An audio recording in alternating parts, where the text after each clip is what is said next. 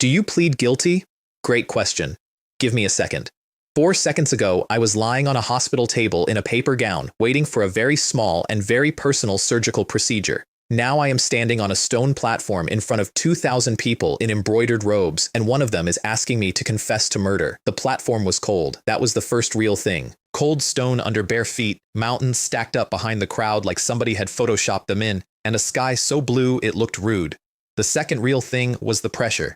There was an old man in black standing to my left, and he wasn't touching me, and he wasn't looking at me, and my knees were trying to fold anyway, like gravity had picked a side. Memories came in sideways while I stood there. Not mine. Or mine now, I guess. Jun Shu, 19 years old, senior disciple of the Tai Shu Holy Land, orphan, sword prodigy, engaged to the Holy Lord's daughter, dead this morning. Very rude of him to leave me the paperwork. Senior brother, a girl's voice, soft, careful, from the front row. Wei Mei, the fiancé. White robes, face like a painting, and eyes that had already finished the trial and moved on to the sentencing. She stepped forward with her hands folded and gave me the kind of look you give a dog that has to be put down. Just admit it, she said. Confess, and Father will only strip your cultivation and send you away. You'll live. Live. Sure. As a crippled beggar in a world where the man standing next to me could break my legs by frowning. Fantastic deal. Where do I sign? I opened my mouth and got about half a syllable out before the crowd got there first. He stole the 4 symbols sword technique from the treasury, someone shouted. He killed Elder Bo's nephew in the back mountains. And then it started raining. A freckled girl at the front went red to her ears and yelled that I had stolen her undergarments off a drying line 3 days ago. A man in the third row announced that I had slaughtered his entire family, all 36 of them, 18 years ago. I was 19.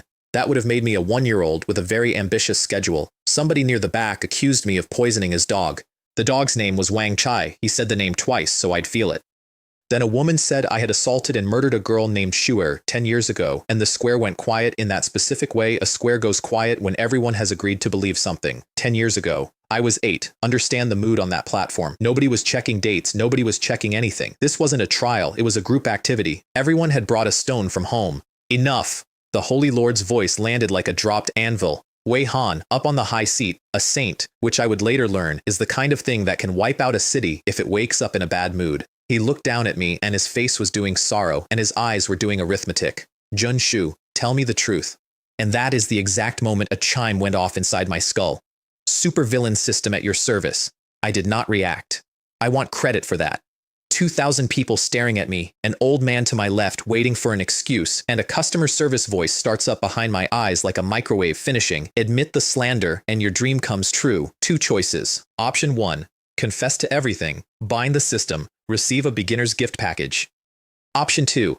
Deny it, and the system leaves and finds someone with more courage. It gave me a 3 count.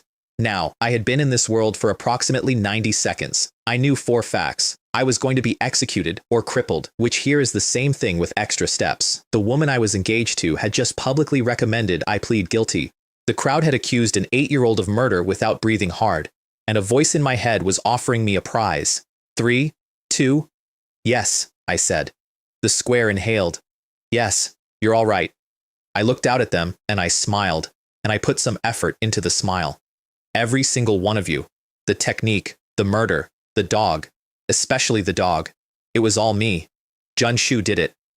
I have never in either of my lives heard silence like that. It had texture. The man who had invented the dog stared at me with his mouth open.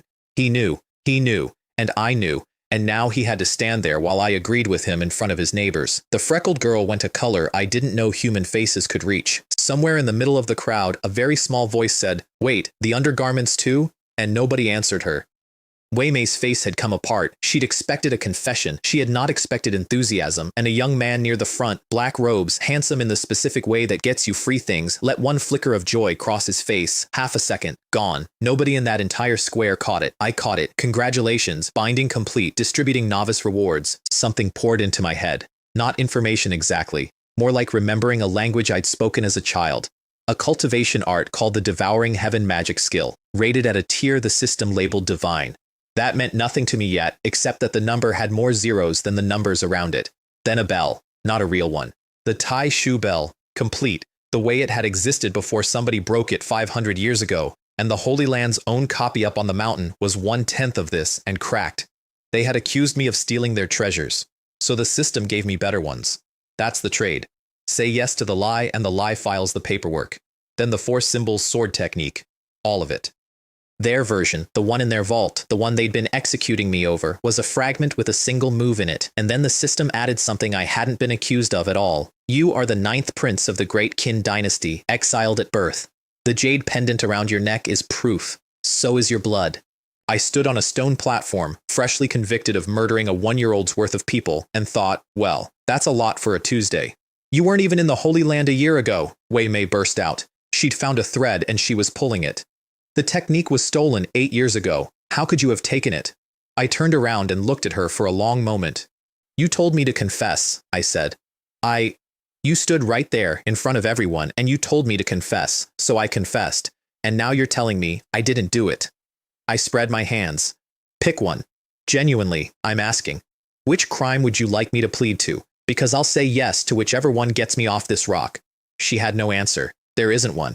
That's the thing about a mob. It can hold 9 contradictory stories at the same time as long as all 9 end with you on your knees.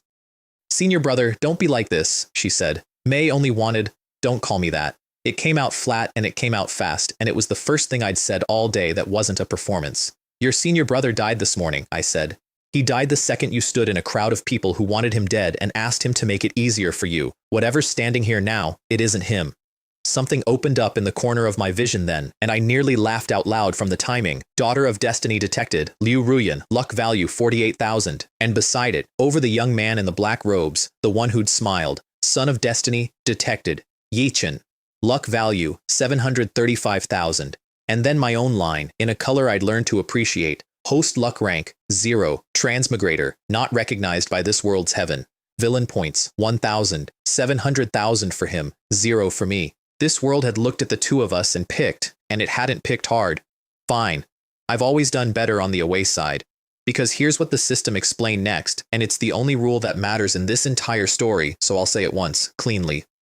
The people this world loves, its chosen ones, its protagonists, the ones who fall off cliffs into ancient inheritances, carry luck. It's a number. And when I break their plans, take their things, or ruin their day badly enough, that number drains out of them and shows up in my pocket as villain points. Their fortune is my currency. The universe had built a slot machine and forgotten to lock the back panel. 1,000, I said under my breath. What does 1,000 buy? Nothing. It is a gesture. You are very poor, host. Cool. Very cool. Love that for me. The old man in black moved. Bo Kai, an elder of the enforcement hall, and I learned his name because he said it while telling me what he was about to do to me. Something about excising my cultivation and imprisoning my soul, delivered with the relish of a man reading a dessert menu. And I thought, all right, so it's now. Since you've all decided I'm a thief, I said, and I stepped off the mark they'd painted on the stone. Let me steal something. Watch closely. I'd hate for anyone to miss it and have to make it up later. Then I moved. The body knew how.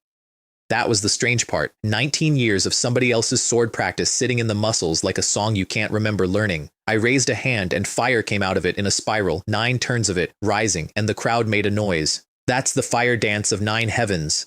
That's the technique from the vault. He does have it. Beautiful. Do you see? I had just proven their case for them, in public, on request, and every single person in that square who had spent the last 5 minutes shouting that I was innocent of nothing was now personally, painfully correct. Wei Mei had defended me 30 seconds earlier on the timeline. She was now the only person in the Holy Land who looked stupid. Mu Yan came out to meet the fire. Of course he did.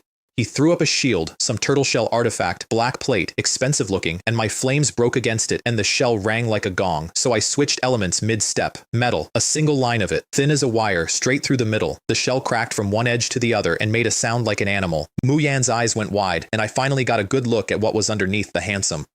There's a specific expression a person makes when the world stops going their way for the first time, and it is not brave. It is a boy discovering that the floor is optional. Holy Lord, a woman's voice, sharp, from the elder's row. Look at his sword work. That is not a stolen fragment. That's perfection realm technique. This boy is a genius. Elder Kang Meng, sword cultivator. The only person on that mountain who watched what was actually happening in front of her instead of what she'd been told was happening. And up on the high seat, Wei Han's face changed.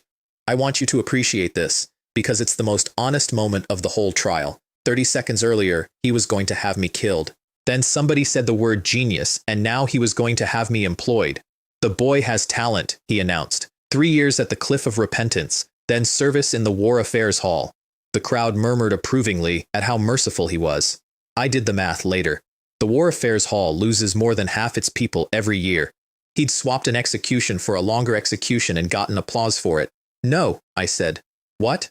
No thank you. I'm not going. The murmur died. Nobody says no. That's the thing about a place like that. The whole machine runs on the assumption that when the man on the high seat offers you a slower death, you thank him. Bo Kai, said Wei Han. Restrain him.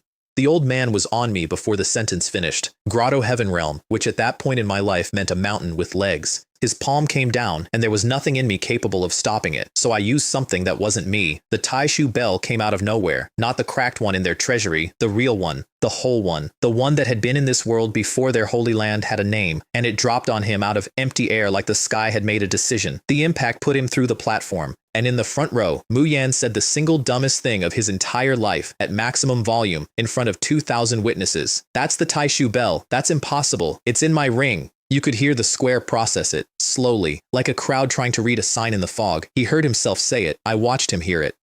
His mouth stayed open for a second and then closed very carefully, the way you close a door when you're pretending you didn't just come in through it. I would like to say I planned that. Interesting, I said. It's in your ring. The Holy Land's greatest treasure, missing for 500 years, is in the ring of the disciple who accused me of stealing from the treasury. I looked around at them all.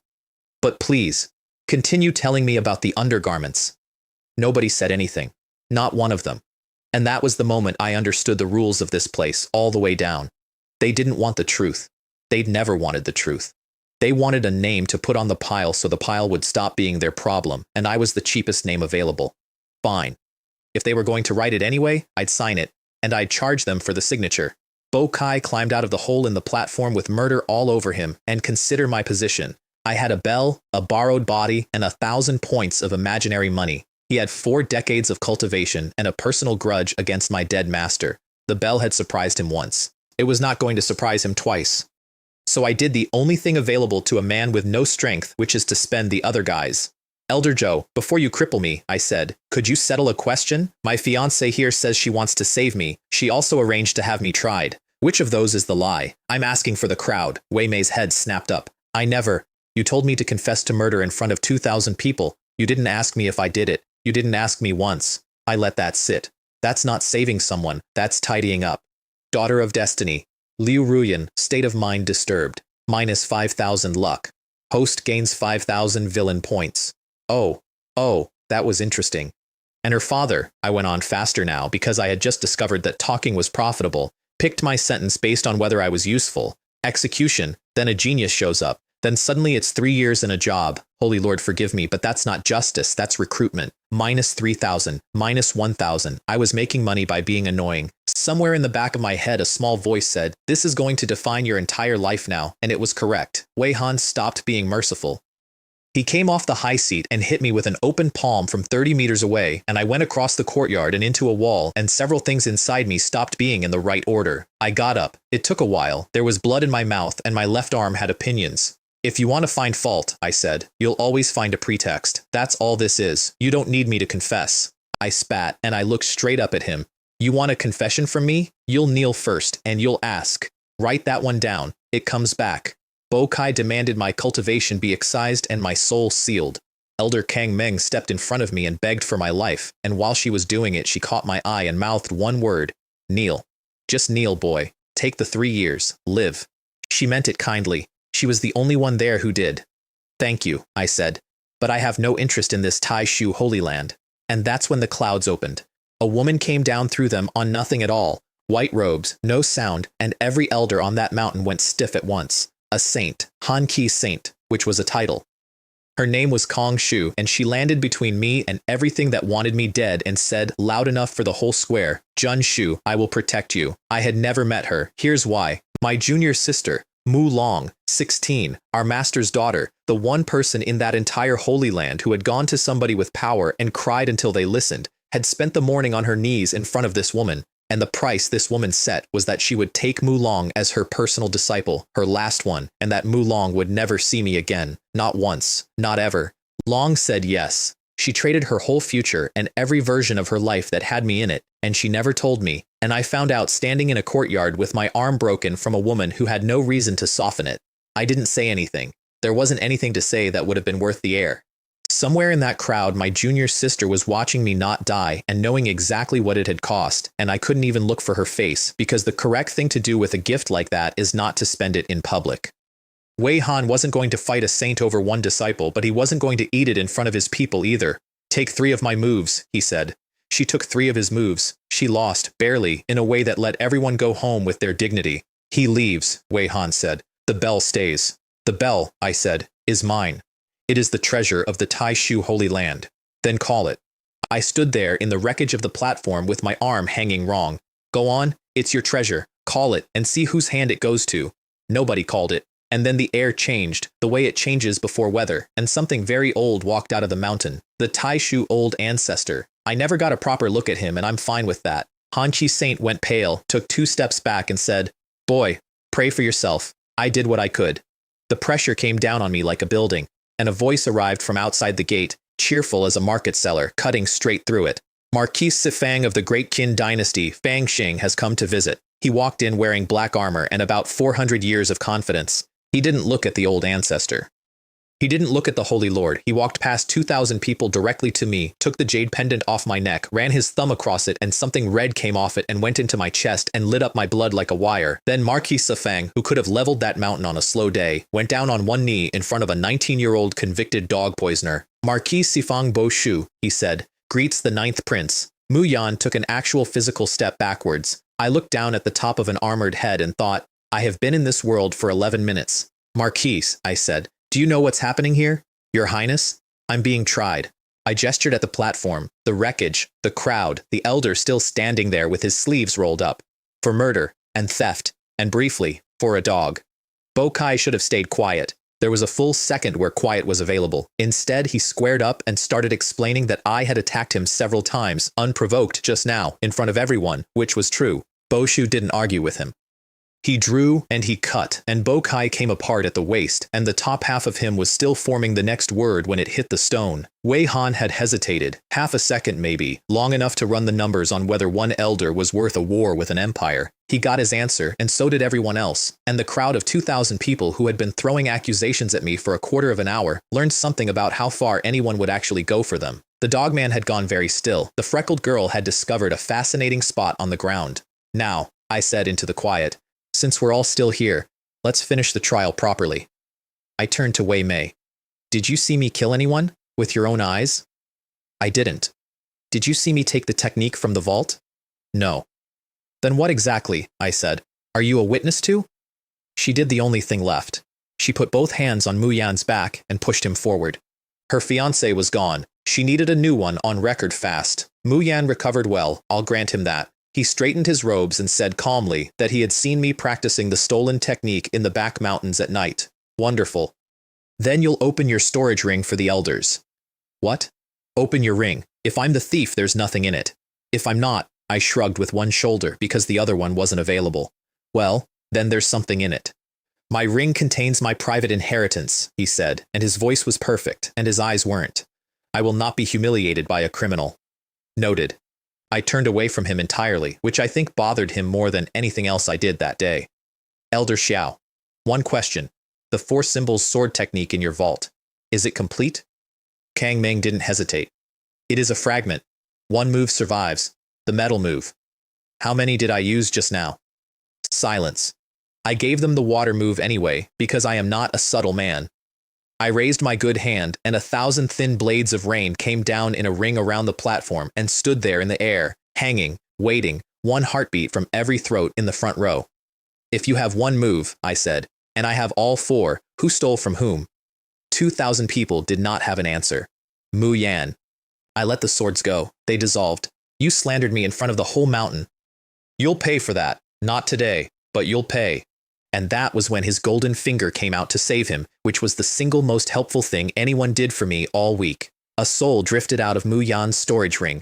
She was a woman, or she had been, and even as a phantom, she was the most beautiful thing in that square by a distance that felt almost rude. The elders reacted the way you'd react to a tiger walking into a wedding. Saint King realm at least, in a soul with no body. The kind of thing that gets locked in the deepest vault a sect owns and only handed to the one disciple everyone is betting on. So that's what a protagonist is, I thought. Somebody gave him an empress in a ring at 17 and told him it was destiny. Young man, she said to me, and her voice went straight past my ears. Be generous. Call it a mistake of Wanger's youth. I will owe you a favor. Right is right, I said. Prove I'm the one lying. Or Mu Yan and I settle it here to the death, and you can watch. I handed the Tai Shu bell to Bo Shu on the way past. Souls do not enjoy bells. I wanted her to find that out at the correct moment. Then I went at Mu Yan, and I stopped being clever. Wood, first, 100 roots out of dead stone, wrapping his legs, because he expected fire. He broke it with a mirage step, a flicker, 3 of him at once, and came in at my blind side. Fine, good even. I let him get close, and then I gave him the fire dance of 9 heavens, his own opening move, the technique the entire square had watched him claim I stole, right back into his face at point-blank range. He blocked it. He blocked it with the same technique. Both of us, the same 9 turns of fire, mirrored, a foot apart. 2,000 witnesses. So he does have it, somebody said, in a very small voice. Behind us, Bo Shu rang the bell. It wasn't loud. That's the horrible part. It wasn't loud at all. It was just true, and the Empress's soul came apart at the edges like paper in water. She screamed something and threw out her hand, and reflexively, instinctively, the way you grab a railing, she summoned her own Tai Shu bell to shield herself. The broken one, the cracked one, the one that had been missing from the Holy Land's treasury for 500 years. It came out of Mu Yan's ring, in front of the Holy Lord, in front of the elders. In front of every single person who had spent that morning building a case out of nothing. Nobody shouted. It was much worse than shouting. 2,000 people looked at a cracked bell floating over the head of their golden boy and quietly rearranged everything they thought they knew, and Mu Yan stood underneath it with his mouth open, and I watched 700,000 points of somebody else's destiny start to leak out through the hole in his story. Son of Destiny, Ye Chen, betrayed by his own master, minus 5,000, luck. Wanger, no, she said.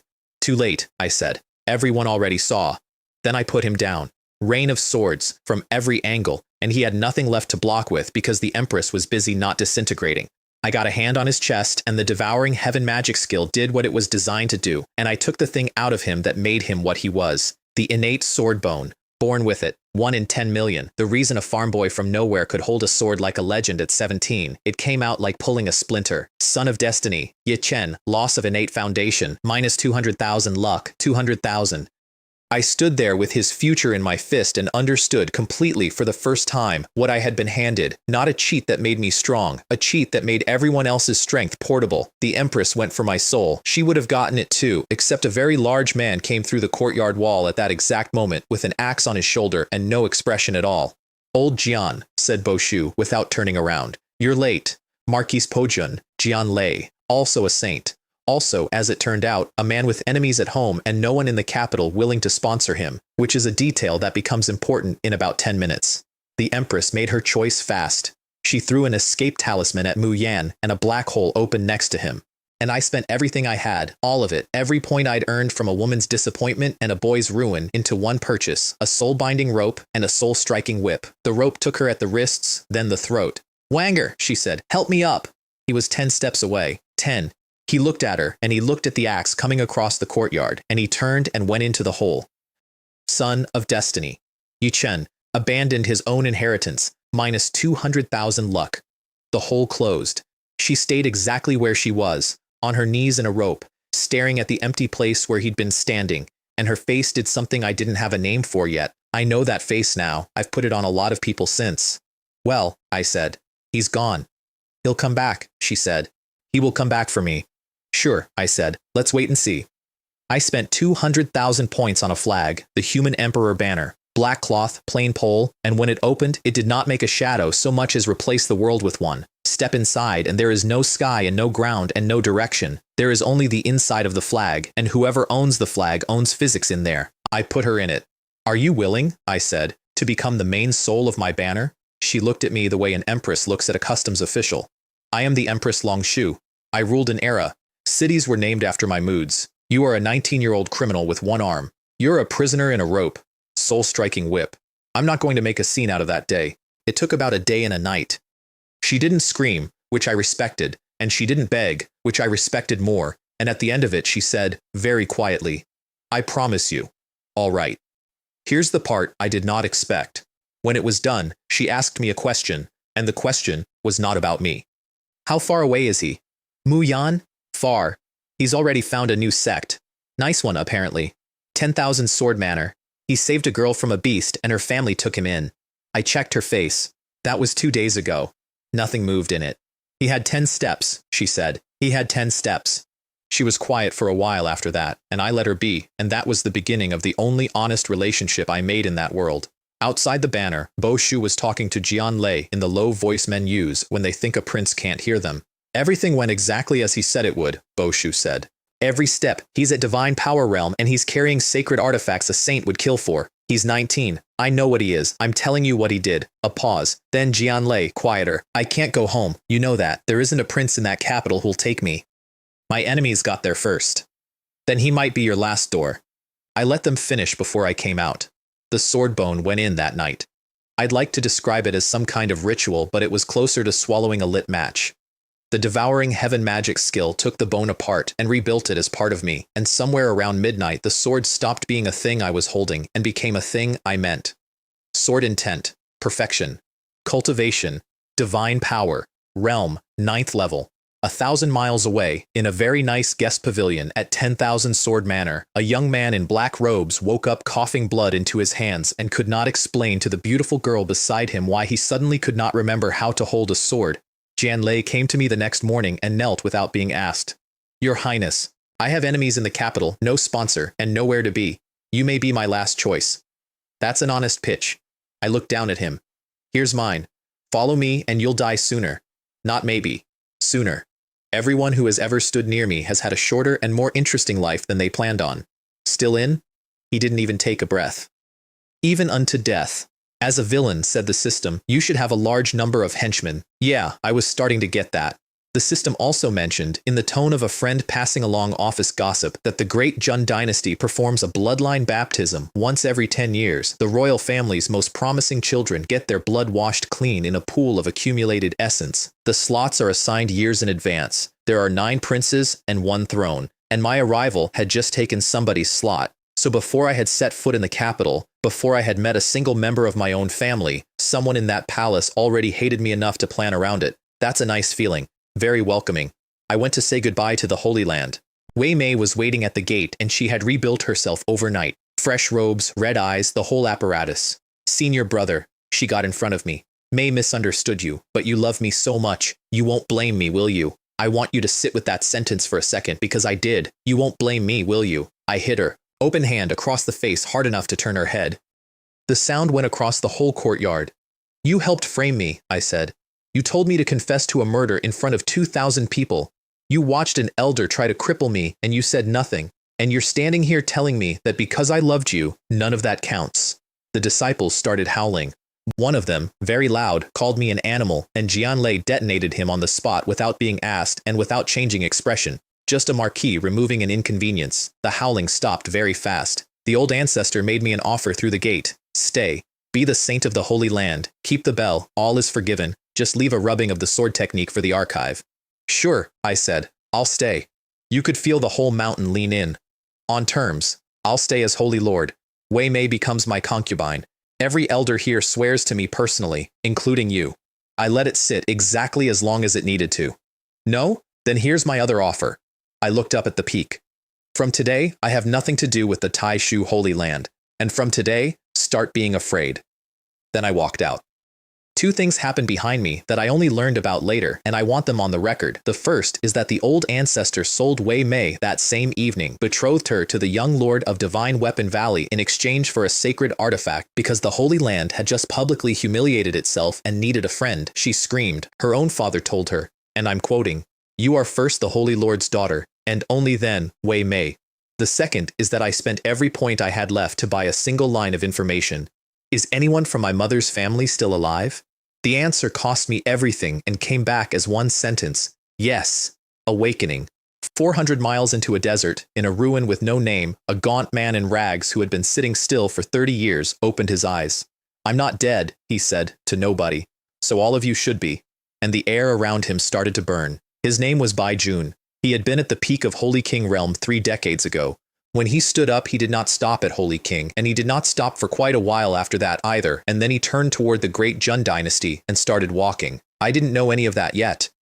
I just knew I was suddenly, catastrophically broke. Also, somewhere off in the heavenly demon sect, a young woman heard that the Tai Shu Holy Land was trying a disciple named Jun Shu and put down what she was holding. Pass the word, said Mu Qing. I want him alive. He saved my life once. A life for a life. Which is worth noting because out of every single thing I was accused of on that platform, collusion with the demon sect was the one that was actually true. The capital of the great Jun dynasty is a city you can see from a day away, walls like cliffs, and a welcoming committee.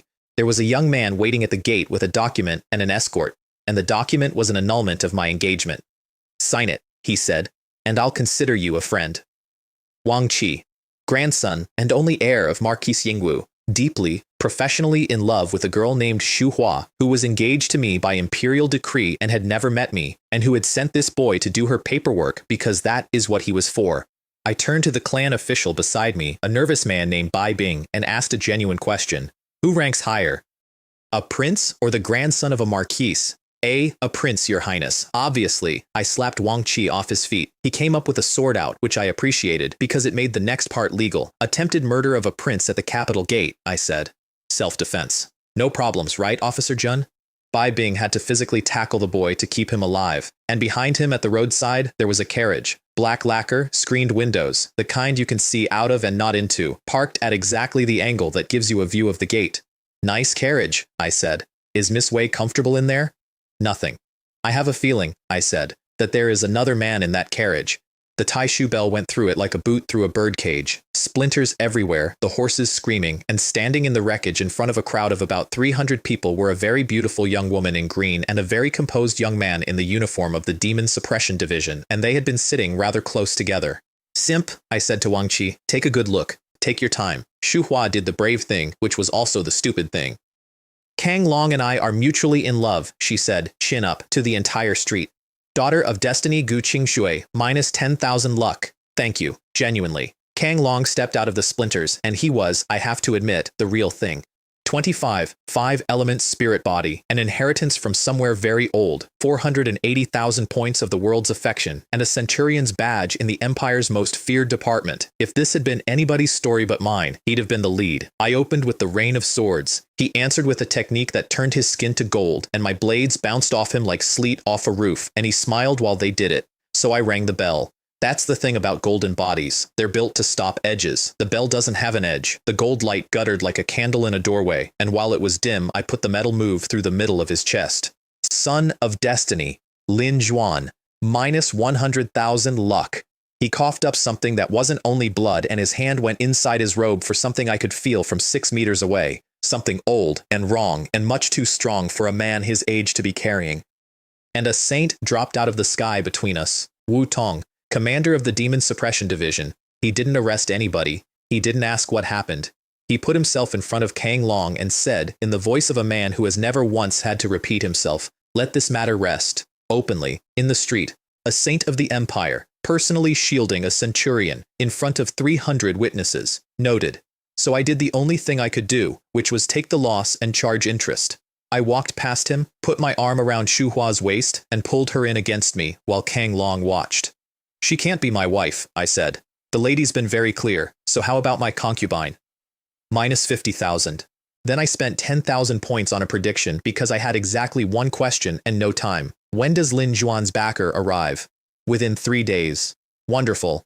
I let her go and stepped back and smiled at all of them. Then everyone's invited, 3 days from now, at my residence. Concubine taking ceremony, bring your saint.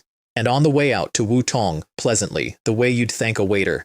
Commander Wu, wasn't it? I'll remember you. The Imperial Clan Court tested my blood, because of course they did. Deputy Head Jun Guang pricked my thumb over a jade basin, watched the color, and delivered the verdict in a voice full of gentle regret. The bloodline has regressed to the ancestral form. He is a prince. He will also never become a saint. Not in this life. A room full of officials relaxed all at once. You could hear it. Fine. He's real. But he's a dead end. Nobody has to do anything about him. Jun Guang did add one thing, and he said it to his own people, not to me. He is still of the blood. Anyone here who thinks of building a case against him should think about who signs it. I filed him under useful. My eighth brother threw me a welcome feast that night. Junbing had a whole floor of the Wangyu Tower, a table you could have landed a boat on, and about a dozen women arranged around him like table settings. Ninth brother, whichever one you fancy, she's yours. Inside the banner, Longshu said one word. Dosed. Poison? Worse, aphrodisiac. He doesn't want you dead in his own tower, he wants you shameful in it. I drank nothing and complimented the vintage. The ask arrived with the third course, wrapped in family feeling. Little Junhua, nephew 16, promising, needed a slot in the bloodline baptism, mine specifically. And really, an uncle couldn't take something from his own nephew, could he? He calls you ninth uncle. You're absolutely right, I said. Precisely because I'm the elder, I can't sign it. What? What's the use of raising a junior who can't take a thing for himself? I looked over at the boy. Look at him, 16 and waiting for a grown man to hand him his talent. That's not a nephew, that's a pet. He came at me across the table, which was the entire point. It took 2 exchanges. 2. On the second one, I put him through the window, followed him out, and had him face down on the roof tiles with a boot on the back of his head and a blade against his neck while the whole street looked up. That's it, I said. That's what you wanted a slot for? Then I looked up at my brother, standing at the broken window with his cup still in his hand. Eighth brother, don't forget to send the gifts along to my residence. He sent them. That's the funny part. The gifts arrived the next morning. 8 women in silk, led by one named Fen Hua, who walked into my sealed courtyard past a steward who had been told not to open the gate and had opened it anyway. I killed the steward first. It was quick and he did not see it coming, and the last thing I said to him was, "Don't do that again. Maybe in your next life." Then Longshu came out of the banner and took every soul in that courtyard, and I closed the mansion for 3 days and told the city I was in seclusion. Assassins are just gifts with a schedule. Elsewhere in the capital, Shu Hong was slapping his own daughter across the face for humiliating the family in the street. Then he put on his formal robes and went and knelt at the palace gates to beg the emperor to cancel the engagement. He knelt for 3 days. Shu Hua's parting advice to his back, and I love this, was, if His Majesty refuses, kneel and don't get up. His Majesty refused. The old eunuch who came to my residence to read the decree had a voice like a hinge and the best comic timing in the empire. Since the daughter of Shu Hong is unwilling to marry the 9th prince, he read, she need not marry him. Somewhere across the city, I am told, Shu Hong actually smiled. Therefore, the eunuch continued, she shall become his concubine. Guards were already on their way to collect her. And then the rest of the decree, which nobody in that courtyard had seen coming. A new residence, 10 times the size of the old one, larger than the 8th prince's, thousands of servants. A heaven-rank sword. Pills I couldn't identify, soft armor that weighed nothing. The entire capital changed its mind about me in one afternoon. Yesterday, I was a disgraced provincial with a murder charge. Today, I was the son the emperor had decided to be interesting about, and every family in that city started quietly rewriting their assessment of me over breakfast. I have never received a single thing in my life that wasn't also a leash, but it was a very nice leash. The ceremony was 3 days later, as advertised. Shu Hua came in through the side gate because concubines don't use the main one, and she came in blank, the way people do when they've finished feeling things for the day. Today I take you as my concubine, I said, in front of everyone. Are you willing? I disagree, from outside, through the wall, the classic. I'm willing, Shu Hua said instantly, loudly, before he'd finished the second syllable. Minus 50,000 luck, said the system, over Kang Long's head. I have thought about that moment many times since. She didn't say it to save herself. She said it because she'd had 3 days to work out exactly how this ended, and he had not. He'd used his favor. That's what the 3 days had been for. And what he'd bought with it walked through my gate wearing gold. Princess Junjun, 29, Grotto Heaven Realm. The emperor's favorite daughter, granddaughter of the town North King, and the system's readout over her head said Daughter of Destiny in the same casual tone it had used for everyone else it wanted me to rob. She threw a folded paper at my feet. Sign away the way, girl. Then come with me and accept your punishment. I picked it up, looked at it, and tore it in half. Do you think, I said, that you outrank the June Emperor? Her face went white and then it went somewhere worse. You wild thing, she said. Born in a ditch to a woman nobody in this family would name, you have the manners of a lowly person's child because that's what you are. The courtyard went silent. I have been called a lot of things. Thief, murderer, dog poisoner. I signed for all of them and cashed the receipt. She said one word about my mother. Something moved in the air, not from me, and Princess Junjun of the Great Jun Dynasty found that she could not move a finger. I walked over and slapped her. He who insults my mother, I said, gets slapped. That's the whole law. Her saint protector came out of the roof at me like a thrown spear, and an old man in a bamboo hat stepped out of the empty space beside me and hit her, just once, backhanded, across the face. The saint went 30 meters and left blood on the wall. Nobody in that courtyard breathed. I turned to look at the old man, and he did not look back at me. He was gaunt and dusty, and he had walked out of a desert, and he was watching the princess with the mild, patient face of a man deciding whether to bother. Grandfather, I said. Thank you. I turned back to Junjun, but he only did one side. Let me make it symmetrical. I slapped her again. The saint protector, on the ground, bleeding, whispered something to her that I only heard because Long Shu told me later. Highness, he might be a great sage. Princess Junjun bowed. She actually bowed with both hands to a man in a bamboo hat. Junior spoke without thinking. Please calm your anger, Saint Bai. And then, because the day had gone so well, I turned around and became reasonable. Two people in love, I said. That's a beautiful thing. Shuhua, do you want to leave with him? Say the word and I'll grant it. Right now, in front of everyone. Kang Long's face came alive. That's the part I remember. 25 years old and the world had never once said no to him, and he looked at her with this awful hope. She looked at him. I don't want to, she said. Her whole family was in that city. She'd done the arithmetic days ago. Well then. I turned to Kang Long and the reasonable man went away. She said no, which makes your little rescue an attempt to steal a prince's woman in public at his own residence. That is not romance. That is an insult to the great Jun dynasty. And today, your head is going to uphold the law.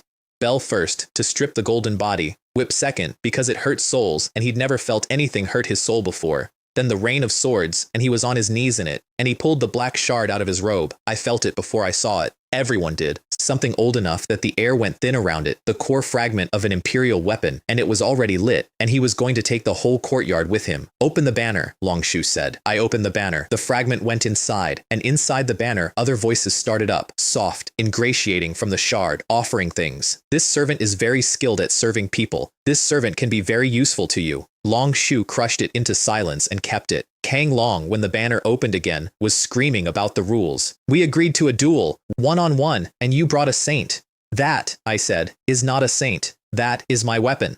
Minus 100,000 luck. Then his real backing arrived, which is when the day got educational.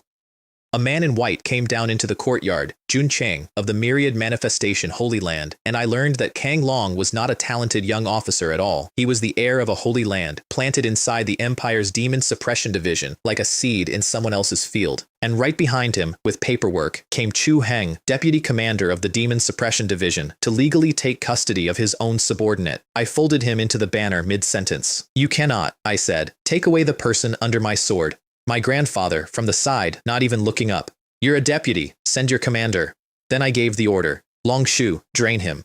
Junjun did the only thing she had left. She burned the emperor's own token, a thing you get once, a thing you spend a life earning, and a face formed in the sky over the capital, enormous, and every single person in that courtyard, including my grandfather, went down on one knee. I got the notice about half a second before the eyes in the sky opened. Son of Destiny. Lin Juan has lost his 5 elements, spirit body, and the whole of his luck value. Host gains 228,000 villain points. Kill him now for an additional reward. He might see me, Long Shu said, very fast, and there was real fear in it, the first I'd heard from her. Close it. Close it now. I closed it. Kang Long fell out of the banner at Junjun's feet with his cultivation collapsed to the first level of divine power, a tenth of what he'd been, less. You gave your word to his majesty, Junjun said, shaking. You said you would not kill him. I didn't kill him. I sheathed the sword. I said I wouldn't kill him. I never said anything about leaving him whole.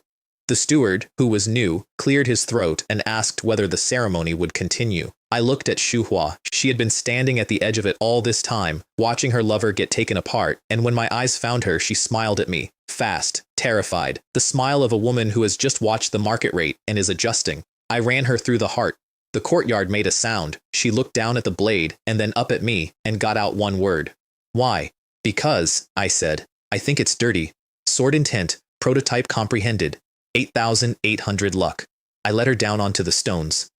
Then I looked over at Wang Qi, the simp, the boy from the gate, standing there with his whole face destroyed, and gestured at the body. Why don't you take her with you? I said, while she's still warm. He walked out of my courtyard and did not look back, and I assumed I would never think about him again. I was wrong about that, and it cost me more than anything else in the capital. 356,800 villain points, and the system opened a shop. I want to be clear about the shop. It is not a menu. It is a market stall run by a man who has already decided what you're buying and is only negotiating the price. Everything is on sale. Everything is a limited time opportunity. Nothing has ever been a limited time opportunity in the history of that system, and I have never once managed not to buy. Azure Edge Sword, 99,800. Fine. Life and Death Seal, 100,000. Plant a mark in a man's soul and own the switch. Very fine. Long Turtle Elixir, 150,000. Adds 10 years to a life. And underneath it, in the same helpful tone it used for everything, did you know your grandfather's lifespan is almost over? I stared at that line for a while. That's manipulative. Correct. Would you like to purchase? I bought all three and walked the elixir out to the old man in the bamboo hat who had been sitting on my roof for 2 days looking at the sky. Take this. He turned it over. He knew exactly what it was. A great sage can smell 10 years across a courtyard. You need this more than I do. I don't need it at all. I sat down next to him. I'm 19 and I'm going to be strong. You're old and you're going to be dead. Take the pill, grandfather. He took the pill, and then he stopped trying to understand me, which I think was a relief for both of us. Across the city, the Wei family broke apart. Xu Hong coughed blood into a basin. His son Xu Tao swore revenge. The plan they landed on was not assassination but paperwork. Get the 9th prince assigned to the Demon Suppression Division, or better, the Southern Border Army, where the Empire sends people it wants killed by geography. Princess Junjun rigged the blood pool instead. 10 years of accumulated bloodline essence, 1 pool, 10 candidates, and she made sure I was placed dead center. Then she handed the other 9 a cultivation technique, a devouring art, a cheap castrated knockoff of the divine rank devouring heaven magic skill I had been given for free on a platform in the mountains, and she had spent a fortune to obtain it, and she was very proud. The instruction was simple. When the prince enters the pool, take everything he takes. Somewhere in there Kang Long also lived, by the way. She kept him. 1/10 of his talent and all of his memory. That was, in retrospect, the single most expensive act of mercy anyone performed in that city. Before the pool, there was a street. Wang Qi was waiting for me outside my own gate, and I put my hand on the sword before I registered his face, because his face was wrong. He wasn't there to kill me. He was there to thank me. I broke through 3 realms last night, he said. He looked 10 years younger and about 40 pounds lighter. Ever since I was 12, I have organized my entire life around a woman who used me as a servant with better clothes. You killed her in front of me. And this morning, I woke up and I could breathe. I did not know what to do with that. 19 years of somebody else's memories and no template for a man thanking you for a murder. Come find me after the baptism, I said. We'll talk. He said he would. He walked off down the street, happy, in the direction of his grandfather's house. 19 minutes later, on a street 4 blocks over, in front of about a dozen witnesses, I walked up to Wang Qi and ran him through the chest. What the hell do you think you are? I said in my voice, with my face wearing my clothes, daring to steal my woman. Then I swaggered off, and black smoke came out of the ground and took the body before the city guard arrived. I was 2 miles away, in a courtyard, with a great sage sitting on my roof. The heir's life tablet cracked in the Marquis Yingwu estate that evening, and the capital reached its verdict before the body had cooled. Everyone had heard about the gate. Everyone had heard about the ceremony. It fit. Long Shu told me the truth that night, and her voice was careful in a way I hadn't heard from her. It was a saint, she said, wearing your face. Nothing weaker could have made the shape hold. A saint, killing a grotto heaven boy from behind. Yes. There is a rule in that world. It isn't written anywhere, and everyone obeys it. A saint does not lay hands on a talented youth below saint level. Not because saints are moral, because if that rule ever breaks, every promising child in every sect dies in a single week and nobody has an heir. Somebody had broken the oldest law in the world specifically to hang a murder on me. There's something else, Long Shu said. I caught a piece of him. As he died, a sliver of his true spirit. I looked at the banner for a long moment. Keep it, I said. Keep it somewhere safe. Then they put me in the blood pool, 10 of us in a stone chamber, sunk to the chest in something that was thicker than water and older than the dynasty, and the moment the formation lit, 9 people started drinking through me. I felt it go. It's a very specific sensation, being used as a straw. Oh, I said, so that's how we're playing. I want to explain what they had actually done. They had given 9 mediocre cultivators a cheap copy of a technique. I had the original. The original is divine rank. The copy is a rumor about the original. Then let's see who outdrinks whom. 10 years of accumulated essence, all of it. Not shared out 10 ways, funneled through 9 sets of open floodgates into one man for 10 days. Day 2, half of them stopped trying. Day 3, one boy was still going, out of pride, and it was like watching a man bail out the sea with a cup. Day 7, they were finished, not dead. Finished, which is worse, because they had to walk out.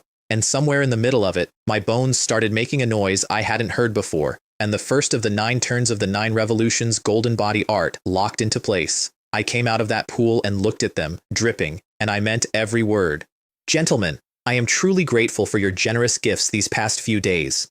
They screamed. Of course they screamed. Jun Guang retested my blood on the spot and announced, mystified, that the 9th prince remained an ordinary mortal with a regressed bloodline and had clearly absorbed nothing at all.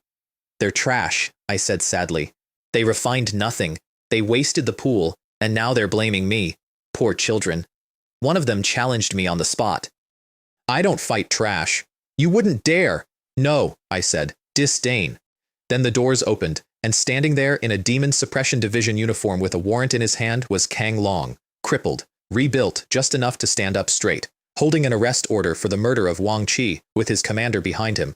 Before we go, I said, one offer, kneel, kowtow 3 times right here, and I'll consider giving your 5-element spirit body back. I watched him almost do it. I watched 25 years of a golden life get onto its knees inside his head and start bowing, and then I watched him find the last piece of himself and stop. Deputy Commander, he said, voice shaking, execute the warrant. So I bought 1 second. That's all it cost. 1 second, and I threw everything I owned into it at once. The bell, the binding rope, the striking whip, all 3 at Wu Tong simultaneously. Not to hurt a saint, you cannot hurt a saint, only to occupy him. He was occupied for 1 second. I put the azure-edged sword through Kang Long's chest and took the ring off his finger before he hit the floor. Wu Tong got there half a heartbeat later and poured his own energy into the boy's heart, and I watched a saint of the great Jun dynasty fail to keep a dead man alive. Reward. 1 drop of divine dragon essence blood. All right, I said, and I held out my wrists. Let's go. They tried me in front of 4 departments. My grandfather sat in the room and said nothing, and the temperature stayed low the entire time. Marquis Yingwu came in person, and he had aged a decade in a week. Did you kill my grandson? That's right, I said. I killed him, and I have the body. The room detonated. Confession in front of 4 departments, with the corpse. Marquis Yingwu was on his feet with his hand out. Hold on, I frowned. When did I say I killed Wang Qi? Silence. I thought you were asking about Kang Long. I assumed you were his grandfather. I do apologize. I turned to the panel.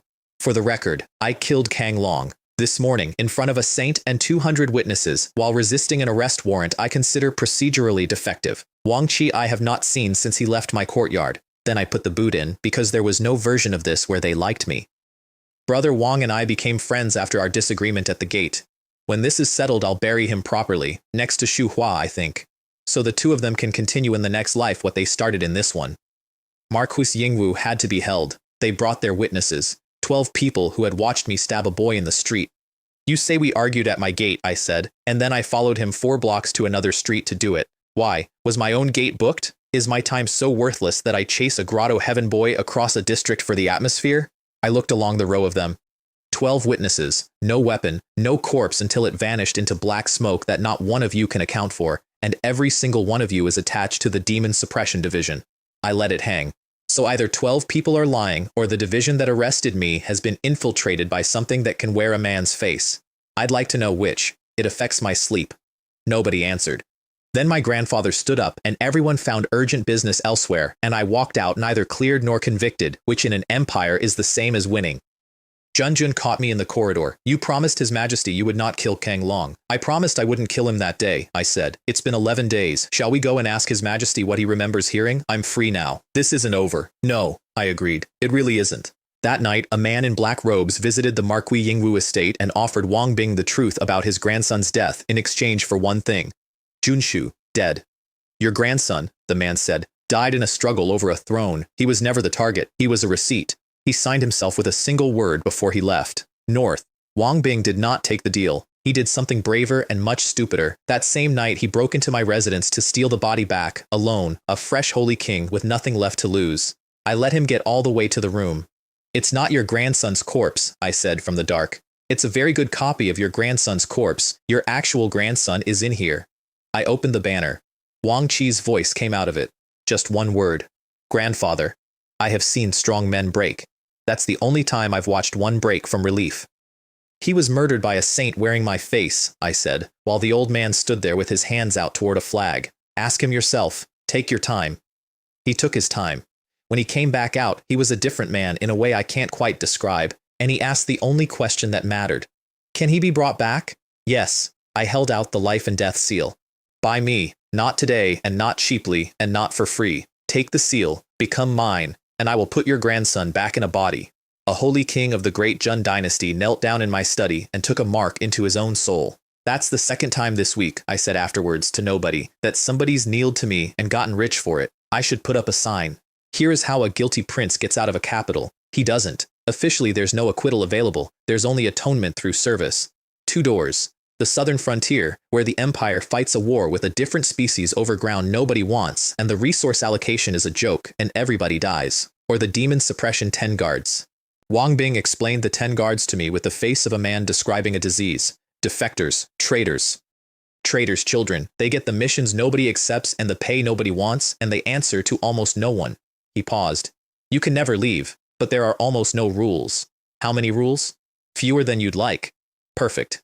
I told the Emperor's court I'd take the Demon Suppression Division. They made me a deputy commander of the 10th Guard, which is the Empire's polite way of saying we hope you fall down a well, and somebody leaked my exact departure route to every party in the capital before the ink had dried. Before I went, 3 things. 1. Kang Long's ring. Mostly junk, plus a sealed iron box, and inside the box, a single dark scale about the size of a hand, which resonated with the drop of divine dragon essence blood the moment I brought them close. Dragon scale, said Longshu, and there was something new in her voice. Forged into armor, it makes a top-tier saint. Forged into a weapon, potentially an imperial one. Who can forge it? Nobody currently alive. Somewhere across the empire, over Kang Long's cold body, somebody in white was saying the same 3 words I would hear 100 times over the next few years. Jun Shu took it.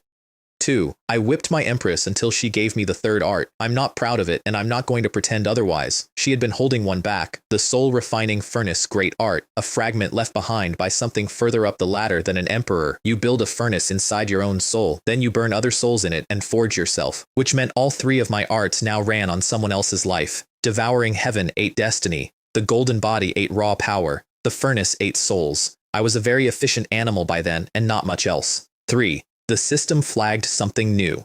A bloodline relative of the host is a powerful son of destiny. Recommended action, kill him. I met him on the road out. 5th Prince Junbo, 35 years old, riding at the head of a column, and the readout over his head said 888,000. Born with double pupils, a supreme Dao bone implanted into him as a child at a cost I don't want to think about. Flame Dragon Bloodline, Grotto Heaven, 7th level. He looked directly at me as he passed and said to his aide, not lowering his voice at all, he really is just a mortal, and rode on. I stood in the dust of his column with 888,000 points of somebody else's fortune walking away from me and thought, not today, but eventually. They ambushed me in a canyon 2 days later, because of course they did. The bait was a wanted man called Han Ju, late Grotto Heaven, on every warrant in 3 provinces.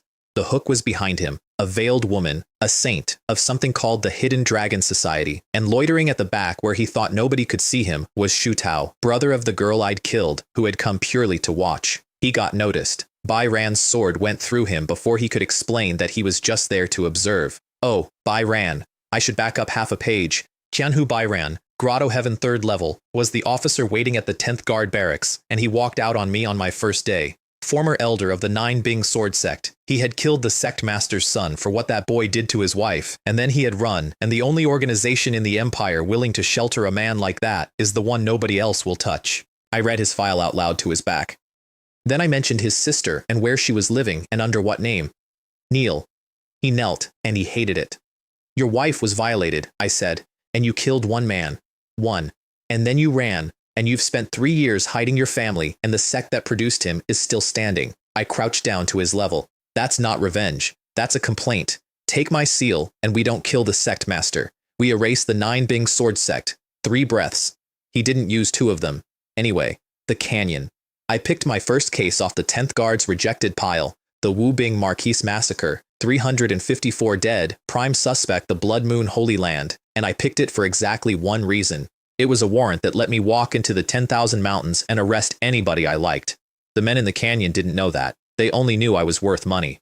Anyone who dares to intercept a prince of the great Jun dynasty shall be executed. That was Marquis Yingwu, coming down the canyon wall with a holy king's aura behind him, fighting for the man the whole empire believed had murdered his only grandson. Hanja kowtowed so fast he took skin off his forehead and sold out my 8th brother in one breath. The saint lasted longer. Long Shu took her into the banner and worked on her soul until it talked, and what came out was worth the whole ambush. The scale in my possession was not a dragon scale, it was the dragon scale, the specific one, the thing you use to bind and enslave a dragon. And there was a living dragon inside the great Jun dynasty, probably somewhere in the 108 floors of the demon suppression prison under the capital, where the empire keeps the things it can't kill. I shipped the heads out that evening, Hanju's to the 8th prince, the saints to Princess Junjun, Shu Tao's to the Demon Suppression Division, with a formal request for a public hearing into why a Grotto Heaven noble had been found participating in an armed ambush of an imperial prince. Then I ate everything else. A saint's origin. Several Grotto Heaven experts, souls and all. Kang Long's leftovers. Down the furnace, all of it, and my realm went up like a counter. Divine transformation, 1, 2, 3, 4, and it stopped at 5 only because Long Shu burned a piece of her own substance, clearing the residue out of my meridians before it killed me. Consider it a debt, she said, noted. Then the drop of divine dragon essence blood, straight into the 9 revolutions golden body art. Second turn, which meant my bare, unarmed body could now fight a Grotto Heaven cultivator, which is a bit like a man saying his skin can stop artillery. I sent my 8th brother a letter that week too. Short. It mentioned in passing that I knew he had also killed the first prince's favorite woman, and that I found discretion very tiring, and that one Bodhi fruit would go a long way toward improving my memory. The fruit arrived in 4 days. Meanwhile, the 5th prince, the one with the double pupils, turned out to own the Bloodkill Tower, which is the largest assassination market in the empire. A contract on my head came across his desk and he priced it at 2 sacred artifacts. As long as the price is right, he said, his own brother.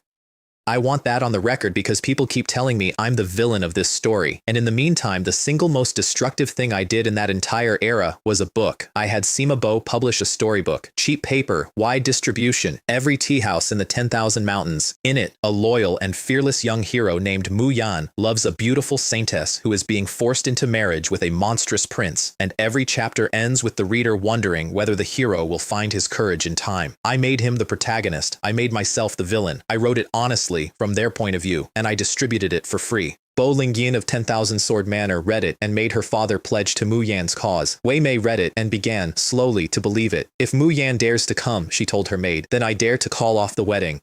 And Mu Yan read it, in a very nice guest pavilion, with a broken sword bone, and a body he no longer trusted, and understood exactly what had been done to him. The entire 10,000 mountains was now waiting to see whether he'd steal the bride. If he came, he'd have to fight a Holy Land. If he didn't, he'd be a coward in a story that everyone had already read. I didn't have to lift a finger. I just told them who he was supposed to be and let them push.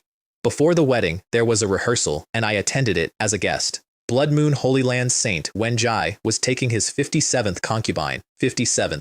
There was a seating chart.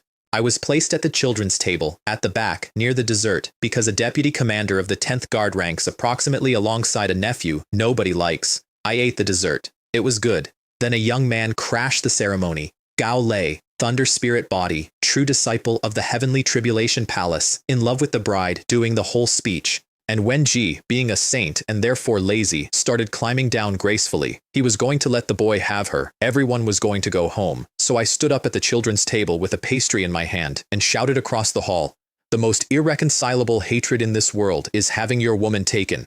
Master Wen, if you let this pass, every man here will know." And the fight was back on.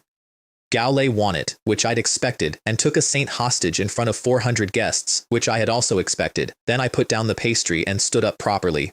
Greatkin Demon Suppression Division, on duty. I arrested Wen Ji for the Wu Bing Marquis massacre. Then I arrested Gao Lei as an accomplice on the strength of Wen Ji's own coerced testimony, which he gave with a blade in his throat and which the law does not care about at all. 2 of the 10,000 mountains' brightest futures, in one afternoon, at a wedding, with a warrant. A Blood Moon elder objected, and I killed him with the bell, the sword and the banner in that order, and the hall stopped objecting. His father came, of course. Wen Liang, Saint Lord of Blood Moon, dropped out of the sky with the whole speech ready. "Release my son, and I will grant you a quick death." Jin Lei's axe came down on his spine from behind, and Wen Liang, Saint Lord, Patriarch, Father, turned and ran and left his son on the floor. I walked over and slapped the boy across the face. "How?" I said. "Can your father be so shameless?" Gao Lei wouldn't submit. I put a sword through his chest and collected 56,600 points, and that was that. Some people are made of one piece. Wen Ji submitted immediately, so I gave him the life and death seal, and then, because he'd agreed too fast for me to trust it, I switched it on and let him feel what owning a man actually means until he was begging me to kill him instead. Then I helped him up, dusted him off, and handed him a pill. I know you're a filial son, I said. Your father dotes on you. Get him to drink this. He did it in 6 days. His father ransomed him back with a heaven-ranked treasure, wept over him, and took him drinking to celebrate, and Wen Ji poisoned the cup through his own stepmother. When we stormed Blood Moon Holy Land, charge in, leave nobody standing, he knelt down beside his dying father and scolded him. I told you to kneel to the prince. You wouldn't listen. You beast, I'm your father. Because you are, Wen Ji said. I had no other choice. Then Jian Lei took the man's head off.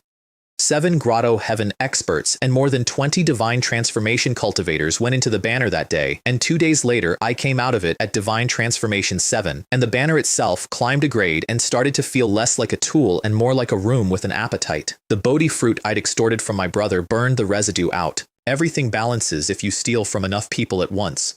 Wen Ji had gone hollow by then. The stepmother had drunk from the same cup. He hadn't planned for that. He knelt in the ruins of his own sect with nothing behind his eyes. So I gave him the girl he'd been marrying, and a job. Name as many masterminds as you can, I said. Every sect that ever plotted with your father. Go. He was very thorough. I went to Cold Moon Palace to see my junior sister and found out she was gone. Han Chi Saint told me herself, which I'll credit her for. Misty Holy Land had taken Mulong. Not stolen, collected. The way an empire collects taxes, with paperwork and a smile and nothing anybody could refuse. Why her? The saint hesitated, which frightened me more than the answer. Her physique isn't a long yin body. It's a long cha body. She looked away. There is no bottleneck at the saint realm for a long cha body, none. She will walk through the wall that stops everyone else, and she will do it young. Inside the banner, Long Shu made a small, hungry noise. Then she told me the second thing, the one Han Chi Saint had not said out loud. A man with a mortal body who cultivated alongside a long cha body could be carried through that same wall. I did not repeat that to anyone. Some things you hear and immediately decide never to have heard. Everyone talks about the great Han Chi Saint, I said instead, on the way out, because I was in a mood. And you couldn't hold on to one disciple. She let me have it. She'd earned the right to let me have it. Far away, in a hall full of mist, an 18-year-old girl read a report about a wedding and said very quietly, Wei Mei, you want to abandon my senior brother and marry someone else? You were born to be his, and when you die, you'll be his ghost. Mu Yan, meanwhile, was building an army out of nothing, and I want to give the man his due here, because he was very good at this.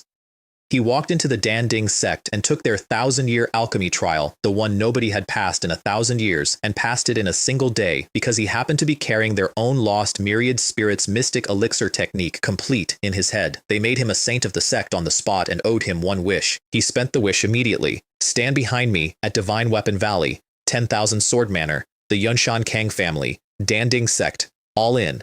I counted it up on my fingers in a tent. Taishu brings 2 saints. Divine Weapon Valley has 3, so he needs about 5 to make it stick. Which means, I said, before the wedding, I take the Heavenly Tribulation Palace.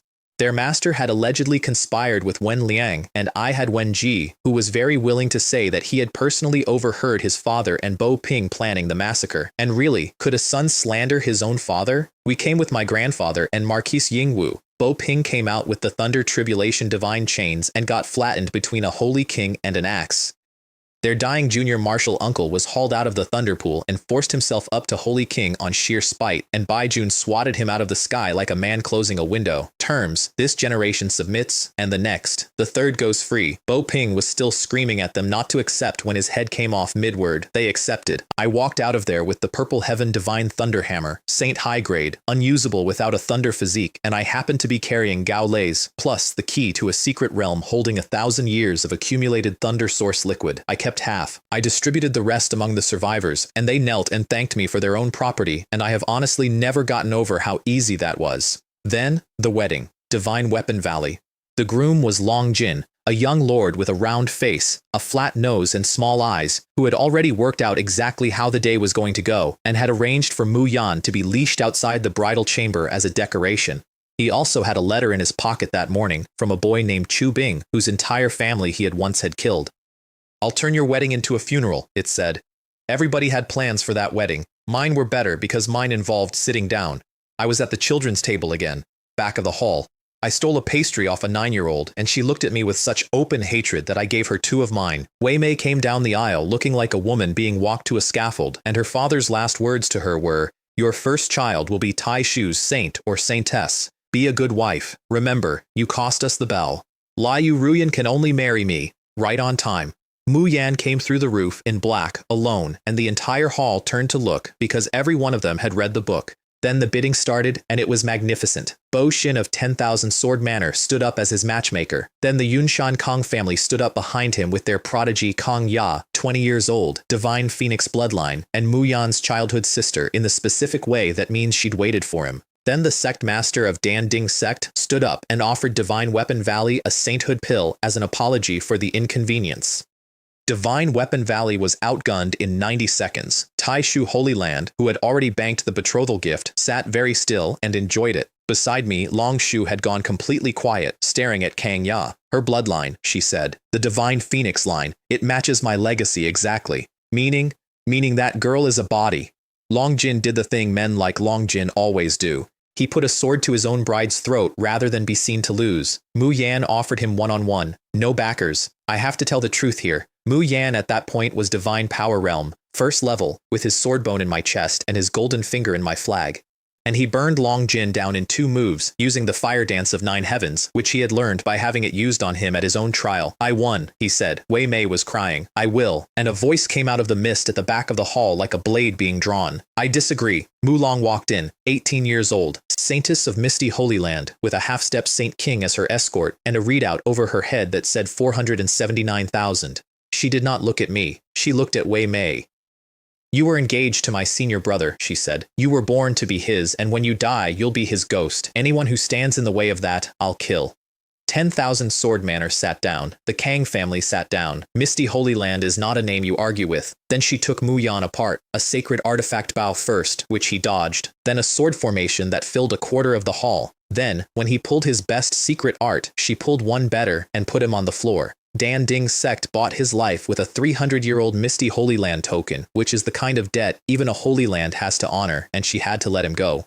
"Fine," she said. "Mu Yan belongs to my senior brother to kill." Then to the entire hall, "But nobody takes Wei Mei." And Mu Yan, bleeding, beaten, on his knees, demanded proof that the engagement had ever existed.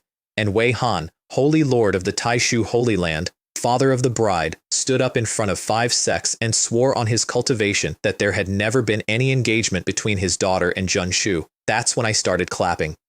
I clapped alone at the children's table, and the sound carried very well in that hall. "You've all told so many lies," I said, standing up, "that you've started believing them yourselves. It's impressive." I stepped over the bench. "But in all of this, did anybody think to ask me?" Mu Long's eyes filled the instant she saw my face, and she did not move, because she was 18 and she had been holding a whole hall at knife point for a man she thought might already be dead. "Leave everything to me," I said. Then I did my job. Great Jun Demon Suppression Division, in pursuit of the perpetrators of the Wu Bing Marquis Massacre, 354 dead. I let the warrant unroll. "Mu Yan, you have broken the law of the Great Jun Dynasty. Kneel and surrender." His face went the color of paper. "Slander," he shouted. "That's slander." And there it was. The whole thing, delivered by the man himself, in a hall with 500 witnesses, exactly where I wanted it.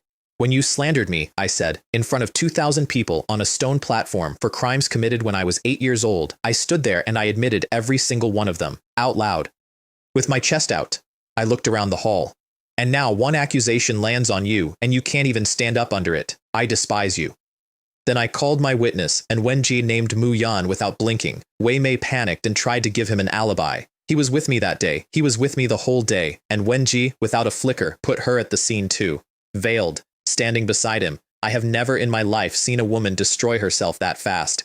Dan Ding's sect physically blocked the arrest, which was their right, and for about 4 seconds it looked like a stalemate. Then 5 saints walked in behind me, Jian Lei, Bo Shu, and 3 from the Heavenly Tribulation Palace in plain robes, keeping their faces down, because they belonged to me now and nobody in that hall knew it. Bo Xin of 10,000 Sword Manor stepped forward to object, and I killed him where he stood, because he had no leverage, no daughter of destiny, nothing I wanted. It took one exchange. The hall went from a negotiation to a room with a body in it, then Bo Feng came down.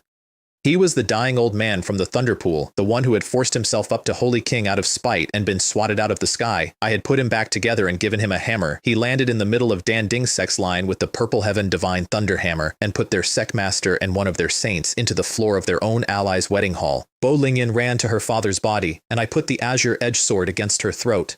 Kneel, Mu Yan, I said. Kneel here now, and I might let her live. Fight me instead. One-on-one. I'll. The sword moved. I said kneel. I don't repeat myself. I let her drop. And look at that. You didn't kneel. Which means you weren't in love with her at all. You were using her. Like you use everyone. I checked the number in the corner of my eye and laughed out loud. 10,000. She was worth 10,000 to you. Is love really that cheap? Then I opened the banner and Long Shu stepped out. I want to describe what happened to Mu Yan's face and I don't have the equipment. Imagine the person who raised you. Imagine the one certainty at the bottom of your entire life. Now imagine her stepping out of your enemy's weapon. What should you call me now? I said. Owner, said Long Shu. He started coughing blood immediately, and the numbers came off him in chunks. 50,000, 50,000 again. Then she walked over to him, and she said the thing she had been carrying for a year and a half. I taught you for more than 10 years. I almost died for you twice, and I watched you look at me on the ground in a rope 10 steps away and decide. Master, your master, died the moment you turned around. Then she reached into his chest and shattered his chi-si, and that was the end of Mu Yan as a cultivator. His childhood sister tried to run. Kang Ya's mysterious master came out of hiding to cover her, and my grandfather swatted him flat in one motion, and her father dragged her into a jade boat and into the void, and a holy king reached in and hauled the boat straight back out by the stern. Wei Mei chose that exact moment to make her offer. Senior brother, testify. I'll testify against Mu Yan, everything, all of it. I was only ever being hypocritical with him. I'm willing to be your concubine. And Wei Han, who had sworn on his cultivation 10 minutes earlier that no engagement existed, materialized at my elbow and said, agreed, agreed, and you could be our holy lord. 3 men in one day. She had tried to marry 3 men in one day. To be my concubine? I said, you're not worthy. Then I turned to a girl standing at the edge of the hall, Bai Qi, who everybody assumed was Mu Yan's childhood sweetheart, and asked her a simple question. Should he die? He should be killed, she said. So I took his head off while the system was still reading out the notification. It rolled. It stopped at Kang Ya's feet, and her eyes met mine over it, and the last thing Mu Yan ever said went into her ear like a splinter. Jun Shu is the demon child. Kang Ya stood over the head of the boy she'd been waiting for since she was 6, and she told the entire 10,000 mountains the truth about me. She was very good. That's what made it dangerous. She didn't shriek. She laid it out like an indictment. He cultivates the devouring heaven magic skill. That art was not made by our kind.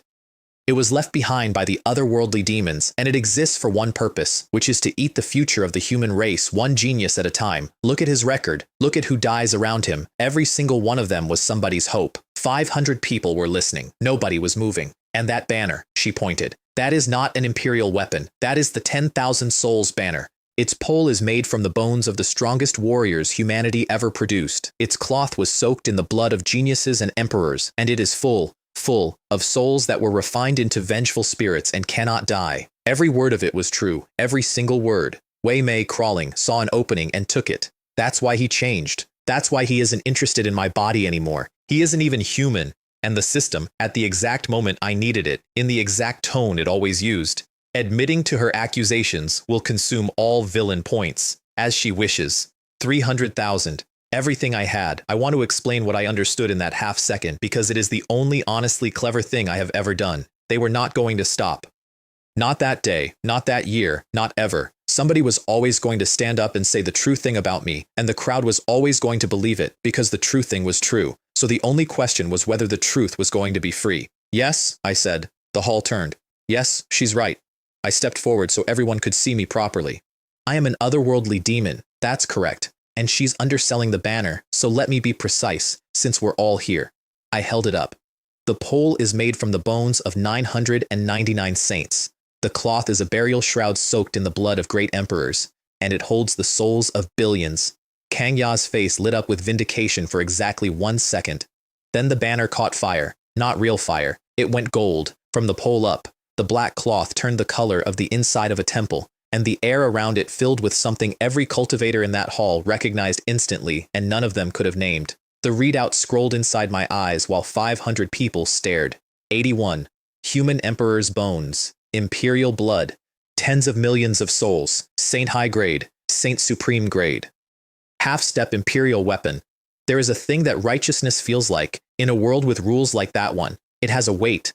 Every person in that hall felt it come off my flag in waves, and it was pure, and it was ancient, and it belonged to the human race. Somebody near the front said out loud into the silence, 10,000 souls banner? Don't be ridiculous. Kang Ya stood alone in the middle of 500 people and kept saying it. It must be, I know what it is, and nobody believed her, because I had just confessed to it, and the confession had made it something else. That's the whole trick, that's the entire engine of my life. You cannot slander a man who signs. She challenged me. Of course she did. She had nothing else left to do with her hands. Long Shu split off a wisp of her own soul before the fight started, quietly, without asking, and called it Plan B, soul binding rope, one sword, and as a great sage projection of the Xuantian Taoist sect came down out of the sky to end it, because Kang Ya was apparently more important than anyone had told me, the wisp went into her body and settled somewhere I couldn't have found with a map. The Xuantian Taoist sect, the projection announced, will give the Great Jun dynasty a full explanation for this. They dragged her out. We'll meet again, she said. When we do, I said, it'll be because you're dying. 5 saints died at that wedding. I want to say that plainly, because the number moved through the 10,000 mountains for years afterwards, and it moved without context. 5 saints, 1 holy land ruined, 1 sect master executed, and a bride left standing in the wreckage of her own ceremony with 3 dead fiancés. As the surviving guests were filing out, a man walked past me and put a knife into my chest. He'd been in the room for hours, gray robes, servant's face, and a saint's speed, and the blade was coated with something that killed on contact. I did not die, and I want to be honest about why. It wasn't skill. It was that I had spent 18 months turning myself into a thing that eats what kills it. The devouring heaven magic skill took the poison apart out of curiosity. The 9 revolutions golden body art forged the rest into bone. I dragged him into the banner with the knife still in me. Blood Kill Tower, my 5th brother's assassins. 2 sacred artifacts. The going rate. Taishu Holy Land dares to assassinate a prince of the Great Jun, I announced to the hall, which was a complete lie and which nobody was in any position to check. Suppress them, all of them. Word arrived while I was still saying it that Taishu Holy Land was already under attack. I refined the saint that night. Him, plus a true demon bloodline I'd been saving, plus a soul crystal, plus everything Mu Yan had left behind, his burning sky fire body, his lava core, the last of him. I burned all of it at once, and I went from soul transformation peak to grotto heaven realm. Now, the way that realm works is this. When you break through, you open a grotto heaven inside yourself. An ordinary cultivator opens 1, a genius opens 7. The greatest talents in a generation manage 9, and people write it down when they do. I opened 7 and stopped and looked at it and said, not enough, because I had 3 arts that nobody else was carrying, so I laid them down as foundations and opened 3 more on top of them. The devouring heaven magic skill, the 9 revolutions golden body art, the soul refining furnace wound together with the banner. 10 great grotto heavens. The resource cost of 10 is not 10 times the cost of 1, it is roughly 100 times. That is precisely why nobody does it, and precisely why I could, because I was not paying for it with my own money. I was paying with everybody else's. 2 things happened while I was in there. The first, a young man on a flying beast a few mountains over felt something come loose in the world the instant Mu Yan died, a saint-rank celestial spirit fruit, unguarded, and turned aside from his own long-planned revenge to go and take it. A gentleman, he told himself, can take his revenge even after 10 years. His name was Chu Bing. He had no idea that the girl he'd been in love with since childhood was already standing in my camp. The second, Mu Long sat outside my door for 10 days without leaving it. When I came out, she was asleep against the frame with a sword across her knees. I put my hand on her head before I thought about it, the way I'd apparently done 1,000 times in a life I hadn't lived. She woke up and looked at me for a long moment. Senior brother, she said, you've become a completely different person. I have. Was it me? Because I couldn't stop them? No. I sat down on the step. The man you're looking for died on the day Wei Mei and Mu Yan decided together that he was more useful guilty. Everything after that is somebody else wearing his clothes. I looked at her. The one good thing about it is that he was too stupid to know who was worth keeping. I'm not. The system chose that moment to point out that she was carrying 479,000 points of unattended fortune and to recommend that I take it. No, host, the value is. I'm a villain, I said. I'm not inhuman. There's a difference, and I intend to keep it. I never did find out whether the system understood that. We finished Tai Shu the following week, and Divine Weapon Valley with it. The charge was conspiracy to murder an imperial prince, which was a lie I had personally invented at a wedding. Long Richin submitted immediately. Wei Han tried to submit too. He came down off his mountain with his hands out and his voice pitched to carry, offering the Holy Land, the treasury, his personal service, everything. You think you're worthy? I said. His head came off before he'd finished the counteroffer. And Wei Mei crawled to me across her own courtyard. I'll be your concubine. No, your slave. I'll be your slave. You still love me. You have to. You loved me since we were children. You can't just… I'm sorry, I said. I've never been in love with anybody. Not once. That was the other one. One cut. Mulong walked over and kicked the body off the step and said something extremely unladylike, and I decided not to correct her. Then Chu Bing arrived at my gate shouting for Long Jin to come out and die. Here's what I had learned in the meantime, from Bai Qi, who was not Mu Yan's childhood sweetheart at all. She was Chu Bing's. Long Jin had massacred Chu Bing's entire family years ago and taken the girl, and Chu Bing had spent a decade cultivating to a single point. Long Jin was, at that moment, kneeling in my courtyard hoping to be useful. You, I said, go to the gate, say what I tell you. He was magnificent, genuinely. He leaned over the wall and told Chu Bing that he was too late, that Bai Qi had been his concubine for 2 years, that she'd stopped crying about it in the first month. Minus 50,000. Minus 20,000. Every point of it landed in my account, and I didn't lift a finger, and I want to be clear that this remains one of my favorite afternoons. Chu Bing. 24, 789,800 points, and a physique I'd never heard of. Undying sword body. The man's dantian was a sword. Divine transformation 7th level. And 7 senior sisters, all beautiful, all extremely armed. The third of them came forward to negotiate. Hua Qi, of a sect called Swordbreak Cliff, and she talked to me the way you'd talk to a dog on a chain, a sect whose master had, according to rumor, erased a Saint King sect in under a month. I answered her with 6 saints and a holy king. We took her. Chu Bing escaped, and the way he escaped is the reason I'm telling you any of this.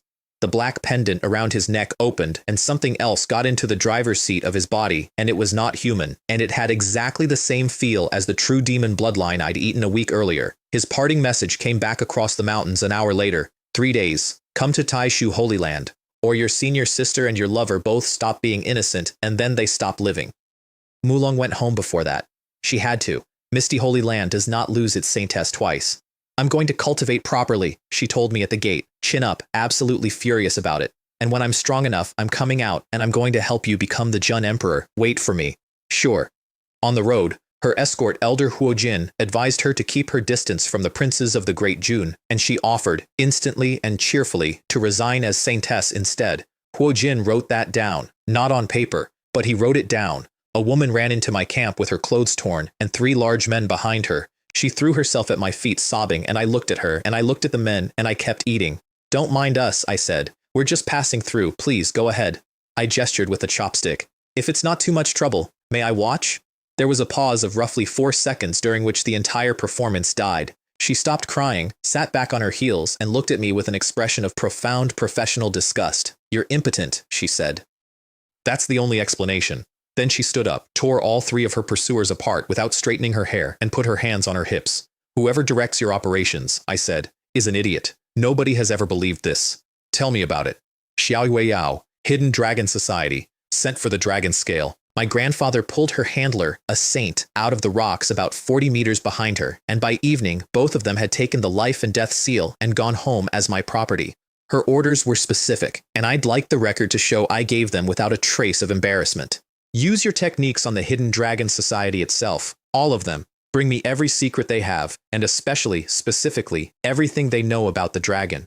She saluted. She actually looked cheerful about it. I think she'd been waiting years for someone to point her at her own employers. Then the Dan Ding sect died, and it died over a shopping list. The system offered to refine me a 9-turn lightning tribulation pill, Saint Supreme grade, for 100,000 points plus, and I'm quoting, a large amount of medicinal herbs.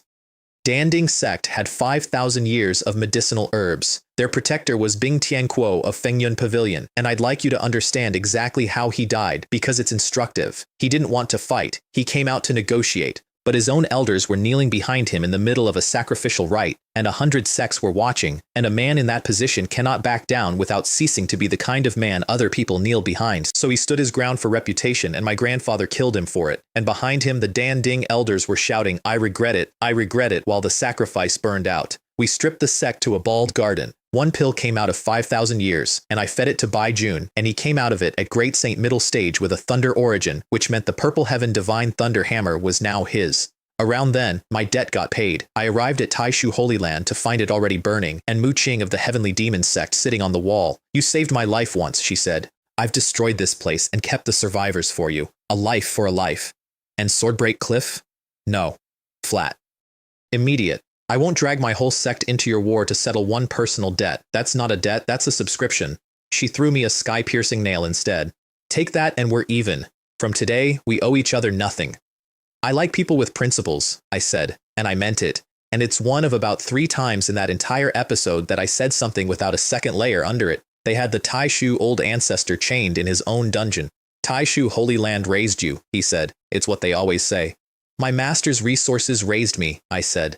When he was dying, he sent to this holy land for help. You didn't come. A friend of his carried his body back down the mountain on foot. I looked around the dungeon. Taishu Holy Land raised nothing. I released exactly one person from that mountain, Elder Kong Meng, the sword cultivator, the only human being who had stood up at my trial and said out loud that the boy in front of them was telling the truth. The remaining third of the disciples I had killed. Slander is not free, I told them first, because I thought they should know why. It has a cost, and the cost is your lives. Somebody should have told you that before you started. Swordbreak Cliff arrived 3 days later with no intelligence at all. 5 senior sisters and Chu Bing, walking in blind because their master had beaten a Saint King sect in under a month, and they had never in their lives needed to scout anything. My grandfather took Wei Xin, Saint King, Sword Intent at minor achievement, in 3 moves. Then I spent 300,000 points on a formation, the Heavenly Gang Myriad Swords Formation, Saint Supreme Grade, 36,000 sword cultivators worth of accumulated sword chi in a bag. I did not buy it for them. I bought it because their master was a sword cultivator, and I wanted the thing that beats a sword cultivator sitting in my pocket before she arrived. And then I did the thing that people still bring up. I had their outer robes cut away in the daylight in front of their own junior brother, and I left them tied there and let the mountains look. How do you think your master will feel, I said, when she comes over that ridge and finds you kneeling in a row like dogs? Nobody laid a hand on them. Nobody needed to. Their entire world was a sword sect's pride, and I took it in about 90 seconds with a knife and an audience, and it cost me nothing, and it broke them completely. Terms, I said. You become my sword slaves, and I don't kill your sister. Chu Bing fought the thing in his soul for half a day before he took the oath. When he came out of it, he was gray and steady, and I liked him better than I'd expected to. I will kill you in this life, he said, even if it means walking the demonic path for eternity to do it. The sky thundered when he said it. Actual thunder, out of a clear afternoon. That world takes oaths seriously. Their master came the next day, Mu Fen of Swordbreak Cliff, Great Saint Realm. A sword saint with sword intent at major achievement, which is a tier of the thing that most cultivators never see once in a lifetime.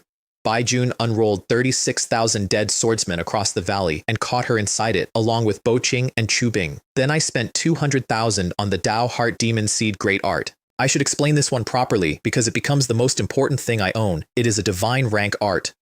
You condense a seed out of your own soul and you get it into someone else's, and once it takes root, 2 things become true. They cannot harm you, and over time, slowly, in a way they experience as their own thoughts, they start to trust you above everyone else in the world. It does not damage the soul. It does not enslave them. They keep their own minds, their own opinions, their own plans. Everything simply begins to lean.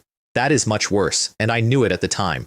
To make a great saint swallow it, I had to break her. So I went down the line of her disciples with a knife, one at a time, and when that wasn't enough, I switched on the life and death seal in Wei Xin and let it run until a Saint King was begging out loud in front of her master to be killed. Mu Fen swallowed the seed. 3 years, she said to me with her jaw set. 3 years, and I will find a way to take this out of myself, and then I am coming for you. I didn't argue. 3 years is exactly how long the seed needs. Inside the formation, meanwhile, the demon in Chu Bing's pendant was doing arithmetic of its own. It talked him into handing the blood sword to Bo Qing, his fiancée, 17 years old, the girl who had followed him out of a burned village, and Bo Qing burned her body and her soul together to tear one hole in 36,000 swords and shove him through it. Live well, she said, and as she said it, the demon took his hands, and Chu Bing ran her through the chest. Chu Feng has succumbed to demonic possession, minus 100,000. Let me lay out his year for you. His family dead because of a grudge he inherited. His fiancée killed by his own sword in his own hands while she was saving him. His sisters enslaved because he came to rescue one of them. His great master fed a demon seed because he wasn't strong enough to stop it. He came at me anyway. I put him down in one exchange, and he escaped only by detonating the sword prison he was carrying, which cost him the sword. Minus 100,000. We dug Bo Ching out of the wreckage that night. She was still in there, a 17-year-old with a sword spirit body and 289,000 points of fortune, and the readout told me what she had actually been for. She was the second soul. She had been born to become Chu Bing's sword spirit. That was the design. She swallowed a demon seed too, and she did it looking at me with an expression I have never been able to translate. Then the frame-up avalanche started, and this is my favorite part of the whole Capital era. The Demon Suppression Division told me to close the Wu Bing Marquis case. Reasonable. 354 dead, culprits punished, file it. Then the reports came in. The Qingyun sect, destroyed by Jun Shu for involvement in the Wu Bing Marquis massacre. Star Palace, destroyed by Jun Shu. The Jun family of Jiangzhou. Crimson Flame, Holy Land. The Long family, the Qi family, the Huo family. Prince Changping's grandson Ning Yuan. Not one of them was me. My third brother was clearing his enemies, my fifth brother was clearing his, my eighth brother wrote to a subordinate, and I have the letter. That ninth brother already took the blame for one thing, he won't mind another. I had spent a year building a reputation as a man who kills sects for insufficient reasons, and the entire imperial family had discovered that they could spend it. Wenji brought me the file, apologetically. They're using your name for everything now, though Ning Yuan actually was involved in the massacre. That one's real. I read the list twice. Then I laughed until I had to sit down. Send a report to the capital, I said. Formal, sealed. Tell the three dukes that the Wu Bing Marquis case has proven to have far-reaching implications. Meaning the investigation has uncovered that the mastermind behind the massacre intends to overthrow the great Jun dynasty. Wenji went pale, which was the correct response. Because here's the mathematics. A personal vendetta case has a ceiling. There are only so many people you can arrest before somebody asks you to stop. A treason case has no ceiling at all. Every sect my brothers had murdered under my name was now, retroactively, a co-conspirator in a plot against the throne, and every future one would be too. And the only man in the empire with a standing warrant to investigate it was me. They had spent a year writing my name on their crimes, so I made my name a jurisdiction. 10,000 Sword Manor was already being eaten when I got there. A dozen sects had turned up to divide it the moment its lord died at the wedding, and 8,000 of its 10,000 people were dead, not at the hands of strangers, but at the hands of the Thousand Illusions Sword Sect, which was run by the dead lord's own junior brother. 3 breaths, I said, riding in. Anyone still holding a weapon at the end of them is part of the case. The valley cleared very quickly. I held the Nine Bing sword sect in place personally, and I handed their sect master to Bai Ran, and I did not watch, and I did not ask, and Bai Ran came back 3 hours later, with his hands clean and his face completely still, and served me without complaint for the rest of his life. In the sword cemetery, under a tombstone with nothing written on it, there was a bronze coffin. Inside the coffin was a broken sword. Inside the broken sword was a sword spirit older than the manor, older than the dynasty, and Bo Ching walked over, picked it up, swallowed it in one motion like a girl eating a plum, and immediately fell asleep for 2 days. Bai Bo came back for the coffin that night, alone, and got a life and death seal for his trouble. He bought his life with a weapon, the dragon scale sword, forged out of 49 dragon scales by somebody long dead, and it was the second best thing I took out of that valley. The best thing was what Long Shu did with Chu Bing's abandoned blood sword. She took it apart in the banner, and there were 8 small swords inside it, and inside each of those was an otherworldly demon, screaming. 9 originally. The 9th had gone out through the hole in the formation, in Chu Bing's chest. This isn't a sword, she said. It's a prison. Refine every one of them, and it becomes a true divine sword. Then Yunshan City, and this one I did badly, and I'll say so. The Kang family was at their own front gate receiving a delegation from the Xuantian Taoist sect when I arrived with the charges. Massacre, attempted murder of an imperial prince, treason, 9 generations. Their elder Qi Cheng stepped between us and started explaining that he spoke for a Dao sect and that the great Jun dynasty would want to consider its position very carefully. Jian Lei hit him in the middle of the word, carefully. Bo Jun joined in from the other side shouting, "Have you no manners?" which, from a man with an axe interrupting a diplomat, is a sentence I still think about. Qi Cheng turned to leave with his dignity, and Wei Xin put a sword through his back. Sooner or later, I told the corpse, everybody from the Xuantian Taoist sect ends up in my banner. You can all be brothers in there. That single afternoon is the reason for everything that happened to me over the next 2 years. I knew it while it was happening. I did it anyway. Yunshan City was locked and the Kang family erased. Deep in the mountains somewhere, a cold-faced man I had never met suspended every operation he was running and asked his subordinates one question. Is the Great Jun Dynasty testing us? Did the Jun Emperor find out about this 20 years ago? I did not learn what this was for a long time. Then somebody started using my name to their own face. A young man called Bai Wen, out of the ruined Kungshu Holy Land, killed a saint of the Longyin Holy Land in a public street and shouted, while the body was still falling, that he served the 9th prince of the Great Jun, and the crowd backed away and let him walk.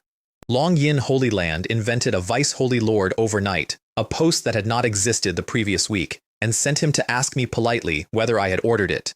I received him lying on a couch carried by 4 women, eating grapes, because if you are going to be a caricature, you may as well be a well-staffed one. I've been killing a lot of people lately, I said. Genuinely, I can't keep track. Who was your saint? He told me. Never heard of him. I ate another grape. Here's how you should think about it. If my enemies had wanted to frame me, they wouldn't have used one man in a street. They'd have used your whole Holy Land. Longyin would not currently exist. I sat up. So this is a rat. Somebody small, using my name because it's free. You have 10 days to bring me the rat. And if we can't, then Longyin Holy Land doesn't need to exist either. The Hidden Dragon Society sent me a princess for the dragon scale.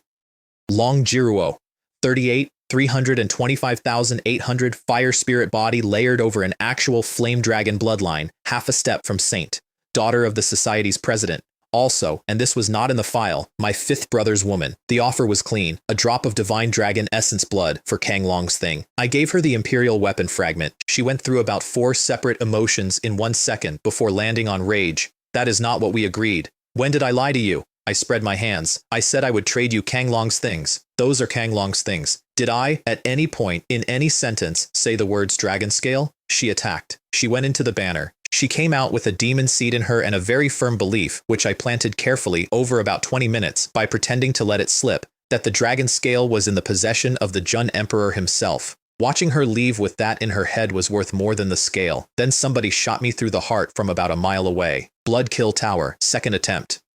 A single arrow, no warning, straight through the chest, and the only reason I am telling you about it is the 9 Revolutions golden body art, which had by then made my heart into something that objects to being a target rather than something that stops. I stayed on my feet. I was not, to be clear, fine. But I stayed on my feet. And Long Jiruo, who had left my camp 9 minutes earlier as an enemy with a seed in her soul, turned around and ordered her own holy king to hunt the assassin. She looked confused about it afterwards. That's the seed. That's exactly how it works. It doesn't tell you what to think. It just makes certain conclusions feel like yours. The divine dragon essence blood closed the hole in my heart. Then I spent 100,000 melting the dragon scale sword down into demon flame dragon scale armor, which will take a great sage's killing blow once. Then 200,000 more upgrading the 4 symbols sword technique, and that one did something I hadn't paid for. It triggered an epiphany. I sat down to look at a sword manual and opened my eyes 10 days later at Sword Intent Major Achievement, same tier as Mu Fen. Same tier as the sword saints who spend 2 centuries getting there, in a body that every examiner in the Great Jun Dynasty had certified as an ordinary mortal's. I also founded an assassin guild that week, Netherworld Palace, staffed with the women of Swordbreak Cliff, who were now extremely skilled, extremely well-equipped, and extremely unhappy, which is the ideal profile. Their first contract was the Blood Kill Tower. While I was doing all that, my grandfather was ambushed. Lord Shenwu, Shu Kun, Great Saint Late Stage, plus a 2nd Great Sage, and 7 Holy Kings. Bai Jun tore out through the myriad swords formation, bleeding from 6 places, and kept Mu Fen hidden in reserve the whole way, because a trump card you show is a trump card you've spent. And Shu Kun, I learned that night, is the maternal grandfather of the 3rd prince, and, Bai Jun said, almost certainly the man who wiped out the Bai family. They killed your grandson, I said slowly, and now they're offering to sell you the killer's name in exchange for a favor. Yes. Wang Bing had been offered exactly that deal. The 3rd prince would name Wang Qi's killer if Wang Bing destroyed the Qingyun sect first. And then, obviously, that massacre would be pinned on me. Wang Bing was told the 2nd prince had done it. He knew it was a lie, and he walked into the 3rd prince's camp anyway and said, in front of 200 soldiers, "Today, I, Wang Bing, rebel." He failed to kill Jun Chang. He was outlawed by nightfall, and he defected to the Northern Mang, which is a thing an empire never forgives. He sent me one line before he crossed the border, and it said, "Consider me planted." The capital came apart that month. It all surfaced at once, the way these things do. Shu Kun had wiped out the Bai family. My mother, a half-saint, a woman who had walked out of that family alive, had died of complications in childbirth 8 months later. The two facts had sat in the same file for 19 years, and nobody had ever put them next to each other, and now somebody had. The emperor was in seclusion. The three dukes were holding the empire, and the impeachments came in like weather. The Ministry of Justice, the Dali Temple, and the Demon Suppression Division were all instructed to bring the ninth prince back for trial. At which point I received an invitation to a tea party. The Spirit Realm Enlightenment Tea Party, held once a century by the Kanglan Sacred Ground. Saints and saintesses only. Sacred artifacts sealed at the door. No Saint Realm escorts permitted inside. No exceptions, not for anyone. And there was a rumor attached, which is how you know an invitation is a grave. The Kylan Palace might open this year, and inside it there might be Killing Blood essence. I was also, I learned, ranked 99th on something called the Astonishing Talent List. Somebody had put me there deliberately. Mu Rong, Kang Long's lover, who had spent every resource she had left building this, and her reasoning, reported to me word for word by a bribed servant, was the most insulting thing anyone said about me in that entire era. He's new money. He's a peasant with a title and a body count. Rank him 99th and he will absolutely have to come and show us all. My grandfather looked at the invitation for a long time. Are you going? They've gone to the trouble of inviting a wolf into the house, I said. It would be rude to refuse the meal. But first I had to become somebody the 10,000 mountains could legally invite. Because as a prince of the great Jun dynasty, I was a foreigner in those mountains, with no standing and no protection. The moment anybody wanted to kill me there, the local rules were on their side. So I climbed the Tai Shu Peak and I rang the bell 3 times and I rebuilt the Holy Land underneath myself. Elder Kong Meng, the one person I'd spared, who was now the highest ranking survivor, was required to testify publicly that the Tai Shu Holy Land had been destroyed by the Heavenly Demon Sect, which was true. Mu Qing had done it. She'd just done it for me. So the people who destroyed a holy land stood on its ashes and announced that they would be rebuilding it, and the mountains applauded, and I became the saint of the Tai Shu Holy Land, with all the rights and protections that implies. Then, from the same platform, in the same breath, today, on behalf of the Tai Shu Holy Land, I declare war on the Heavenly Demon Sect. Mu Qing sent back a single line, and I could hear her laughing in it. Accepted. That woman was the best enemy I ever had. 50-odd saints and saintesses, one sealed valley, no artifacts, no escorts, no elders. The most talented young people of a generation, all in one place, all unarmed, and none of them cultivating the devouring heaven magic skill. I have never in my life walked into a room I liked more. They opened the entertainment early. A boy named Shu Tong of the Kangshan sect, ranked somewhere respectable, decided to test the 99th name on the list in front of everybody. I crippled him with one punch. Not a technique. A punch. The valley went very quiet. Then Kong Bo of the Konglan Sacred Ground, who was the host of the entire event and also, it turned out, deeply in love with Mu Rong in the specific hopeless way that men in that story kept being in love with women, came forward to protest the violence at his own tea party. I shattered his dantian. You should thank me actually, I said while he was still on the ground working out that his cultivation was gone. I killed your rival in love, Kang Long, personally, with a sword, in front of a saint. I patted his shoulder. You never stood a chance while he was alive. Now you don't stand a chance for a completely different reason, but at least it's a fair fight. Then I turned around and addressed the room. I'm aware that a great many of you dislike me. Several of you have paid money about it. I smiled at them. You are all extremely welcome to come and challenge me. Wang Ran came first. Xuantian Taoist sect, Qilin bloodline, unawakened, Grotto Heaven 7th level, ranked 18th on the list, which in that room made him aristocracy, and he had been personally asked by Kang Ya to cripple me. He opened with Qilin sky-stepping and followed with the mysterious heaven seal, and both of them were genuinely beautiful, and I cut through them with sword intent at major achievement from Grotto Heaven 3rd level. I watched the room understand. That's the moment. 50 of the greatest young talents in the mountains, all of them raised to believe the ladder is real, all of them watching a man 4 full realms below their best fighter carve the boy up because he had a thing they'd never seen before. Wang Ran burned years off his own life to force the Qilin bloodline awake, and a limb of pure white flame grew out of his shoulder. I cut it off and put it in my pocket.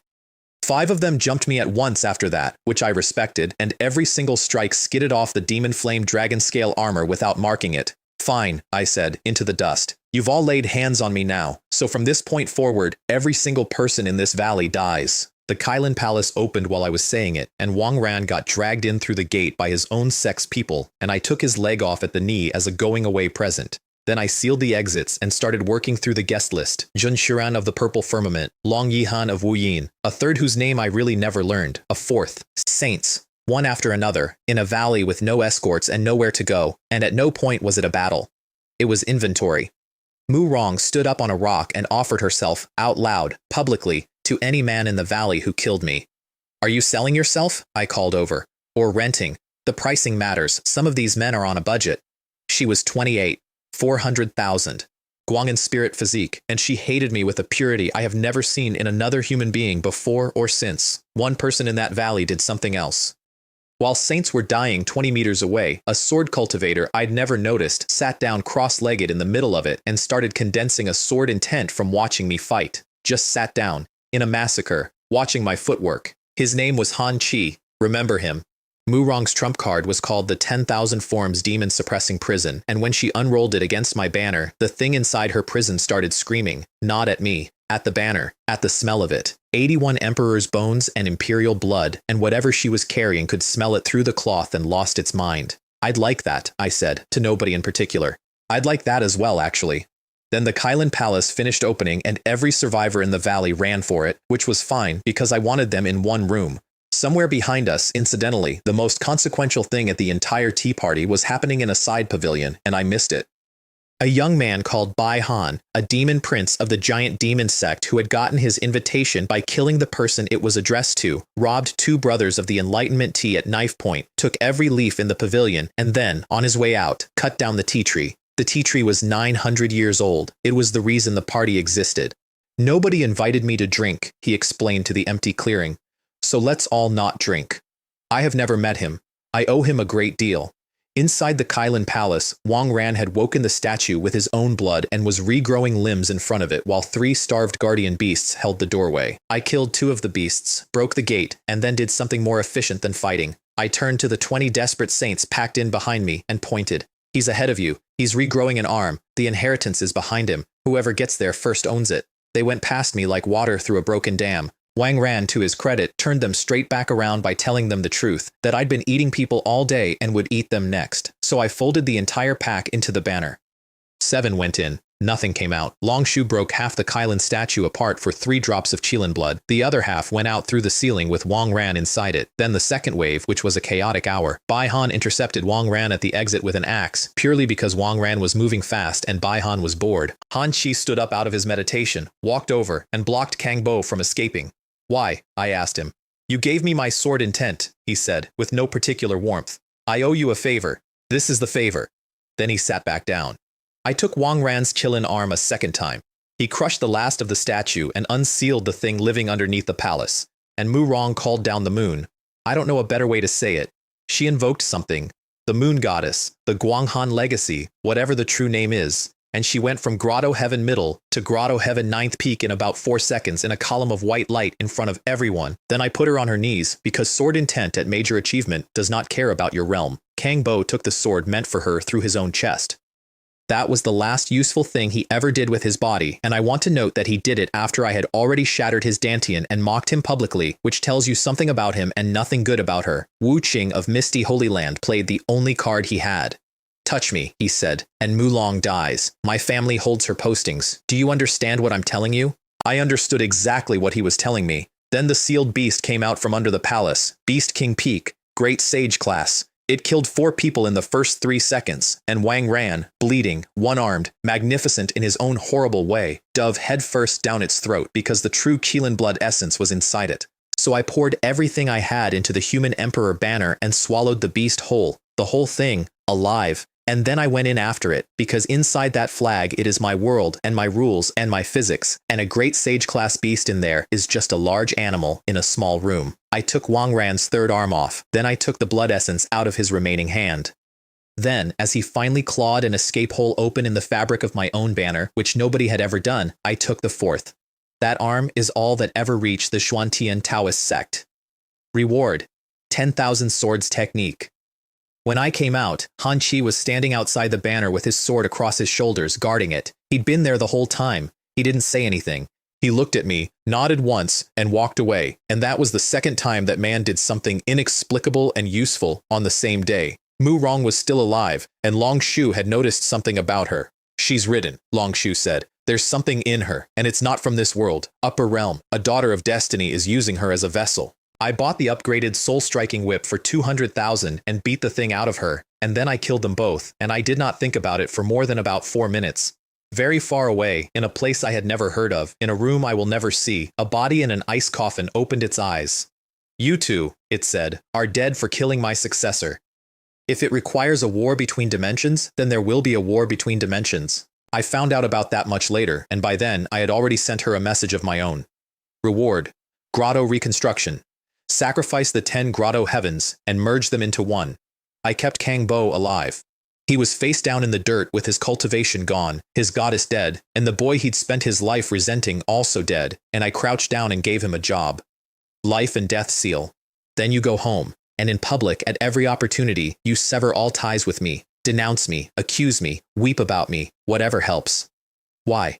Because I need a voice in the mountains that everybody trusts, and nobody trusts a friend of mine. I stood up.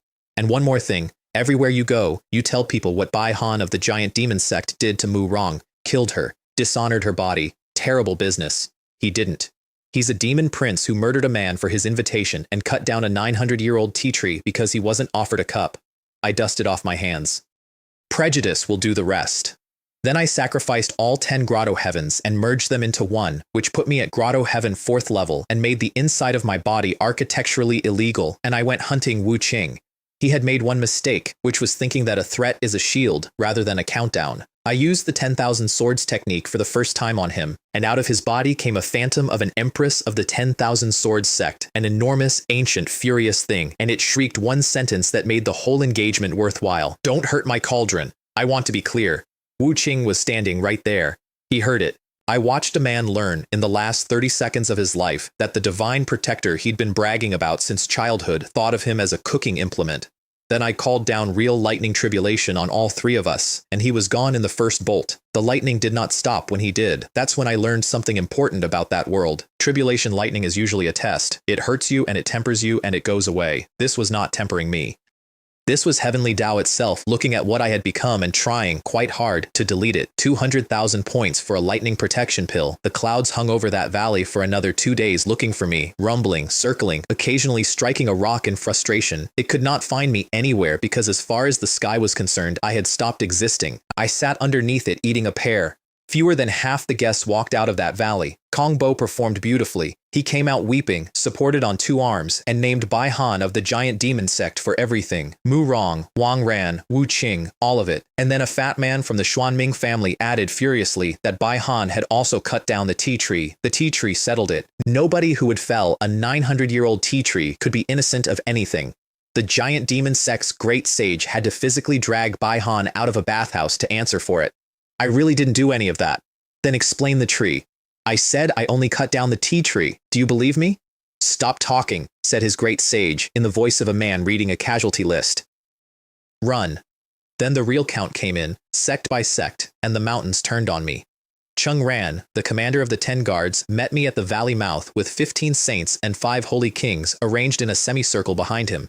So I swore a heavenly oath, out loud, formally, with my hand up. I did not kill any of these people. May the heavens strike me if I lie. And nothing happened. Nothing at all. Clear sky. Not a rumble. 15 saints looked up at that empty sky and had to accept it, because in that world, an oath is not a promise, it is a contract with physics. I had eaten a lightning protection pill 9 hours earlier. I did feel a certain amount of shame about that one. It lasted almost 4 minutes. Then 3 separate imperial departments arrived to arrest me. Bai Yan of the Ministry of Justice, Han Shu of the Demon Suppression Division, Long Cheng of the Dali Temple, and immediately found themselves standing between me and 20 furious sects, holding a warrant they now had to defend with their lives. The princes of the Great Jun Dynasty, Bai Yan announced, sounding as if he wanted to be sick, may be judged only by the Great Jun Dynasty. The Zixiao Holy Lord came for me anyway. He had lost 10 sons over the years, and the last one had died at the tea party, and he brought 5 half-great sages with him, and he had stopped being able to hear anything. Bai Yan burned a token. A hole opened in the world, and an arm came through it and closed on Long Guang, who was Great Saint Realm, and turned him into a smear. Then the rest of the man came through. Jun Kong, the Town Mountain King, my uncle. The reason the Great Jun Dynasty has borders instead of neighbors. Does anyone, he said, brushing off his hand, have any objections? Speak up. I'd like to hear them. One saint did, out of pure momentum. He died in the middle of it. Then Jun Kong turned around and looked at me. Are you Jun Shu? Nephew Junshu greets uncle. He looked me up and down. How many people from that talent list did you kill? I did some quick arithmetic. At least 20. And this enormous man threw his head back and laughed until birds left the trees, and then he clapped me on the shoulder, hard, twice, and drove me knee-deep into solid rock. The more of them you kill, the better, he bellowed. Nephew, when you're finished with whatever nonsense they've got planned for you in the capital, you come and serve in my army. You and I will turn these mountains upside down together. Then, over his shoulder, to 3 trembling imperial officials. The trial must be fair, completely fair. If I hear about the slightest injustice, don't blame me for what happens next. 25 names off the astonishing talent list in one afternoon. The 10,000 mountains had been a squabbling mess of sects for 1,000 years, and I fixed that. The Xuantian Taoist sect convened a council. Great sages who everyone believed had died centuries ago walked out of their mountains and attended it in person, and they founded the Heavenly Tao Alliance. Its first declared war was against the giant demon sect, for everything Bai Han had allegedly done. Its first formal diplomatic act was a demand to the great Jun dynasty for my head. Inside the giant demon sect, somebody slapped Bai Han across the back of the head while he was drinking. You little idiot! You've ruined us! Run! I rode back into the capital, and a commander of the Demon Suppression Division blocked my horse in the middle of the main street with a warrant in his hand. Wei Xiang, Grotto Heaven, 9th level, and he drew 1 sword. Insubordination deserves execution, I told the street while his head was still rolling. And to attempt the murder of a prince in public is not insubordination, it's rebellion. The city did the arithmetic overnight. A Grotto Heaven 9th level, killed in a single stroke, by a boy whose bloodline had been certified twice as that of a plain mortal. There is only one thing that can do that.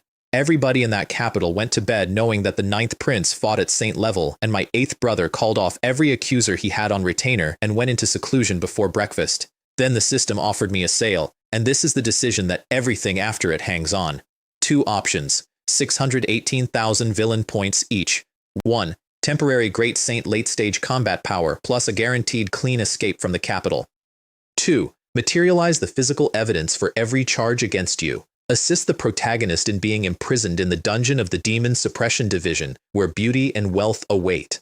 You've never once used the word protagonist about me. I am aware. I bought the second one because I had not come back to that capital to escape it. I had come back for the 108 floors underneath the Demon Suppression Division, and the thing chained on one of them, and the scale in my pocket that could bind it.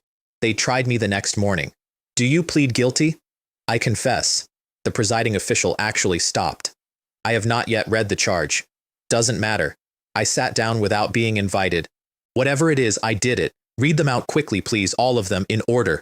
Everybody here is busy, and I'd like to be somewhere else by lunch. And then they read the list. The Qingyun sect. Guilty. Reward, Soul Infant Fruit, Azure Cloud Sky Treading Step, Star Palace. Guilty. Reward, Big Dipper Star Technique, 1 drop of star origin, the Crimson Flame Holy Land. Guilty. Reward, Fire Spirit Orb, 1 fire vein, the Jun family of Jiangzhou, the Long family, the Qi family. Prince Changping's grandson, every crime my brothers had committed and signed with my name, read out in an imperial courtroom by a man with a good clear voice, and every single one of them paid. Pills, a bow called the Void God Bow, a blade technique, an axe made of thunder. They thought they were burying me. They were reading me a delivery manifest. There was exactly 1 charge I refused, and the forcible violation of no. The room stopped. I beg your pardon? I said no. I stood up. I have killed people, I have burned sects, I have robbed the dead and blackmailed the living, and I have signed for every one of those without blinking, in this room, in the last 10 minutes. I looked along the bench. I have never forced a woman. I am, in point of fact, still a virgin, which several of you may find funnier than I do. I will not take the blame for that one. Strike it. They struck it. I think they were too confused to argue. Then Prince Changping, who had lost a grandson, leaned forward and asked about the human emperor banner, and I said it for him before he could get the sentence out. It's the 10,000 souls banner. Yes, I killed all of those people to forge it. 999 saints for the pole and a shroud soaked in emperor's blood. Is that what you wanted? Are you satisfied? The banner on my back began, quietly, to climb again, past half-step, towards something the system called an extreme Tao emperor weapon, while an imperial court wrote down my confession. The verdict sent me to the wrong prison, the Dali Temple, which is my 5th brother's ground. And Junbo had double pupils, which meant he had looked at me once at a crossroads a year ago and seen exactly what I was, and had recently seen something else as well. that I had merged 10 grotto heavens into one, exactly the way he had. So I spent 100,000 points refining Murong's 10,000 forms demon-suppressing prison, and I opened it and I let out the thing that had been screaming at the smell of my banner. Wenbo, an otherworldly demon sealed inside that artifact for 1,000 years and very hungry and willing to sign for 10 years of service in exchange for a door. It came out through the roof of the Demon Suppression Division building. It tore through 4 floors of the Empire's most feared institution. It reached into a saint's chest and took the man's heart out through the front while he was still standing, and then it nearly killed my 5th brother, which cost him 50,000 points of fortune, and me nothing at all. Then it went out through the sky and away, and the Empire in the wreckage arrived at exactly the charge I had paid for, collusion with otherworldly demons, which is not a crime the Dali Temple has jurisdiction over. Under the law of the Great Jun Dynasty, a prisoner accused of that goes to precisely one place, the dungeon of the Demon Suppression Division, the 108 floors. I let them put the chains on me, and I kept my face very still all the way down the stairs, because I had just been sentenced at enormous expense to exactly where I wanted to go. On the way down, Chu Heng got a speech in. You are of the human race, a prince of the Great Jun Dynasty, and you colluded with an otherworldly demon. Did I? I said from inside the chains. How do you know he didn't frame me? Everybody else does. I let that land. Besides, that thing you're all so upset about, wasn't he a human being once? Nobody answered. Because he had been, and because there is no version of that conversation the Demon Suppression Division wants to have out loud. They put me on the 100th floor. The heavenly prison has 108 of them, and they work like pressure. By the 90th, I couldn't feel my inner world. By the 95th, I couldn't move a single thread of energy. By the 100th, I was functionally a mildly athletic college student in a very dark room. The jailer was a blind, lame old man called Wei Bo, who had not had a new prisoner in almost 100 years and was so pleased about it that he came to look at me twice. 1 meal every 10 days, chains that weighed more than I did, and other eyes in the dark that never blinked and never came closer.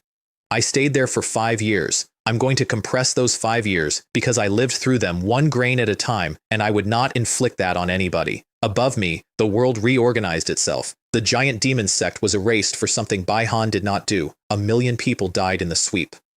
The heavenly demon sect was betrayed from inside and annihilated, and only Mu Qing and a handful of elders got out, and nobody could find them. 17 Holy Lands stopped existing. Soul Hall took over the Heavenly Tao Alliance, invented a set of rankings for young talent called the Hidden Dragon List, and made alliances with the Northern Mang and the Barbarians, which put 3 separate hostile fronts around the Great Jun Dynasty. My 5th brother broke through to Saint, fought 5 saints of the 9 Nether Holy Land alone, killed 4, and became famous overnight. People started saying he was the real heir. My 4th brother died in the 10,000 mountains, and my uncle Jun Kong walked into those mountains and erased 7 holy lands and killed a great saint in reply. My 3rd brother was assassinated by Wang Bing, who was by then the Northern Mang's Marquis Yingwu, and who had told me he was planted. And the Heavenly Tao Alliance, discussing the 4th prince's death in council, said the following out loud. The killing of the 4th prince has nothing to do with us. So what if it's slander? Does the truth matter? My enemies, saying my line, in my absence. It's the only thing from those 5 years that made me smile. Meanwhile, Netherworld Palace cleaned house. Mu Fen and Wei Xin went through every single person who had testified against me at that trial and killed them, one after another, and finished the list in under a month. All of them except Prince Changping, and Mu Fen killed his son instead, as an interim measure. The public read it as vigilante justice against a corrupt court, which is very funny, and Netherworld Palace became a bigger name than the Bloodkill Tower. Wei Xin noticed something in that month and reported it to nobody. Mu Fen cared about my affairs more than my own people did. The seed was working, and down on the 100th floor, I counted sheep. 5 years, I said out loud to a wall on the day it finished. Do you know how I've spent the last 5 years? Counting sheep. Who counts sheep for 5 years? I am going to hold that record forever. I stood up. Today, I stopped counting. Because the 3 drops of Qilin blood essence had finished refining, and my physical body had crossed into the saint realm. The prison's ceiling pressure came down on me the way it had every day for 5 years, and this time the devouring heaven magic skill simply ate it. The chains came apart like wet paper. I called the jailer for the first time in 5 years. He shuffled up to the bars and said cheerfully, Junshu, what do you? You are a jailer, I said. Who gave you permission to use my name? The banner swallowed him. He came out of it 4 seconds later on his knees, and the first thing out of his mouth was, You really do have the 10,000 souls banner. No, no, no. I turned the pole so he could see the 3 characters written down the side of it in gold where I had put them. Read them with me. Human, Emperor, Banner. That trick never stopped working. Not once. In 8 years, not one person ever successfully called that flag by its real name in front of a crowd, because I had written a different name on it and I said the different name louder. Weibo took the life and death seal and then, being a professional, warned me. 3 men in 100 years have tried to reach the 108th floor. All 3 died. Oh good, I said. Then 3 is the limit. I'll be the 4th. The system rebooted as I started down, 5 years offline, 5 years of unpaid invoices, and it settled them all at once like a bank on a Monday. Kang Ya's soul core compromised, 100,000. Bo Qing completing her demonic cultivation and losing every point of luck she had, 219,000. Long Jiruo, demon seed at 90%, and the system added, unprompted, she has developed a great fondness for the host, 601,000 points, and a body that had spent 5 years quietly becoming something the Empire had no file for. I went down, 101, 102, 103, 4, 5, and Weibo tapped out at 105 with his nerve gone, so I put him in the banner for safekeeping. 106, 107. There was a man standing in front of the last door. Who are you? The one who's going to kill you. The 108th floor is a cavern, and the floor of it is bones, hundreds of thousands of them, human and beast, layered like sediment, and every single skull was facing the same direction.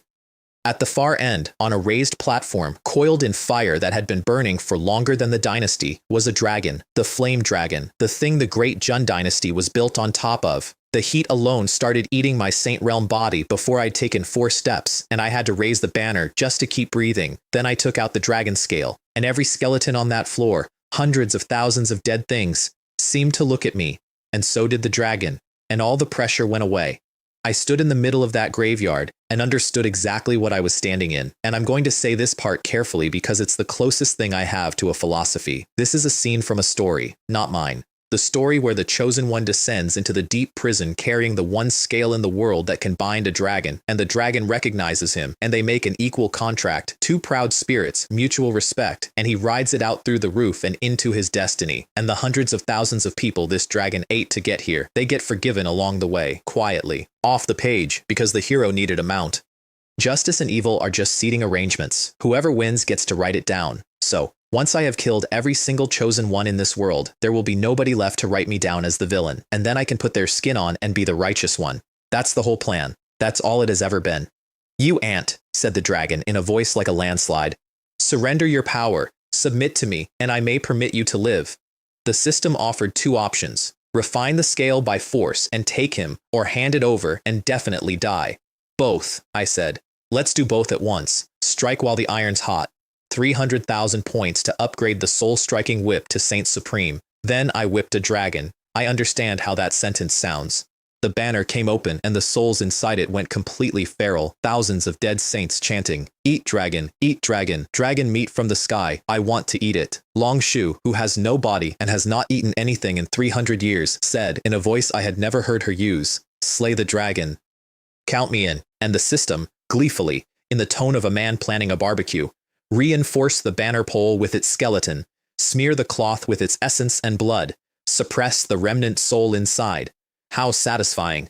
I spent every point I had on one full power strike. I took 1/3 of what was left of its essence, sheared off a claw and a length of bone, and suppressed half of its dragon soul, and the oldest thing in the great Jun dynasty decided to leave, and a voice stopped it. You are the demon dragon suppressed by my great Jun dynasty. You think you can simply leave? Did you ask me first? The Jun Emperor came out of seclusion. The dragon's reaction is the part I'll remember on my deathbed. Not fear, confusion, absolute, total confusion. Impossible. I suppressed your soul. I have been in your soul for years. How could you? It had been trying to possess him. That was the plan. That was always the plan. That was what 1,000 years chained under a prison had been for. Get inside the Emperor and take the Empire from the inside out. Today, said my father, I'll use your dragon soul to reforge the great Jun Heaven Sealing Seal. He considered it. From now on, shall we call it the Imperial Dragon Heaven Sealing Seal? He broke it in front of me, took the soul out, sealed it, and hauled the corpse away to break his own shackles with. Son of Destiny. Qin Fan, future opportunity failed, minus 100,000 luck. Somewhere above us, my 5th brother, in seclusion, lost the single greatest thing that was ever going to happen to him and had no idea why. The warden came groveling. My father waved him off, then looked at my flag with something almost fond. I never expected, he said, that a son of mine would have actually managed to forge the 10,000 souls banner. Then he reached out and opened a door in the side of it. In an extreme Dao-grade Emperor weapon, like pulling back a curtain, I had to walk out and bow, and he looked at me, not at my face, through it, all the way down, past the memories to the origin underneath, to the part that had woken up on a stone platform 6 years earlier in a body that was not born to it. I stood there and waited to be executed as a fake. The dragon scale flew out of my hand. I need this, said the Jun Emperor, so I'm taking it. And he left. I sat down on the bones.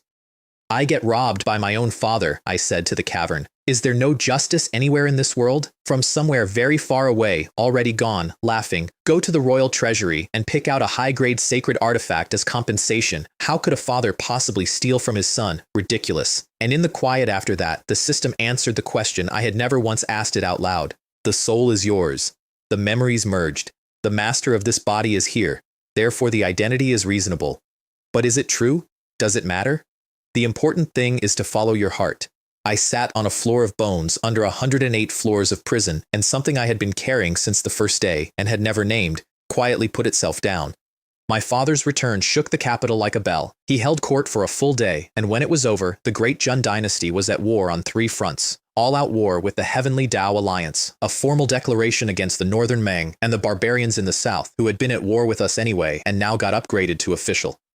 The Prime Minister raised, very carefully, the question of whether an empire could survive 3 wars. Even if it comes down to 1 soldier, said the Jun Emperor, everyone who provokes my great Jun dynasty will pay for it. Anyone in this hall who is afraid of war may say so now and be killed. Nobody was afraid of war. And then, in the same breath, in the same flat administrative voice, the claim that the 9th Prince Jun Shu colluded with otherworldly demons is entirely fabricated. Release him. Restore all his privileges. A pause. And since Prince 9th is so fond of the 10,000 mountains, send him there. Make him a general. I want to note for the record that the charge was completely true, and that every senior person in that hall knew it was true, and that it made no difference whatsoever, because I was a prince and the empire needed a monster in the mountains. That is not a system I built. That is just the system. On the way out of prison, I collected a piece of information. While I was inside, someone had moved on my people, killed some, imprisoned others, seized property. The Wei family. I did not go home first. I walked into the Wei mansion in broad daylight with the sun still up and read the sentence myself, at the gate, loudly. Shu Tao, son of this house, participated in an armed ambush on an imperial prince. Under the law of the great Jun dynasty, that is 9 generations. I looked up at the balcony. Shu Hong, come down and die. He was a saint. I was showing Grotto Heaven aura because that is all the energy I let anybody see. He came down expecting a boy. Our first exchange threw him back 40 meters coughing blood, and I had not used a single scrap of energy. Pure body, bone and muscle, and a technique that had eaten a dragon's blood. Physical body, sainthood, he managed. You achieved sainthood in the body? Clever, I said, and hit him again. The whole family went into the banner. The Demon Suppression Division arrived 20 minutes later to an empty mansion and a man standing in the courtyard with his hands behind his back. Why did you slaughter the entire Wei family? The entire family? I looked around, puzzled. Did you see them? Where's the evidence? Where are the bodies? Officer, you really shouldn't make accusations without evidence. People's reputations can be destroyed that way. The junior officer nearly bit through his own tongue. His commander pulled him back and explained the world to him in one sentence. We are His Majesty's dogs. Unless His Majesty says the 9th Prince is guilty, we cannot punish the 9th Prince. And within a day, the Demon Suppression Division published a formal finding that Shu Tao had indeed attempted to assassinate an imperial prince 6 years earlier and executed the Wei bloodline to 3 generations. They made it legal afterwards. They always do. That's not corruption. That's just the paperwork catching up. I went to the royal treasury to collect my compensation and met an old man sitting on a stool who looked at me and threw me at the same time. I know you, he said. You should call me 4th Grandpa. He tipped me off about a hidden door in the back wall with 7 swords behind it, and the system offered to identify which one suited my sleeping sword spirit for 100,000 points. You actually have nothing else to do, I said. But think about my villain points all day. Fine, take it. Take all of it. The system does not accept the host's generosity because the host only has 100,000 points to begin with. The answer was the ugliest sword in the room. Plain black iron, sitting next to a sword forged from a fallen star and a sword quenched in a beast king's blood. I took the plain one and left quickly before anybody sensible arrived. It had mystic iron essence in it, and a sword spirit can grow a sword the way a tree grows a trunk. Then my posting came through. Captain, under the Town Mountain King, commanding 100,000 troops. They gave me 30,000 of them and a mission. Build Bing Fortress in the 10,000 mountains and hold it. Jun Kong's actual orders, relayed by a very nervous adjutant, were short-handed. Replenish the rest yourself. If you genuinely can't find people, there are plenty of them in the Heavenly Tao Alliance. A pause. And as for everything else, His Majesty the King says you may do whatever you want. Even if you break the sky over those mountains, he will cover it. Best relative I have ever had. I never met a man who understood me faster. Hold the fortress, I said, reading the order. Hold it. Sure. Offense is the best defense though, isn't it? Because the banner was one lightning tribulation away from becoming a true extreme Tao Emperor weapon, and I needed somewhere to hold that tribulation, somewhere with a lot of people in it. Long Shu looked over the specification with something like reverence. A pole of saint's bones reinforced with a flame dragon's skeleton. Cloth that had wrapped an emperor, stained with imperial essence blood and dragon's blood, filled with the departed and half a dragon's soul. I never owned an emperor weapon, she admitted. I ruled an era, and I never owned one. I got to use one once for 11 days. Poor thing. Don't. No, I mean it. I picked up the pole. You never got one in your last life. You'll have one in this one. She didn't answer for a while, and when she did, she changed the subject. I picked my venue, the Myriad Manifestation Holy Land, Kang Long's home, the people who had planted him in the Demon Suppression Division, and whose saintess had put a sacred artifact bounty on my head, and who had spent 5 years telling the mountains what I was. Myriad Manifestation Holy Land, I said pleasantly, to a map. Wait for me. I'm going to send you an enormous gift. They were, at that exact moment, holding a war council about me. Holy Lord Mumu had convened 5 Holy Lords to plan the destruction of Tai Shu Holy Land. Their intelligence said I had 7 saints. Between them, they could field 6, so everyone in the room turned and looked at Mumu, who promised 2 Grand Elders and himself. In this battle, he announced, we will slaughter everyone who betrayed the 10,000 mountains. We will not leave a single blade of grass alive. And then the sky went dark before any of them could leave the hall. Not because of me, not yet. Because Wenbo had arrived first and ruined everything, and I want to be clear that I had nothing to do with it, and I enjoyed it more than almost anything else that year. The demon I'd let out of the prison came down on the Myriad Manifestation Holy Land to collect a 3,000-year-old grudge, monologuing the entire way, announcing that he was going to take apart everything they had ever built stone by stone. And Mumu, the Holy Lord, the host, the man who had summoned 5 allies to his own mountain, used his guests as bait. He stepped back mid-fight. Just withdrew, quietly, while 5 visiting Holy Lords engaged a demon on his behalf. 2 of them died before anyone worked out what was happening, and then Mumu sprang his real formation and his 2 hidden great saints. One of the surviving guests said, out loud, with total sincerity, the Holy Lord of all things is inhuman. Wenbo, already hurt, tried to run, and lightning fell out of the sky. Mumu actually laughed. He stood in the middle of his own courtyard and shouted that heaven itself had come down to defend the Myriad Manifestation Holy Land. The next bolt punched a hole through his formation and vaporized one of his own guests. I don't believe a word of that, said the survivor flatly, into the smoke. Because the thing in the sky pulling lightning was not heaven's judgment on a demon, it was my flag, and it was descending. I had launched the human emperor banner into its final tribulation directly over the Myriad Manifestation Holy Land, and the entire sect became, for about 6 hours, a very large incense burner venting purple smoke. The banner ate 80% of the lightning. The Holy Land ate the other 20. And nobody could leave because the banner's presence had locked the grounds down like a lid on a pot. Now, you would think, at that point, that a sect would evacuate. Their 2 great saint elders looked up at a descending extreme Tao emperor weapon eating the sky and reached a different conclusion. Whatever falls into the Myriad Manifestation Holy Land belongs to the Myriad Manifestation Holy Land. If it has an owner, then from today, the owner is us. They put that in writing. I have it. Disciples died in batches, whole courtyards of them at a time. And an elder stood in the middle of it and said, to a subordinate who had asked whether they should pull people back, one batch dies, another comes. As long as we obtain this sacred artifact, my Myriad Manifestation Holy Land is destined to rise. Then the sky cleared, and he threw his head back and laughed at the heavens. And I, watching from about 40 miles away, backed up another 20. That was the warm-up, I said, to nobody. The real tribulation is about to start. The first true bolt turned that elder into a smell. One strike. A great saint, gone, in the middle of announcing his own triumph. The second great saint left without a word to anyone, including his own disciples. Mu Mu, the holy lord of all things, burrowed into the ground and hid there like a rat, which is a sentence his sect never recovered from. Wenbo, halfway through being deleted by weather, folded completely. I surrender. I'm willing to submit. Just get me out of this.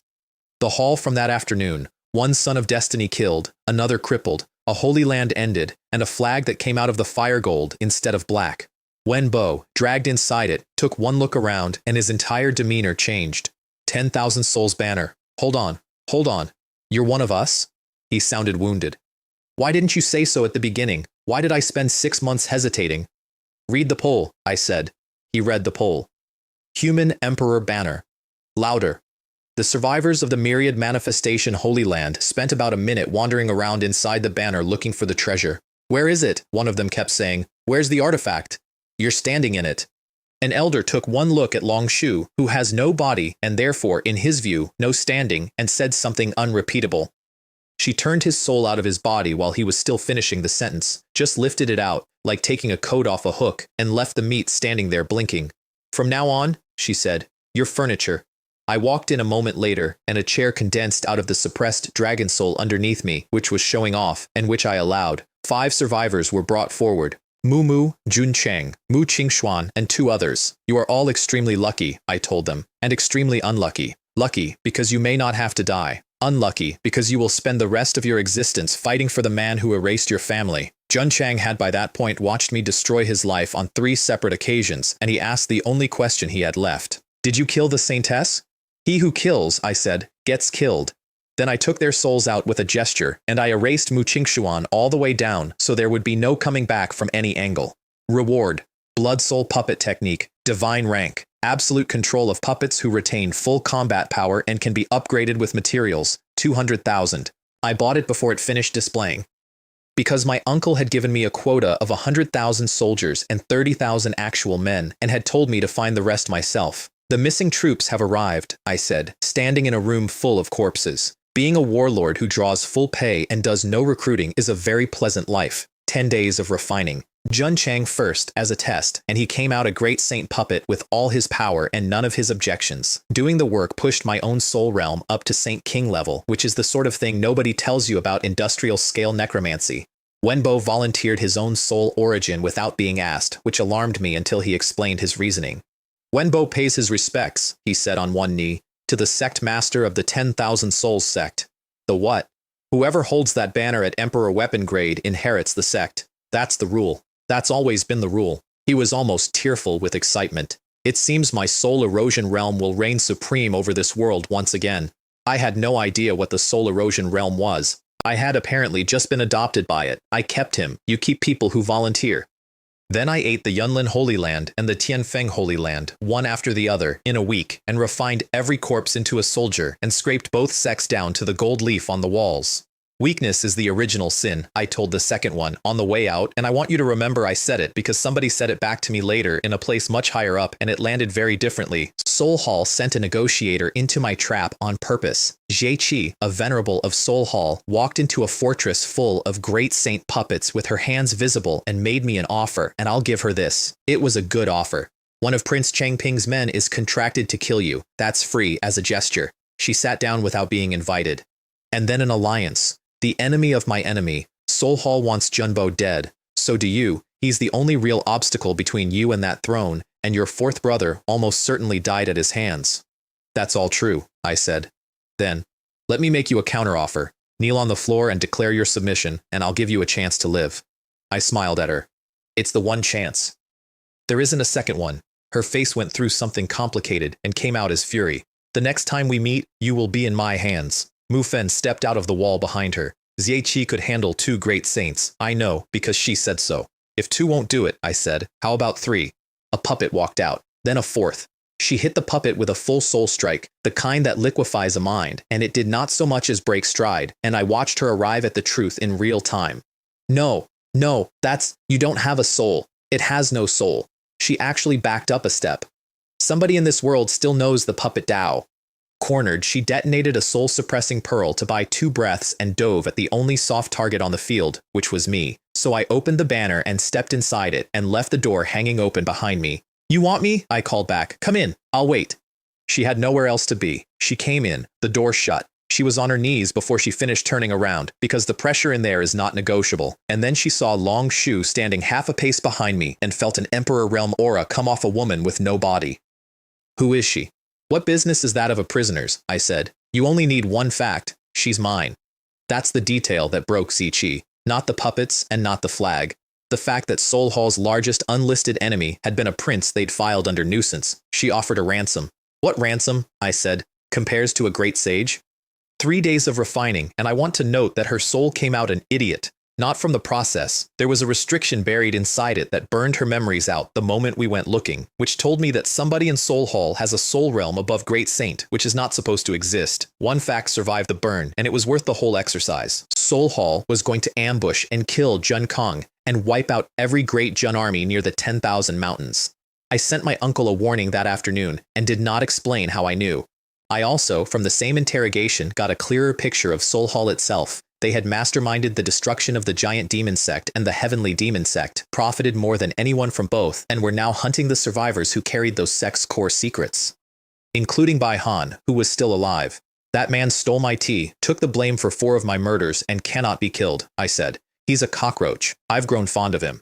And honestly, I should give credit where it's due. Soul Hall could not have united the 10,000 mountains in 1,000 years without help. I handed them the Heavenly Tao Alliance on a plate by killing 25 of its brightest children in one afternoon. I fully expect them to repay that favor someday. In their Black Palace, the Soul Hall master heard Jie was dead, worked out who had done it, and decided, sensibly, not to move.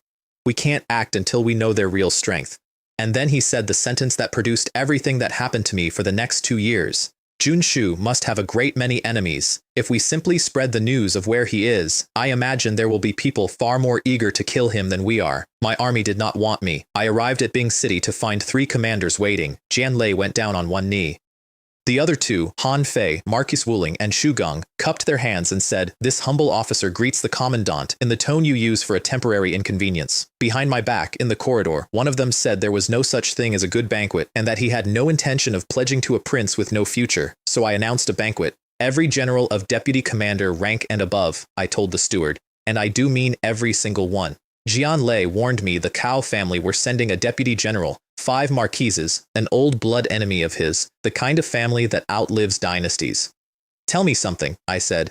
Is the Great Jun dynasty the property of the Cao family or the Jun family? The Jun family? Then the 10,000 mountains will also belong to the Jun family, or more precisely, to me. He suggested delicately that we do the loyalty seals quietly, 1 officer at a time, in a back room, over several weeks. Very sensible, very survivable. In my army, I said, there is one voice. Factions don't work here. And as for being absolutely certain of the outcome, I am enough. Nobody knelt at that banquet except Jian Lei, and the room laughed at him for it and called him the 9th prince's dog to his face while he stood there and took it. Today you laugh, he thought. Tomorrow you won't be able to reach me. I opened with the bait. You're all pillars of the Great Jun dynasty. Serving under someone like me must feel like a demotion. Han Fei answered politely, which I criticized for using the wrong form of address. Then he answered that, which I criticized for speaking out of turn. So he stood on the rules, which is what men like that always do at the end. I am a 3rd-rank marquis. I was appointed by the Grand Commandant. In peacetime, my command is autonomous. This banquet is over. And he walked out. Shu Gang tried the smooth version, hands together, easy smile, the whole apparatus. My lord, how about giving me a little face? Face. I set down my cup. In rank, you are a 3rd-rank marquis, and I am a prince of the imperial house. In office, I am the captain of this command, and you are a commander under me. Tell me plainly, in either of those 2 systems, where you found the standing to ask me for face. Silence. Yes, I said. I am using my position to intimidate you. That's exactly what I'm doing, and this is your last chance. Kneel now, and swear. They watched me the way you watch a clown who has misjudged the room. Every one of them was completely certain that the moment word of this got out, I was finished, because you cannot simply break the rules of an imperial army. Then the golden gate opened over the hall. Mu Fen sealed 1 exit. My grandfather took the 2nd. Wenbo took the 3rd. Now, I said, every officer in this room will enter my human emperor banner. Refusal to obey a military order is punishable by immediate execution. Every single one of them submitted except one, who is now a puppet. Then I read the audit. Han Fei belonged to my 5th brother. Shu Gang belonged to Prince Chengping. Others reported to the 3rd prince, to the Cao family, to the 1st prince. Jian Lei's own Saint Realm deputy, the man at his shoulder for 4 years, was the 2nd prince's. and one of them was an outright agent of the Heavenly Tao Alliance, sitting in a Great Jun command tent, drawing Great Jun pay. That was my army. That was what I had been sent to hold a fortress with. Shu Gang, kneeling, tried to explain that Prince Changping had only wanted to cause me difficulties, that he would never actually dare to kill an imperial prince. Not dare, I said. His grandson wiped out an entire marquisate over a woman. His son stood up in an imperial court and slandered me to my face. Give that family enough room and they dare regicide. They're not restrained. They're just not finished. He offered, eagerly, to lure Shulong out for me with a false message. Why would I lie? I said. Lying is what you do when you're not strong enough. The strong don't need to deceive anybody. They can just walk up to the door. Bing Fortress got built by dead men. Puppets don't sleep, don't eat, don't draw wages, and don't desert. We put up a fortress in a season that should have taken 4 years, and the only cost was that anyone who walked past the worksite at night went home very quiet. I dropped a fire spiritual vein into the ruins of Taishu Holy Land as a gift, plus a fire spirit orb on top of it, and Long Rishan of Divine Weapon Valley nearly fainted in the road. This place could become a forging holy land. Then Bo Ching elbowed him out of the way and took my new sword off the anvil because she had spotted something in the plain black iron that he hadn't. 9 Heavens black iron essence, which is several 100 times rarer than the iron around it. Little sword spirit, she said to the sleeping thing she'd swallowed in the cemetery. Get in there. It rolled its eyes at her. I felt it and went in. Don't call me unless it's important, it said, and went back to sleep. That is the entire personality of the Long Tian sword, and I have never gotten another word out of it. Meanwhile, I had one more piece of housekeeping in the capital, and it was Prince Changping. I did not lie to get him out. I did something better. I pushed a remnant soul into Ziqi's corpse, put her soul hall robes back on it, and sent it up over the Changping Prince Manor in broad daylight to announce, in her voice, I am Venerable Ziqi of Soul Hall. Today I have come on the orders of the Hall Master to destroy the Changping Prince Manor. Shulong, come out and face your death. Shulong came out baffled, and I have to admit his confusion was the funniest part. When, he shouted at the sky, did I ever become an enemy of Soul Hall? Then he did the correct thing, the loyal thing, and started roaring about foreign invasion and calling his household to arms. I watched from a restaurant balcony 4 streets away with a pot of tea. Am I being too generous to this man? I asked Wenbo. Let's have him recognized as a martyr of the great Jun dynasty as well. Do you think if he knew this was all mine, he'd come over and kowtow? Wenbo went in to finish it and invented himself a Soul Hall title on the spot, which I did not authorize and which I have never once corrected. Remember, he bellowed at a dying marquis, the one who sent you on your way was the venerable Soul Flame of Soul Hall. Great Jun observers nearby watched a foreign power attack a hereditary prince and decided, after a short discussion, not to intervene. Would our intervention actually save Prince Changping? Or would it simply give them a reason to do the same to us? I believe Prince Changping would understand.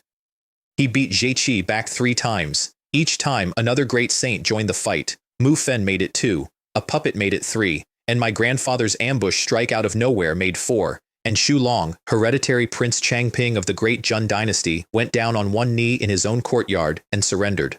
I, Shulong, am willing to join Soul Hall. I applauded from the gate. I genuinely thought you'd hold out longer, I said, walking in, but it doesn't matter. I'm still giving you the martyr's title. Prince Changping, who resisted the foreign invaders and refused to surrender, and whose entire family died with him. My soldiers at the front were deeply moved when they heard. He stared at me. But I haven't done anything to you yet. You want me to wait until you make your move before I take revenge? I said. Are you serious? What do you think this is? He played every card. Hereditary title, his father's founding merits, the Jun Emperor's certain fury, millions of subjects who depended on the manor. Everybody already knows Soul Hall killed you, I said. Don't worry about the story. I'll put up a monument. Then let it be me alone. I'll take the responsibility. My family had nothing to. No. I was already walking past him. I believe in removing the root. Soul Hall's master, when the news reached him, reportedly broke a table. It has always, he said, always been US who frame other people, not the reverse. He put a kill order on me through the Hidden Dragon Society so it wouldn't have his name on it. And Long Jirwo, the society president's own daughter, 90% seated, in love with me and not entirely clear on why, leaked it to me the same night through Xiao Yueyao. Xiao Yueyao's reaction when she worked out that her boss's daughter was also mine is one of my favorite lines anybody ever said about me.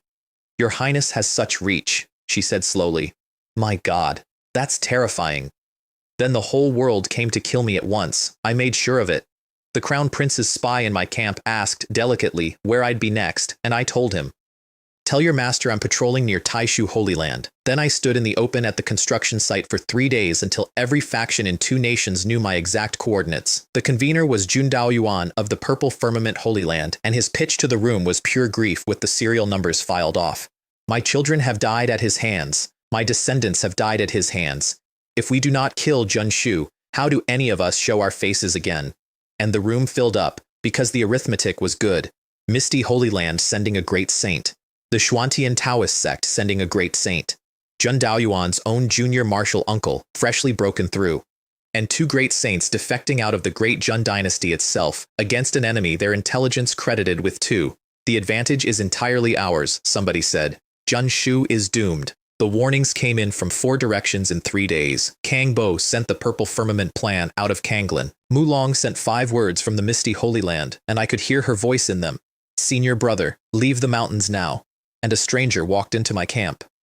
His name was Bo Bing, and he was about 17 and half crippled. Something had beamed a cultivation technique directly into his head. Duanmu Xiao, shopping for a host and finding him unsuitable, and he had burned most of his own lifespan learning it, and then robbed his way across a continent on foot to deliver one message. "Bo Lei and Princess Junjun are conspiring to kill you. Bo Lei may be possessed. He has Chu Bing. He has at least 2 great saints, and the thing in his head says it will send more at the critical moment." He finished, and then knelt down, and asked to enlist. "Take him away," I said, "and listen carefully. Give him no special treatment of any kind, none. Send him to the vanguard camp. Because I wanted to know something. I have a system. Everyone I fight has a bloodline or a legacy or a goddess in a ring. I wanted to see, once, with my own eyes, whether an ordinary person with nothing could change his own fate by walking at it. I'm still not sure what answer I got. Then I did the arithmetic for the siege. On my side, 2 great saints at late stage, 2 at middle, 3 at early, 7 ordinary saints, plus the banner and the puppet corps, which between them were worth another 2 great saints. 9, effectively, against 6 to 8. My grandfather said the estimates were too vague and the risk was real. Mu Fen said, and I want you to appreciate this, that we might not be able to annihilate all of them, not defeat. Annihilate. My people had gotten so used to total erasure that a partial victory felt like a loss to them. So I did the correct thing, and formally requested reinforcements from the great general's mansion. The order that came back was not from my uncle. Jun Kang had gone into seclusion 10 days earlier, and the mansion was being run by his deputy, Chao Mu, of the Chao family, who physically threw my messenger out of the tent. "You, a mere commander of 1,000, presume to question my orders?" His reinforcements dispatched with all speed, Lord Shenwu, Shukun, my grandfather's blood enemy, the man who wiped out the Bai family and who had ambushed him with 9 people 2 years earlier, and Marquise Tianwu, who was already on a watch list as a suspected alliance agent. Plus a line at the bottom, "Hold Bing Fortress at all costs. Failure will be dealt with under military law." I'm told Cao Mu's aide silently gave him a thumbs up. I read it twice. "This isn't Jun Kang," I said. "He'd never phrase anything this way. He can barely write." It took a day to confirm, and I sat with that for a while, because it told me something about the empire I was theoretically dying for. My father had come out of seclusion, declared 3 wars, and gone back in. Below him, the whole apparatus was princes and marquises and families using an actual invasion as cover for their own accounts. "This is the great Jun dynasty," I said, "left to run itself, riddled from the inside, surrounded from the outside, and when it finally cracks, I wonder whether His Majesty will bother coming out to glue it back together." Then I stopped asking anybody for anything. "You all think I need reinforcements," I told my officers. "Let me be clear about my strategic objectives, since apparently they've been unclear. There are 2. 1. Defeat them. 2. Annihilate them." And I used Chao Mu's own order as a weapon because Shukun was now under a written imperial military order to come to my fortress, on pain of court-martial. My grandfather's murderer was being couriered to me by the enemy's own paperwork. Shukun saw the trap perfectly clearly and came anyway because there was loot in it. On a battlefield, he told his people, swords have no eyes. It's entirely possible Bai Jun will be killed by the Heavenly Tao Alliance. These things happen. They set the date, and everybody came. Before the siege, I collected one more great saint, and I did it without leaving my chair. Wang Tong was the 3rd great saint on the enemy roster, the first prince's man, cashiered for helping to assassinate my second brother, and confident enough that he came to the theater 3 days early and spent them drinking in Shoyang City. "The crown prince is really something," he told a wine girl. "Is he honestly this frightened of one boy?" I did not go and find him. I dropped the human emperor banner over the entire city. He reacted faster than anybody I've ever fought. He was moving before the shadow finished falling, and he slipped the closing edge of it and came out directly into Mu Fen, Wenbo, and Baibo, who had already positioned themselves to leave exactly one direction open. Toward me. Jun Shu, he said, arriving. Do you have any idea how terrifying a great sage really is? Naturally, I said. But let me ask you a question in return. Which do you think is more terrifying? One great sage, or a group of them? Then I stepped inside my own flag and let him see the crowd. He conceded before anybody touched him. I refined his body into a puppet at some expense and some speed, and then I left his soul with just enough basic thought to walk around and follow instructions, and I sent him back out to Shuoyang City to finish his mission for the other side. Bo Lei came to that battlefield to eat me. That is not a metaphor. He was not Bo Lei. He was something wearing him, a body thief that consumes chosen ones and takes their luck, and it had spent a fortune on this specific opportunity, and it had a technique that let it see a man's fortune as color. He looked at me across the field and his whole face changed. Black. His luck is black. Then, quieter. No, purple. So purple it's almost black. He isn't the son of destiny at all. And then, to himself, very quietly. What is he? I do want to note here that the same system that showed me his profile also informed me he counted as a son of destiny because he had gotten his powers by possessing bodies.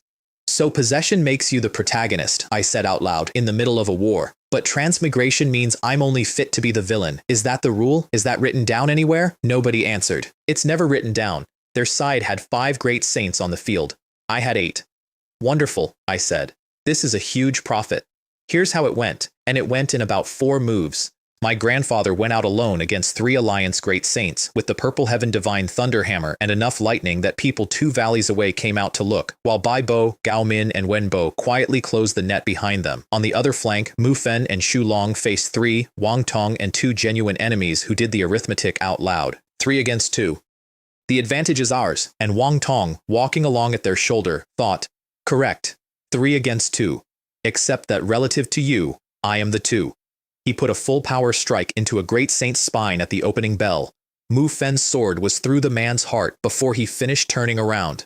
1 great saint dead in the first exchange, and 3 on 2 became 4 on 3.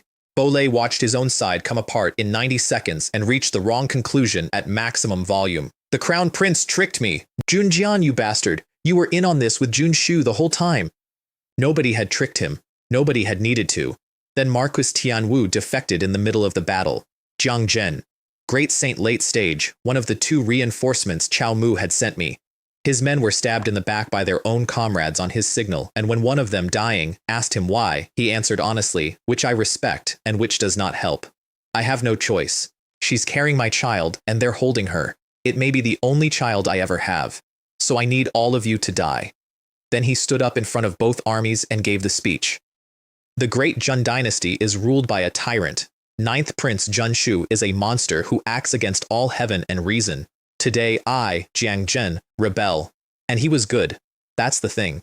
He was genuinely, terrifyingly good.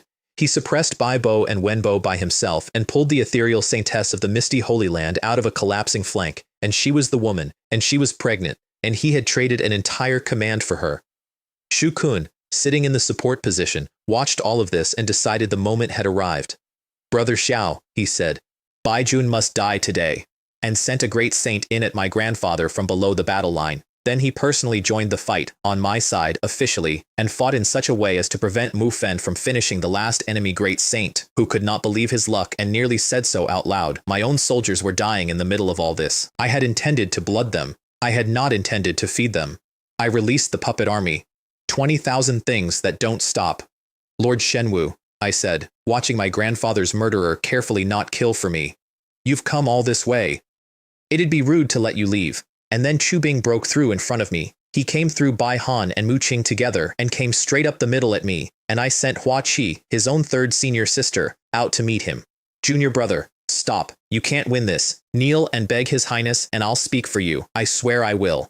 And Chu Bing cut every tie he had left out loud in front of both armies. He renounced his sect. He renounced his master. He renounced his sisters as traitors who had looked at him and looked at me and chosen me. He said he would make the world kneel instead, since nobody in it had ever chosen him, severing all ties.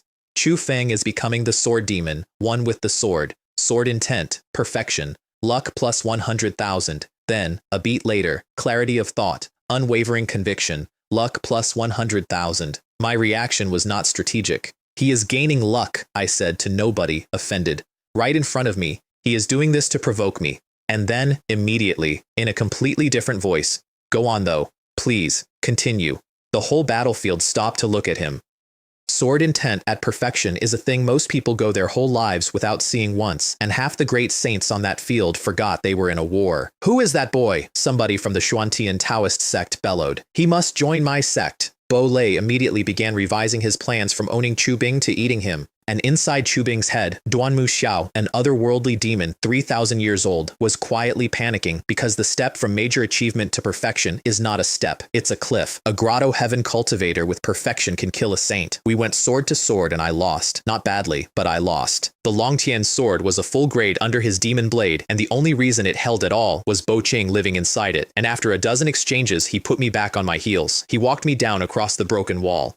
The gap between us is a chasm, he said. You still don't understand. I am the protagonist of this world. Every enemy who looks powerful becomes a stepping stone eventually. That's what you are. That's all you've ever been. Bai Mu came in from the void behind me at the same moment. Jun Daoyuan charged out of the crowd from the left, screaming about his son, 3 directions at once, and Bo Lei, who had paid a fortune specifically to eat me, who had assembled this entire battle around that one purpose, took 1 step forward and then 3 steps back, then he did it again, then he did it a 3rd time and settled it with himself out loud. Things shouldn't be attempted more than 3 times. This is really not something one should do. That man's cowardice is the single reason he survived the year, and I have never decided whether to admire it. Well, I said, nothing's ever perfect. Then I looked at Chu Bing and smiled, and I watched him understand about half a second too late.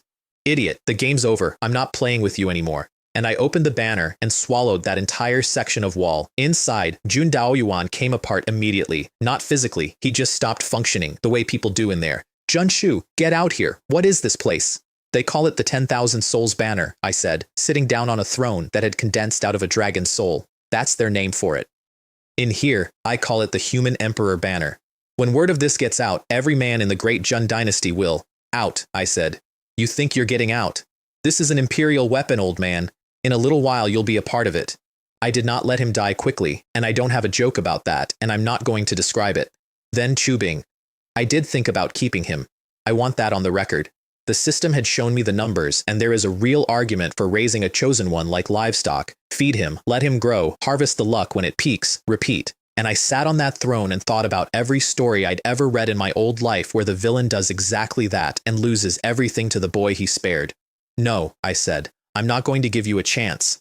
The demon's sword came alive to save him, and the extreme Dao banner crushed it flat. Chu Bing, Chu Bing. I crouched down. This is entirely your own fault, you know. You were in too much of a hurry to get even. The hatred took your eyes. Then I took him apart, 1 payment at a time. The demon sword. 100,000. The divine sword hidden inside his own dantian, the one nobody in the world knew about, another 100,000. How? He said. Did you know about that? I do know, I said. I simply don't want to tell you. His soul pulled out 100,000 more, and during it Duanmu Xiao briefly got hold of the body and ran 3 steps shouting, I'm alive, before I put him back. His soul torn, another 100,000. Chu Bing's soul had spread through every inch of his body over the years. He kept dying, and there kept being more of him. Truly, a centipede that dies and does not fall over. His last words were for me, and they were the best thing he ever said. Jun Shu, I'll be waiting for you down there. Reward, sword intent perfection. Reward, soul baptism. Your soul has condensed into a holy soul. Reward, law of wind, minor achievement. Which meant that on sword intent alone, at Grotto Heaven Realm, I could now kill a saint in 1 stroke. Your turn next, I said to Bai Mu. Bai Mu was 98 years old, a saint king, and had been an assassin since the age of 3. He had never once missed. He had 2 great saints on his record. And he had been standing in my own army in a private's uniform for 11 days, absolutely certain that his concealment technique was flawless and that a mere Grotto Heaven boy could not possibly have noticed him. I had noticed him on the first afternoon and simply not mentioned it. Can I not die? He said. How about a chance? I can pay. He offered a medium-grade sacred artifact. Then, before I could even shake my head, he upgraded it to a high-grade one, and I watched a 98-year-old man's heart visibly break because you have to kill 3 great sages to earn one of those. Different offer, I said. Become my assassin. Mine specifically. You take orders from me and nobody else. I'm a freelancer. I've always been. No, I said. You have no choice because I've only given you the one option. Duan Mu Xiao counted the 3 breaths, and he did it with real enthusiasm. At 3, the pull started. Freedom is precious, Bai Mu shouted, but life is more valuable. The rest was housekeeping. Shu Kun ran the instant the tide turned and took Xiao Qingshan with him, and Mu Fen let them go because I had a use for that. I ordered Bai Mu to prove himself by killing a great saint, and his instinctive, automatic 98 years of professional habit response was, "How much?" He looked at my face and revised it. "Your subordinate obeys." And then, under his breath, really aggrieved, "First job in a century with no fee. This is very hard." Bai Xue spent her lover to escape. Hand on her belly, in front of 8 great saints. The only way to stop them now is for you to act. You wouldn't want anything to happen to the baby, would you? Jiang Zhen burned his life origin and went from late stage to nearly peak and took on 8 great saints alone so she could run. What a general, I said, watching. He should be doing that for me. Bai Mu killed her anyway. 1 dagger, through the heart, wind law and dark law layered so she never saw him coming, and then he overextended because it was his first day and got himself nearly killed for it. Jiang Zhen saw her fall and simply stopped, and 3 great saints put him down. I sentenced him myself while he was still breathing. As Marcus Tianwu, you changed sides in the face of the enemy in the middle of a battle. Today, I sentence you to death. Execute immediately. His last breath was a threat about Misty Holy Land's revenge. Don't worry so much, I said. You're a dead man. And then I passed a second sentence, in absentia, and this one I enjoyed. Shu Kun had deserted a battlefield he was under written imperial order to reinforce. Jun law on desertion is not complicated. Cao Mu's own poisoned order, drafted specifically to kill me, had become my grandfather's enemy's death warrant. 5 great saint corpses on the field. And the name went out that week to the 10,000 mountains, the great Jun dynasty, the northern Mang, and the barbarian tribes all at once, and every single one of them wrote down the same 2 words. Duan Mu Xiao's job interview took about 4 minutes. I had him in a jar, essentially, 3,000 years of otherworldly demon in a soul small enough to hold in one hand, and I opened with the only question that mattered. Tell me what use you are. I don't keep useless things. My banner needs souls, and you are currently a soul. He asked whether I was 10,000 souls sect or soul erosion realm. I am the 9th prince of the great Jun dynasty. And this is the human emperor banner, not whatever it is you think you're looking at. He sold me everything he had in one go, and it was worth it. The location of the entrance to the soul erosion realm, where his people had buried their loot in this world, how to actually wield the sword I'd taken off Chu Bing, the one with 9 great Saint Peak souls sealed inside it, one of whom was, awkwardly, him, and confirmation on the Tang family. The Tang family, he said, also call themselves the Everlasting Family. They've dealt with the soul erosion realm for a very long time. In the last war between the 2 realms, without the Tang family helping us quietly from the inside, we would never have managed to kill the fighting saint emperor of the Kungshu realm. I filed that. I'd had a version of it already from Long Shu, and I want to tell you about that conversation because it is the only time I have ever been frightened of her.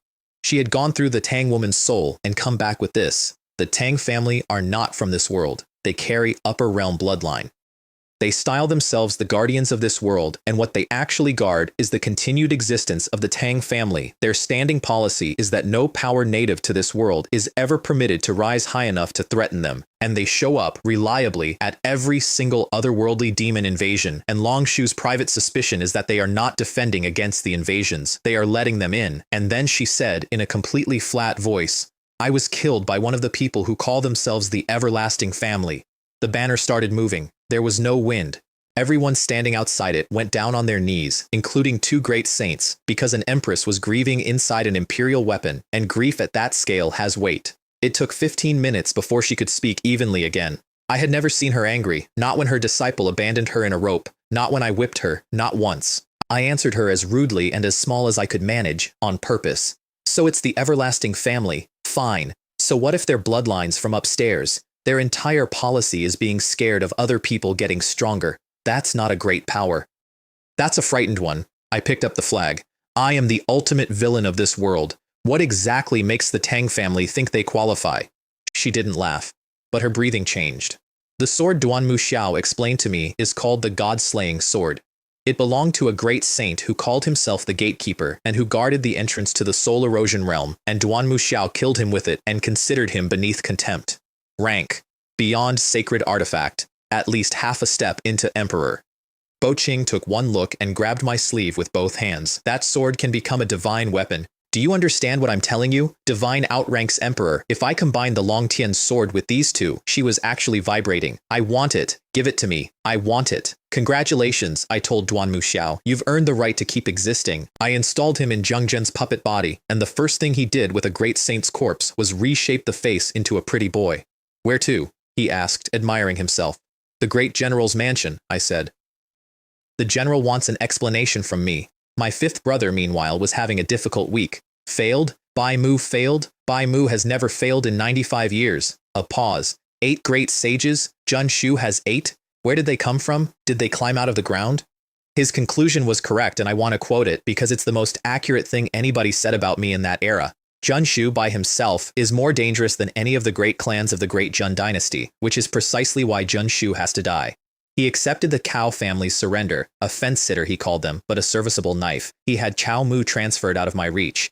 Then he wrote to the 1st, 3rd, and 6th princes and to Princess Junjun, and every letter said a version of the same sentence. None of us will sleep while he's alive. But his actual plan was not assassination. He'd learned that lesson. His plan was to trace where those 8 great saints came from and then buy them or break them. I do not believe, he said, that Zhun Shu commands that many great sages on his own. He was right about that too. I didn't command them. I owned them, which is a different verb and much harder to interfere with. And in the Heavenly Tao Alliance, Soul Hall performed a miracle of public relations. Their intelligence had been off by 6 great saints. Misty Holy Land's ethereal saintess wanted somebody's head for it, and the Alliance was one bad meeting away from splitting, so Soul Hall paid compensation to everyone and then changed the subject with an accusation. The great saints around Zhun Shu give off a demonic aura. We've had it examined. Their techniques appear to match the demonic sects we destroyed. A pause for effect. Those figures may be connected to the soul erosion realm, which would mean the great Zhun dynasty has already made contact with the soul erosion realm, which would mean the Zhun emperor has already betrayed the Kungshu realm. Somebody asked for evidence. Mu Qing follows him. Bai Han follows him. The last 2 survivors of the 2 demon sects. Is that not enough? It worked, because 10,000 years ago, something came through from outside and nearly ended the world, and everybody's grandparents remembered. The whole alliance escalated on the spot. Soul Hall's actual objective, stated privately in a black room afterwards, was not to defeat me. Make them all show their trump cards and burn each other down. If we can get them fighting like dogs, that's the perfect outcome. Everything I'd ever done back to me, by professionals. I admired it. And the standing order that went out that night is the one that mattered. Soul Abyss and Ziran are to kill Jun Kang, and let the Xuantian Taoist sect lead the charge. It would be ideal if several of them died doing it. There was one other thing in that week's reports, and it was the only line that stopped me. In the Misty Holy Land, an elder named Huo Jin had confronted Mu Long about leaking an attack plan to me, which had cost them a great saint, and my junior sister had laughed in the woman's face. You sent people to kill my senior brother without once considering how I'd feel about it, and now you're telling me that I did something wrong? They sealed her in the Forbidden Land until she recognized her place. She was dragged out of the hall shouting for her master, demanding to know whether the woman remembered what she'd promised. Elder Huo Jin's answer, quietly, walking beside her, once you enter a holy land, you no longer own your own future, especially not a saintess, you least of all. And their holy lord, Hua Xiang, closed the file with this. Let her wake up properly. She stays in there until she understands. I'm doing this for her own good. She is the saintess of the Misty Holy Land, and everything she is belongs to the Misty Holy Land. A pause. And that boy has to die. I read that report 3 times. Then I put it in a drawer because I could not reach the Misty Holy Land yet, and there is no point promising things you can't pay. I went to the great general's mansion and announced the charge from the gate at volume before I was through it. Cao Mu, deputy general of the Zhenjin army, conspired with the Heavenly Tao Alliance and with the traitor Marquis Tianwu to betray the great Zhun dynasty. That is treason. Today I have come to execute a traitor. Junbo came out to block me, and he did it properly, on procedure. Jurisdiction, chain of command, the general's authority, the improper use of a prince's rank in a military matter. Finished? I said. If you've finished, step back. Then I set the trap, and it took 1 sentence. Fifth brother. What exactly is your interest in speaking up for this man? I raised my voice for the courtyard. Could it be that you, a prince of the great Zhun dynasty, have also betrayed the great Zhun dynasty? Guards, seize Cao Mu and the 5th prince. You have no evidence. I have a great deal of evidence, I said. Unfortunately, you are also a suspect in this matter, so I can't show it to you. Cao Mu's allies abandoned him in real time and out loud. One old friend of his from a shadowed colonnade called down, "General Cao, you may have agreed to this. I did not agree. Old Wang would like to live another 2 years." Two more great saints inside that mansion watched the whole thing and did absolutely nothing. Junbo's own protector engaged my grandfather, and my brother lectured me over the noise. "Ninth brother, you are breaking the rules." And I gave him the answer that I would still give today. So acting in secret doesn't break the rules? Polite at the banquet, poison in the cup, and that's all within bounds? To hell with the rules, fifth brother. There are no rules in this world. Whoever has the biggest fist writes them. Today my fist is the biggest. Today I am the rule. Behind the pillars, several men who had spent 30 years in that mansion nodded along, and one of them told me about it years later. Bai Mu went for Junbo and missed by a hair because my brother carries a spare life in the form of a phantom that palmed a Saint King out of the air, and Jun Kong woke up. Stop. The word arrived with enough weight to put Mu Fen and Bai Bo flat on the flagstones. In the half-second before it landed, I pulled Chow Mu into the banner and strangled his soul. "Release Chow Mu," said my uncle. I obeyed instantly, with great respect. The corpse hit the stones. "The general spoke," Junbo shouted. "He gave a direct order and you murdered his deputy in front of him." Jun Kong looked at the body for a while, then he looked at me and gave me the opening on purpose. "Why did you kill my deputy general?" "He sent me 2 reinforcements," I said. The first was Marquis Tianwu, who was already on a watch list as an alliance agent and who defected in the middle of the battle. The second was Lord Shenwu, who has personally ambushed my grandfather. I'd like the general to consider a question. Were those 2 sent to reinforce my fortress or to complete its encirclement? Then, without turning my head, "And as for sending an assassin to kill me on a battlefield, fifth brother, would you like to talk about evidence?" Jun Kang made his ruling. "It has been brought to my attention that Chow Mu knew Marquis Tianwu was showing signs of treason and sent him to Bing Fortress regardless. His intentions were despicable." He turned away. "This matter ends here." Later, in a private room, my fifth brother bought his way out of the whole afternoon with one piece of information.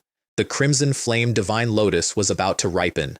That is the thing my uncle had been suppressing his own cultivation for years to be ready for, the key to quasi-emperor. "Fine," said Jun Kang after a long pause. "I'll consider this a favor I owe you." That's how it works up there. 2 brothers try to murder each other in a courtyard in the morning, and by evening one of them has bought an uncle with a flower. My punishment for murdering a deputy general in the great general's mansion was a demotion from captain to commander. My fifth brother's face while that was read out is a thing I keep in a small box in my mind and take out when I'm sad. Then they made us shake hands. "Fifth brother," I said warmly in front of everyone. "So all of that unpleasantness was just a misunderstanding? Since Brother Ninth calls it a misunderstanding, then naturally it was a misunderstanding." And then I leaned in and voice transmitted 6 words directly into his ear where nobody else in the world could hear them. "So it was also a misunderstanding when fifth brother dug someone else's supreme bone out of them?" Kinfan, emotional turmoil, minus 50,000 luck, 50,000 points. 1 sentence. He nearly drew on me in front of our uncle. "Fifth brother," I said, stepping back and smiling for the room. "If you don't want people to find out, the trick is not to do it in the first place." Jun Kong took me into a side room and shouted at me for about 10 minutes. "You think you've grown wings? Listen to me. There is nothing shameful about hiding your strength.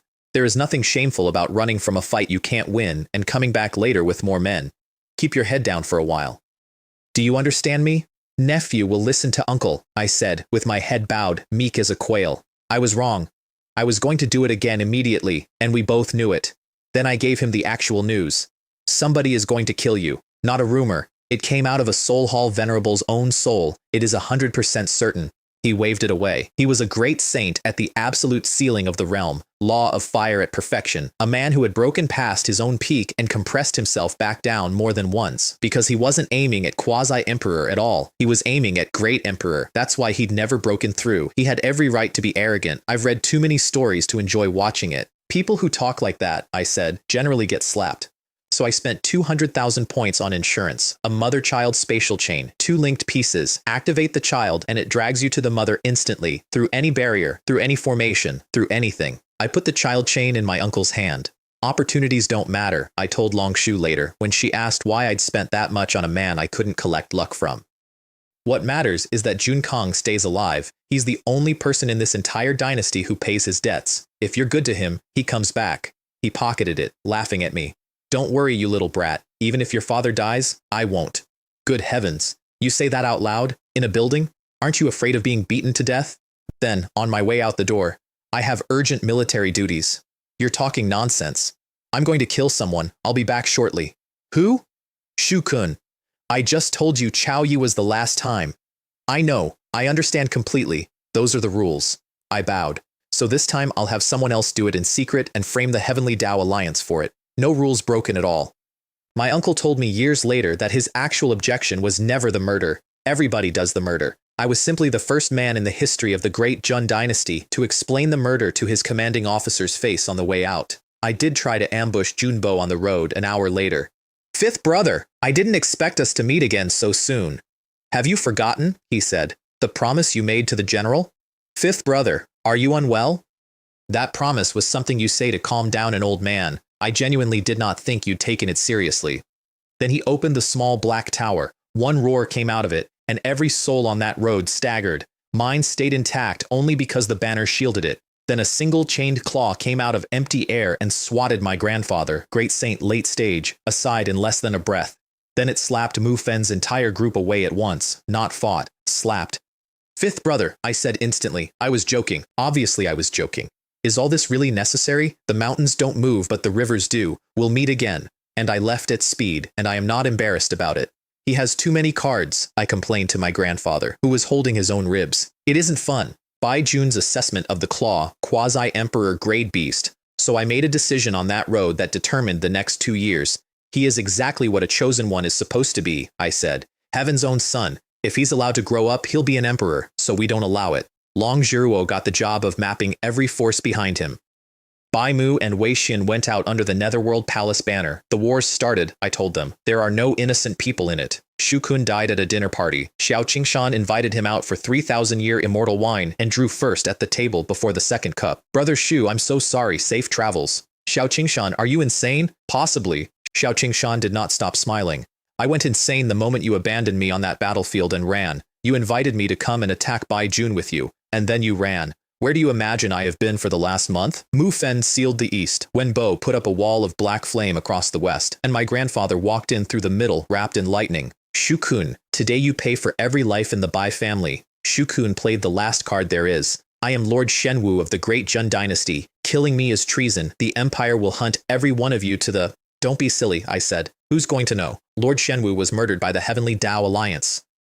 That's a story every single person in this world will believe without being asked twice. He bet everything on reaching Xining City, where there were 300,000 civilians and a garrison, and he told me to my face that I'd have to slaughter my own city to stop him. There's no need for that, I said, because you won't reach Xining City. If 4 isn't enough for you, we'll make it 8. If 8 isn't enough, we'll make it 10. I'd like to know whether Lord Shenwu can handle 10 great saints at once. They came out of the dark one at a time while he counted them. They beat him half to death together first. Then, once he was properly broken, my grandfather stepped out alone. As you asked, Bai Jun said, 1 to 1. Shu Kun's dying internal complaint, which Long Shu pulled out of his soul afterwards and which I treasure, was that this was unsporting. The myriad swords formation went up. The purple heaven divine thunderhammer came down. We kept one remnant of his soul for questioning, and it gave us 2 things, that the third prince, Jun Chang, had just left Xining City, and that Jun Chang had been dealing directly with the Tang family. They wanted something taken out of the imperial capital that they said rightfully belonged to them, and they were paying in places, actual reserved slots, inside the Kungshu secret realm, which was about to open for the first time in 10,000 years. Shu Kun had explained to my brother what that meant, and I'm glad we recorded it, because it's the first time anybody in that story said the words out loud. The Great Era. The last one was 10,000 years ago. The otherworldly demons came through, and a single generation of prodigies rose up to beat them, and the map of the world we were all fighting over was drawn by the ones who survived it. The opening of the Kunshu secret realm, Shu Kun had said, is only the beginning. I also released Wang Qi from the banner that week into a body and sent him to find his grandfather in the northern Mang with a message. Your revenge is available now, if you want it. We took Jun Chang in a forest, not by force, by subtraction. We put a formation over the road and his escort simply began to be fewer. 1 man missing, then 3, then 9, with no sound and no bodies, until there were 2 guards left and a prince standing in a clearing. It seems, he said to nobody, that I might die here today. I have to admit, I said from about 40 meters up, invisible, planning the death of my own brother is more exciting than I expected, but look at it from my side. You want me dead, so I'm entitled to want things too. And you've spent your whole life enjoying the benefits of being a prince of the great Jun dynasty while selling it to foreigners. He turned in a circle, looking for me. Of course, I said. I'm not as cold-blooded as you are. How could I possibly have my own brother's blood on my hands? And I pointed at the man standing behind him. Marquis Yingwu, your chance has arrived. It took Wang Bing a full hour to kill a Saint Realm prince, and he talked the entire time, and by the end, he wasn't making sentences anymore. You attacked me, you killed my grandson, and then you tricked me into working for you, Jun Chang. You are not a human being. The instant my third brother died, a beam of blood-red light fired straight up out of the imperial clan court in the capital, and across the empire, elders who had been sealed away for a century opened their eyes. I patted the killer on the shoulder. Good luck. I hope you make it out of the great Jun dynasty. I meant it. If they catch you, I'll make sure it's quick. Then I took my brother's secret talisman off his body, and I used it, and I answered the Tang family in his place. Qin Ming is dead. I am your new partner. The previous terms are void. I require you to obtain a small black tower from Qin Fan. A long pause. Why would we believe you? I dared to kill a prince of the great Qin dynasty. What do you imagine I would not dare? You have one opportunity. Otherwise, I inform the great Qin dynasty that you have been planning to rob it. They took the deal.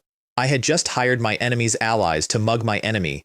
Reading their reply, I said something to Long Shu that turned out to be entirely correct. Whoever is on the other end of this talisman is a villain like me, and not a small one. That's a big fish. The fallout was national and it was immediate. A prince murdered inside Great Jun territory. The imperial clan court mobilized in full. The demon suppression division mobilized in full. My uncle sent me a message consisting of one line. You killed your third brother? Are you insane? Impossible, I sent back. How could I kill my third brother? He was my closest blood relative. He did not believe a single word and told me so at length. Then the Northern Mang claimed the killing publicly, sheltered Wang Bing, and issued a statement. The great Jun dynasty and its royal family act against all reason, slaughtering their own loyal ministers. The Northern Mang dynasty welcomes any and all who wish to resist the great Jun dynasty. 5 Northern Mang great saints spent 1 dead and 1 crippled getting Wang Bing out of our territory alive, and they did it in the open, in daylight, and the whole world watched. That is when the myth broke. For 400 years, the great Jun dynasty had worked as a story. You do not touch it because of what happens to you if you touch it. And a foreign power had just reached in, killed a prince, extracted the killer, and gone home. A paper tiger, said the Northern Mang emperor. We may proceed to the next stage, the division of the great Jun dynasty. They declared war and broke 100,000 of our border troops in 9 days. The barbarians took 32 cities in a single afternoon. The Heavenly Tao Alliance came in from the third side. And Jun Kong, alone, personally, killed 7 holy kings and 3 great saints, destroyed 13 holy lands, and drove the alliance back 3,000 miles. Which is why the alliance stopped trying to fight the great Jun dynasty at all, and every major power sent its single best great saint out on one specific errand instead. The errand was the Crimson Flame Divine Lotus, 72 volcanoes erupting in a ring, and in the middle of them, a flower that turns a great saint into a quasi-emperor. My uncle had spent years holding himself down waiting for it to ripen, and everybody knew it, which is exactly why it was a trap. He walked in and found the flower already guarded by a crimson-scaled howling sky tiger, Qilin bloodline, with an aura that matched his own step for step. Well, said Jun Kong cheerfully, I happen to be short a mount. How would you like to submit? Human, you are insulting me. Junbo came in quietly behind them both, and his plan was elegant. Let the tiger and the uncle break each other, then arrive as the savior and collect both. When the snipe and the clam fight, he told his aide, the fisherman profits, I'll be saving their lives. It's only correct that they serve me afterwards. And the phantom inside his small black tower, the thing only he could see that had been advising him since childhood, gave him his mission statement. Your brother is a problem. He is a person Heavenly Tao despises. He should not exist in this world at all. Kill him with your own hands, and you become the true son of destiny, emperor at minimum, possibly a god. I sneezed in the middle of a cultivation session about 400 miles away. Somebody's talking about me, I said. It's been quiet for a while. I imagine people are starting to miss me. I had, incidentally, reached the 6th level of Grotto Heaven by then, and honestly, there was a war on. Wars produce dead people faster than anything else in the world, and dead people are, to almost everybody, a logistical problem. To me, they were groceries. I didn't kill them, I just didn't waste them. Jun Kong and the tiger fought each other bloody, and neither could finish it. So my uncle did what my uncle does. He left an afterimage in the fight, took the law of wind at major achievement, and a body technique at perfection, and simply picked the flower. The Crimson Flame Divine Lotus belongs to Jun Kang, he called, already 40 miles away. Little tiger, I'm not playing with you today. The tiger went completely berserk and came after him with no reserve at all, which is exactly what the hunters had been waiting for. Soul Abyss and Zran of Soul Hall had been sitting in the dark the entire time. A hunter waits, said one of them, for the single best moment, and then he only needs to move once. Their instrument was called the 9 Ghost Soul Lock Sky Prison Formation, and it was built out of the souls of 9 dead Soul Hall venerables, 9 great saints rendered down into a cage. Even the allies watching from the ridgeline went quiet when it came out. It dropped over Jun Kang and the tiger together. Jun Kang, today is the day you die. And somewhere off to the side, my 5th brother settled into position with his tower and started counting down to his heroic entrance. Except that somebody invisible reached out of the air, took hold of the tower mid-cast, and kicked Junbo through 2 layers of his own defenses. Gao Jin's man, executing my commission, on schedule. This thing isn't nearly as hard to get as they said, he remarked, tucking a quasi-emperor-grade artifact under his arm. Kid, I'll spare your life today. Then the phantom inside the tower, which the thief could neither see nor hear, took his hand off at the wrist while he was still in the void, and the tower dropped back down at Junbo's feet. But it had cost him his timing. He was exposed, out of position, and bleeding, and a great Saint Peak walked up to him with a weapon out. Junbo spent his last favor. Old man, I don't think you know who I am. His hand was already on the tower. Remember the name. The one who killed you was Junbo, 5th prince of the great Jun dynasty. More of the beast came through the door this time than last time, and he coughed 7 mouthfuls of blood paying for it, and the great saint stopped existing. Meanwhile, inside the cage, my uncle offered the tiger an alliance. Human, I would rather die than cooperate with you. 6 great saints and 9 ghosts against 1 injured man and 1 furious animal. Well, said Jun Kang, looking around at all of it, today we might actually be finished. And then he remembered the chain. I felt it activate. There is a specific tug when 200,000 points of insurance finally pays out, and I have never enjoyed a sensation more. Ha ha ha, said Jun Kang to the 6 great saints. From inside a formation nobody has ever escaped. Until we meet again, gentlemen. And he vanished, and he took the tiger with him. 1 great saint, a man called Tong Yuancheng, chased him into the closing passage on pure reflex. The other 5 looked at each other and collectively declined. Old Jian, one of them said, into the silence. That was impulsive. And then Junbo smashed the top off the 9 ghost formation from above, spire first, in a column of fire, roaring, Uncle, I have come to save you, into an empty cage. 6 great saints, 9 ghost souls, and 1 5th prince stood inside a broken formation and looked at each other for what I am told was a very long time. I would have paid money for that. Instead, I got paid for it. My uncle came out of my end of the chain covered in blood and laughing like a drunk. You wanted to kill Jun Kang? In your next life. Your equipment is excellent, nephew. Genuinely excellent. The tiger came through the wall behind him a second later. Uncle's hurt, I said, rolling my sleeves. Leave the rest to me. Jun Kang looked at the human emperor banner for a moment, and something old and reliable in the back of his head said, very clearly, do not go in there. I'll stand guard outside, he decided. Inside, the tiger got out 1 roar of its demands, and Long Shu flattened it with her presence alone, without moving. I put my foot on the character for king on its forehead. Arrogant, I said, to nobody. What exactly is he arrogant about? Tong Yuancheng arrived 1 step behind, straight out of the collapsing passage, and found a great Saint Peak divine beast being used as a footstool. If I said I'd wandered in here by accident, he said carefully, would you believe me? Would you like to guess? Inside that banner, the difference between early stage, middle stage, late stage, peak, and limit is a rounding error. He knelt, and I'll give him this. He knelt decisively and cleanly, which counts for something. Damaging a key opportunity for Qinfan. Minus 50,000 luck. I asked the system where my own opportunity was, given that I had just spent 200,000 points saving somebody else's life. Congratulations, host.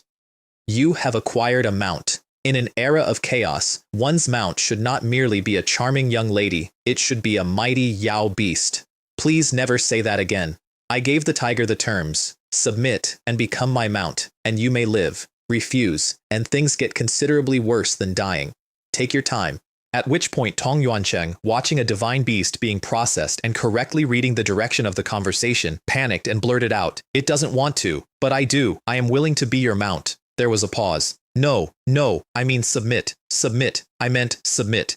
I kicked him in the face. You old lunatic, what in the world is going on inside your head? He became a puppet. The tiger took the life and death seal and a demon seed on top of it, because a thing that might one day become a divine beast gets double insurance, and then it lay down on the floor of the banner like a rug and refused to speak to anybody. Its only consolation, it told me much later, was that the human had it worse. Outside, the tiger saw Jun Kong and attacked on pure reflex, and my uncle swatted it down one-handed without looking up. Heh. Weak now, are we? That's my person, I said quickly. No, that's my tiger. It's my mount now. It's one of mine. My own tiger. Never mind, this is too complicated. And then, to the tiger, you're not even a person. Stop making this difficult. You tamed it. That was the first time my uncle ever looked at me properly. Uncle, I said, you've damaged my mount rather badly. Don't you think you ought to help it heal? He laughed for a while, and then he handed over 9 fire soul pearls with visible physical pain, and then he offered me seeds from the crimson flame divine lotus itself on top of that. I turned the lotus down. He stared at me like I'd refused air. This flower will do you a great deal of good, uncle, I said. I actually don't need it. He made me take the seeds anyway, and then he said the thing that made him the only relative I ever actually loved. Kid, you saved my life today, so from now on, I protect you. Anybody who lays a hand on you is provoking me. He grinned. And soon you'll have another uncle in the Emperor realm. He broke through 11 days later, and his tribulation turned the sky inside out over 2 provinces and all across 2 nations. Things that had been asleep for centuries opened their eyes and said some version of the same sentence. Another one. So the great era really is coming. Long Shu watched it from the banner with a professional's eye. Your uncle is enormously talented. He has also chosen an appallingly difficult road. Difficult means strong, doesn't it? Sometimes. And how does mine compare? She was quiet for a moment. If you ever take that step, she said, there will be nobody of your rank in this world who can match you. You could stand against a god. Jun Kong landed next to me, still smoking. I'll never thank you enough, kid. Listen to me. Even if you rebel against your own father, your uncle stands with you. He considered. Let's spare his life, though. He's lived a long time. It hasn't been easy for him. Really? I said instantly. Excellent. Let's go and depose him then, and I'll take the throne, and I'll make you a one-word king. No time like the present. Shall we leave now? His grin died. I should consolidate my cultivation a little more. A few days. Give it a few days. Then I made my actual request. I'll take the Taishu Holy Land Saint's seat into the hidden dragon meat, take first place in the rankings, and collect the prize. No, absolutely not. That's impossible. Do you think they're fools? Isn't that what you're for? I said. If somebody makes a man drink the water, who's going to stop him? Nephew, that is the headquarters of the Heavenly Tao Alliance. It is a den of monsters. It is a dragon's cave with the dragon still in it. I gave him my entire argument. 2 words. No money. He laughed for about a minute and a half. Good lad. Fine, fine, fine, fine.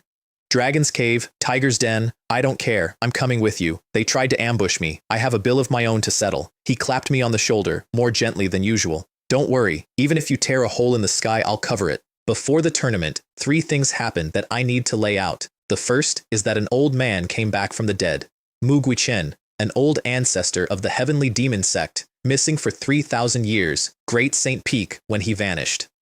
He walked into the ruins of his own sect, found the golden holy land squatting in it and digging up his people's tombs, read one saint's soul, and erased every occupier in the province inside a day. Then he walked into the Xuantian Taoist sect, the Alliance's own capital, the safest place in the 10,000 mountains, and brought a handprint the size of a mountain down on their council hall. You did well, destroying my heavenly demon sect. Today the Heavenly Tao Alliance ceases to exist. That's Mu Guichen. He should have died 3,000 years ago. Quasi-emperor. Something woke up in the Xuantian Forbidden Land and drove him off with one sentence, and everybody pretended that had gone fine. And then the Heavenly Tao Alliance rewrote 10 years of history in a single announcement. All kill orders on the Heavenly Demon, Blood Demon, Giant Demon, and Soul-Devouring sects cancelled. Those sects were human all along. Past grievances set aside, compensation offered, membership invited.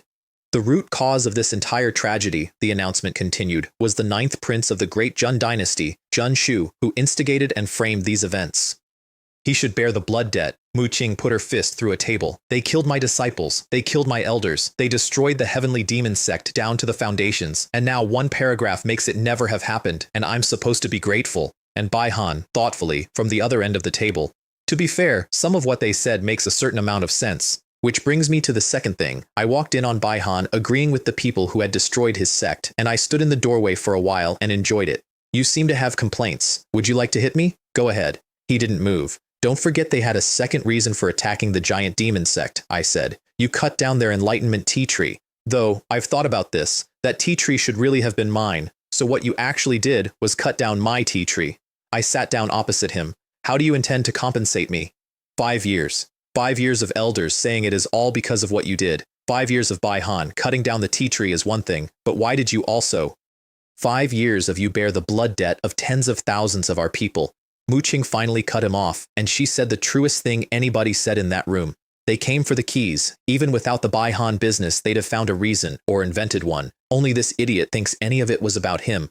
Then she said it plainly, and I want it on the record that it came from her mouth and not mine. In the cultivation world, what the truth is does not matter at all. If you have enough power, then whatever you say is the truth becomes the truth. I raised my cup to her. The third thing was the hidden dragon meat itself, and here is the joke. The Alliance had just publicly declared the demon sects innocent, which meant Muqing and Baihan were now, formally, geniuses in good standing of the Heavenly Tao Alliance. You're both eligible to compete, I told them. You should register. Baihan went pale, thinking he was being sent away alone. And of course, I added, as the saint and holy lord of the Tai Shu Holy Land, I am also fully qualified to attend. Aren't you afraid they'll kill you? Certainly I'm afraid, I said. But I'd point out that they're considerably more afraid than I am. Baihan, what do you imagine the Heavenly Tao Alliance would do if what happened at the spirit realm happened again? In the Kungshu secret realm? He shuddered so hard he spilled his drink. Last time an entire generation of their prodigies went into one sealed place with me and fewer than half came out. The new city outside the Xuantian Taoist sect had been built in 4 months purely for the tournament, and it was rammed. Sects were publicly pledging alliances, resources, and marriages to anyone who placed in the top 10. The Xuantian Taoist sect itself offered Kang Ya's hand as a prize. Kang Bo came out to collect us at the gate, playing his part beautifully. Baihan took one look at the man who had spent 5 years telling the world he was a monster, and his killing intent came off him like heat. I slapped him face first into the paving stones with my bare hand. Down. He could not block it. Pure physical strength from a man 3 realms beneath him. Your Highness, said Kang Bo nervously. Is he? It's fine. I'm here. He won't touch you. I dusted my hands. Although when I'm not around you should keep some distance. He's got 5 years of anger and nowhere to spend it. Oh, and I did tell him everything you invented about him, in detail. Kang Bo made a small noise. Anyway, I said, you're teammates now. Help each other. Kang Bo's intelligence briefing was the useful part. There was a monster in the field. A young man out of Kungshu Holy Land, a sect wiped out long ago, rebuilt under another name and wiped out again 5 years back, who had gone from divine transformation to saint in 6 years. And Kungshu Holy Land's people had erased the Longyin Holy Land 6 years ago, which was the massacre somebody had committed in a public street while shouting that he served the 9th prince. I have a feeling, I said slowly, that this man and I have already met. I saw him across the street an hour later. Son of Destiny detected. Su Yu. Age 32. Luck rank. Tier 5. Luck value. 958,000. Physique. Undying bloodline. Unless his body is crushed and annihilated entirely, he resurrects without limit. Also carries a space Shenwu imprint. Introduction. Possibly the descendant of a great figure. Possibly the reincarnation of an upper realm deity. His purpose in descending to this world is to seize the status of Son of Destiny. He is very close to succeeding. 958,000, the highest number I had ever seen. Junbo wasn't in the same conversation anymore. That'll be 1 million soon, I said out loud in the street. He turned his head and looked directly at me across 200 people, and neither of us said anything, and he told somebody later that evening. I don't know why, but that man disgusts me. Same, brother, same. Then Kang Bo's colleague got curious. Elder Huo Wen cornered him about the 2 disguised friends he'd arrived with, got brushed off, and hid in a corridor to eavesdrop. I was on her in 3 steps. Sword intent at perfection and the law of fire against a saint with a law at initial understanding. She was on the floor in one exchange and alive only because a corpse would have blown our cover. Kang Bo begged for her, which is what I'd kept him there to do, and I granted it, and she took a life and death seal so easily it was almost sad. Her soul was so thin the mark went in 3 breaths. Not a failure of will, a failure of investment. That woman had become a saint entirely on allocated resources, and nobody had ever taught her a single thing worth knowing, so I taught her something. That was the whole negotiation, in the end. I gave her a real technique and a real future, which is precisely what Kanglin had spent 80 years withholding, and she knelt next to Kang Bo because I'd shown her what her own sect had been keeping in the cupboard.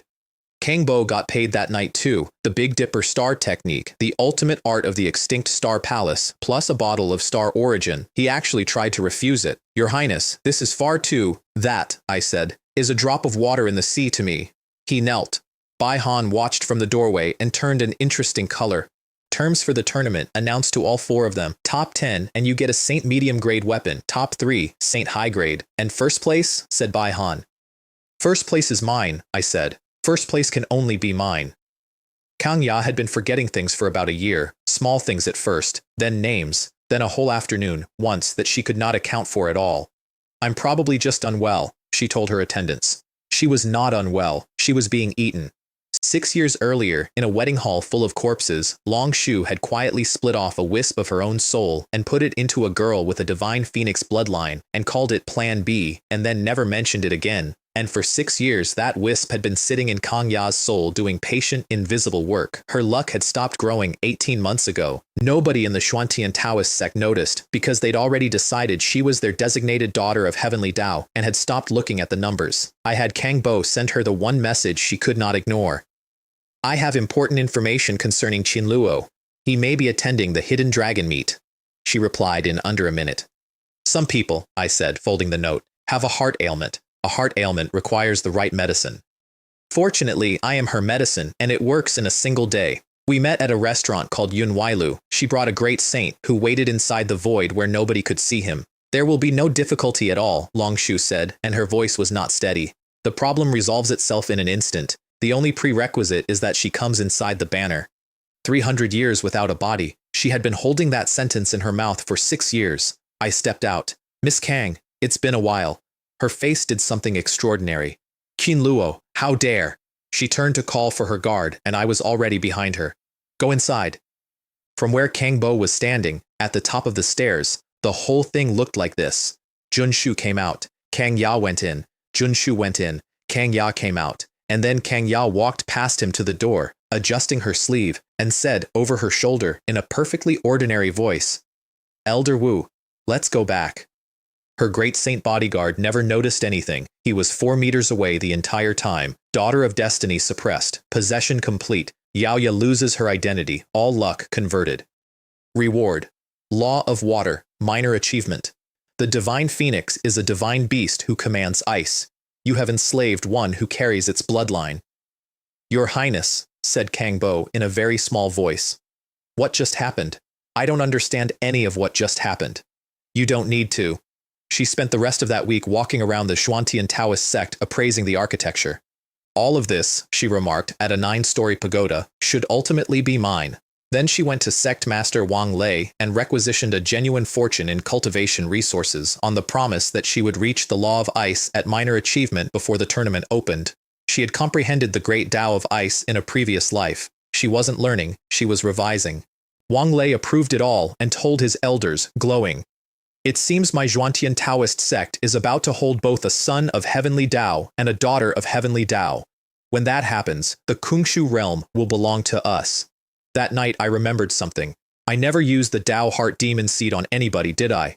Long Shu, standing there in her new body, went absolutely still. On whom? She said carefully. Were you planning to use it? Well, that's the thing. I sat down. I've read a great many books, and in a lot of them, when a soul gets split off and left somewhere for years, the fragment develops opinions. Sometimes a whole second personality. Sometimes it decides it doesn't want to go back. That will not happen. I'm sure you're right. She was sure too. She had been sure for 6 years, and now I'd said it out loud, and she would never be sure again, and we both knew that too. Kang Ya was summoned. Kang Ya swallowed the seed without resisting, without a word, without even a flicker. If there's nothing else, she said, I'll go. You've forgotten how to address me. A pause. Master, if there's nothing else, I'll go. Be good, I said. And remember that you are Long Shu. That's all you are. That's all you ever get to be. All those years of reading trash novels in a previous life, and it finally paid for itself. You nip it in the bud. Every time. Even when it's the person you trust most. Especially then. I'm aware of how that sounds. I was aware at the time. Kang Bo broke through to Saint on the Star Origin that same night. Which gave me my roster. Mu Qing, Bai Han, Kang Bo, Kang Ya, and me. 5 entries, I said, looking at the list. I want 5 of the top 10 places in the Hidden Dragon rankings. Mu Qing raised an eyebrow. Think about it properly, I said. We use the Heavenly Tao Alliance's own tournament and the Heavenly Tao Alliance's own prize resources to raise my people, and then we turn around and use my people to kill the Heavenly Tao Alliance. They conjured a divine dragon over the city on the opening day, 100 meters of it coiling in the air above the arena. The dragon lies hidden in the abyss, announced the Zhuantian Taoist sect, but it will surely soar to the 9 heavens. The luck of the great Qin dynasty has run out. The Heavenly Tao Alliance will take its place. Fine words, I said, from the crowd to nobody. I wonder where they'll put their faces when I take first. Gao Jin was there. Young lord of the Tang family, the everlasting family, the people who are not from this world, the people who helped kill Long Shu, with Shi Kun of Seoul Hall trailing him like a valet. He also wanted first place, and he went about getting it in the Tang family way, which is to say he tried to buy it before the tournament started, and when that didn't work, he made it very clear what happened to people who competed with him. His own aide, privately, in a letter I intercepted, noted that he had only survived his last audience with the young lord because the young lord had already worked out his temper on somebody else that morning. They are all like that up there, every single one, and that was the field. Bai Wen with his 958,000 and a bloodline that does not stay dead. Gao Jin, with a family from another world behind him, Xie Kun, with Seoul Hall behind him, half the 10,000 mountains surviving prodigies, most of whom had personally been told for years that I was the reason their sects were smaller than their grandfathers. And a 19-year-old who had been dead 6 years entered under the name of a holy land he had personally destroyed twice. The first day was qualification, and it was noise, and I'm going to skip it except for one moment. They read the entries out. And when the herald reached my slot, he had to stop and check the paper. Representing the Tai Xiu Holy Land, Saint and Holy Lord, Qin Luo. The square did not riot. It did something better. It went completely, absolutely silent, and about 4,000 people turned around at the same speed to look at the same spot. He came. Somebody near the front, not even angry, just amazed. He actually came here. He's the one who destroyed the Tai Shu Holy Land. He's the commandant of Bing Fortress. My Heavenly Tao Alliance lost 3 great saints there last spring. What is he doing here?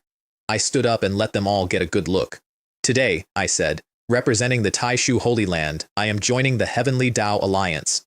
A great saint elder stood up to kill me for saying it. He got about 4 words out, then a hand made of fire reached out of empty air, closed on him, and left a smear of ash on the wind. I did not break stride. The charter of the Heavenly Tao Alliance, I said over the noise, states that any cultivator may join, and that any genius may enter the Hidden Dragon rankings. I grew up in the 10,000 mountains. This is my home. I looked around at all of them. So, representing the Tai Shu Holy Land, I'm joining. Then my uncle landed on the city. Who's in favor? Said Jun Kang from about 200 feet up. Who's against? Somebody in the crowd said, in a very small voice, he's become a quasi-emperor. Seoul Hall very quickly pushed Wang Lei of the Zhuantian Taoist sect forward to be the man who said no, and Wang Lei noticed on the way that he was being used and had to do it anyway. But Jun Kang didn't open with threats. He opened with an offer, and it was a monster. War? No, no, no. I've come to express goodwill. He spread his hands. How about a ceasefire? 1 year. I'll restrain the Zhenjin army for 1 full year. And every single holy lord in that square whose border touched Great Jun territory sat up because they had been losing for 18 months and they were terrified. Wang Lei refused on principle because he had to, so my uncle insulted the trophy instead. The old men are frightened, and now the young ones are frightened too. He looked down at 4,000 of the greatest talents in the 10,000 mountains. What kind of hidden dragon meat is this? I think you should rename it. Call it the Turtle Rankings. And the crowd's own pride turned on its own leadership within about 90 seconds, which is the fastest I've ever seen a room flip. Their quasi-emperor came out of the Zhuantian Forbidden Land. The Jun Emperor is remarkably arrogant, handing out titles like that. Does he believe we old folk are all dead? Old man, said Jun Kang, you're practically dead already, and you're standing outside shouting about it. Somebody's going to beat you to death purely out of convenience.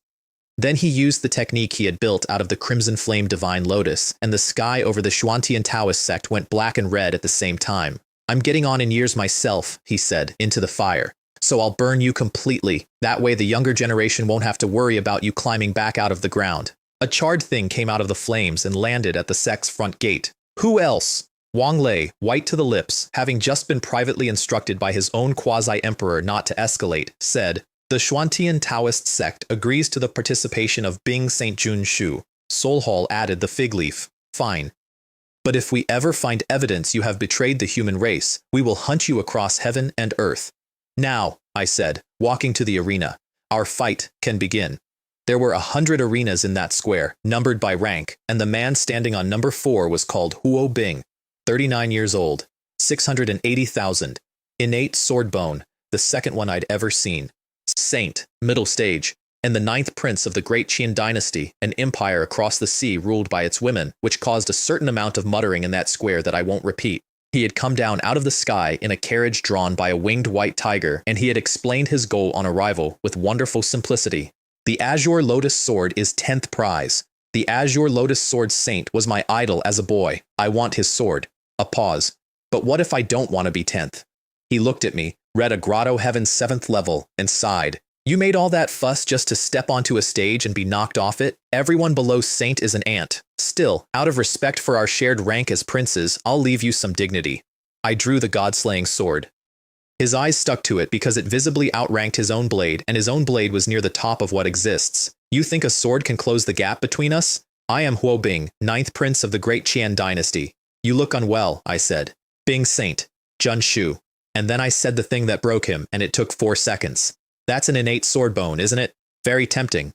I watched his face. I dug one of those out of a man once. It tasted quite good. Nobody on that continent knew he had it. Nobody. Sword intent at perfection against sword intent at perfection, and I shattered his divine profound 9 swords in the opening exchange, and 4,000 people could not process what they were seeing. Am I blind? He's a Grotto Heaven. How is a Grotto Heaven pushing a saint? It's a conspiracy. The great Qian prince is throwing it deliberately. They're both imperial. He went to his best. 9 swords combined into one, innate sword bone, gold law, and he had already started copying my own 4 symbols footwork off the last 3 exchanges, which is the single most impressive thing anyone did to me that year. This strike is beyond even my control, he said. It can kill a holy king. So I answered with fire, which he did not know I had, with wind underneath it feeding the flame, and then I dropped the sword entirely and hit him with the 9 revolutions golden body art at full extension. He blocked with a blade, and the blade went one way and he went the other. He was staring at his own hands. You're not hiding a realm. You have a body. A saint realm body. Let's dig out another sword bone, I said. His 4 attendants started screaming. A great Saint Peak from the great Qian delegation launched himself at the arena, and my uncle punched him out of the sky mid-flight.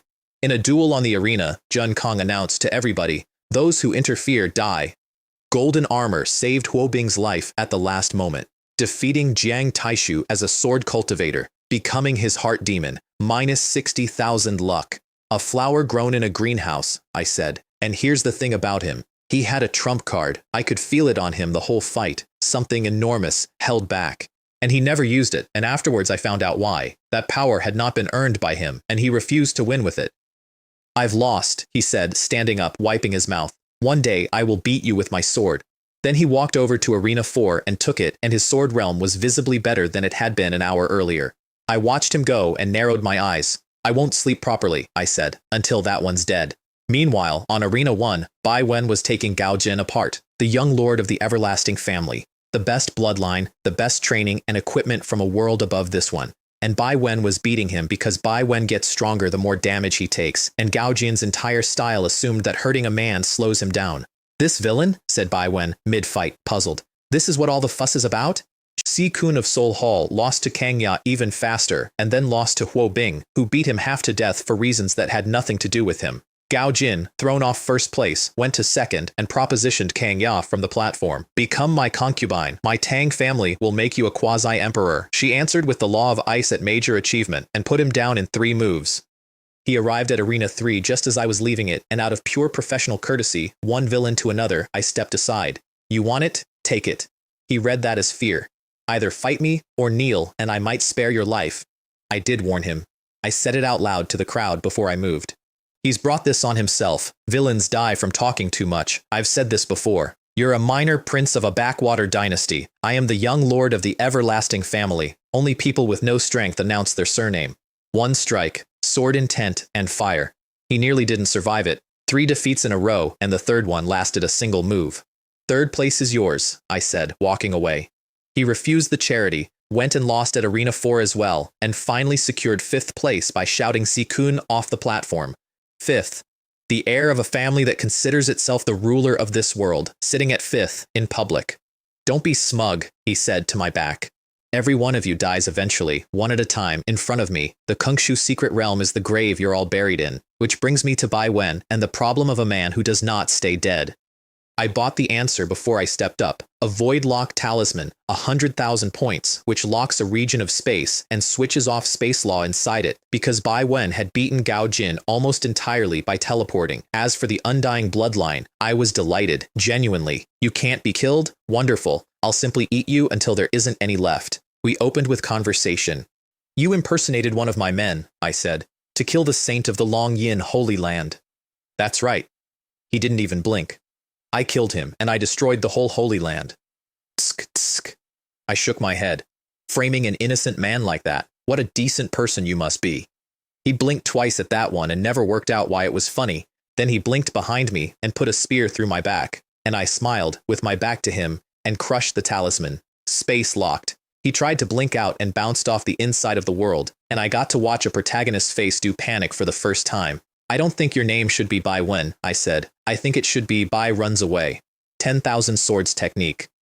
Tens of thousands of blades of pure sword chi filling the arena, and Huo Bing, watching from the sidelines, said out loud, "That's the sword art of the 10,000 Sword Sect. Is he their successor?" Bai Wen stood in the middle of it, shredded to the bone, and glowed, and got stronger. So I did the cruelest thing I've ever done to anybody, and I did it with my hands. I applauded, loudly, slowly, facing the stands. "Magnificent," I called. As expected of the undying bloodline, look at him, that much damage, and it means nothing to him at all. And 4,000 cultivators heard the words undying bloodline said out loud by a credible source.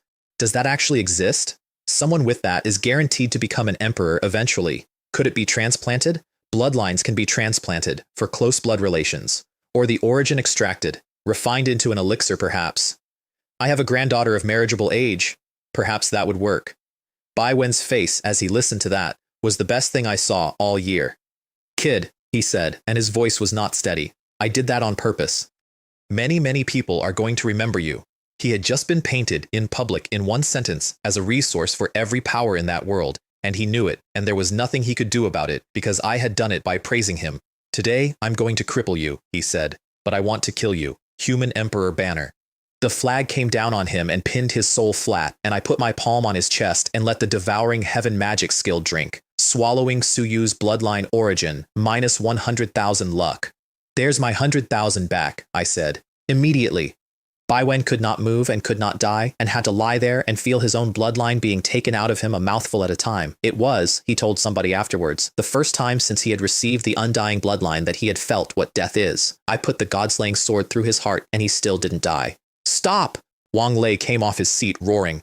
My uncle blocked him bodily. "On the arena," said Jun Kong. "Life and death are decided by fate. Those were your rules. Sit down."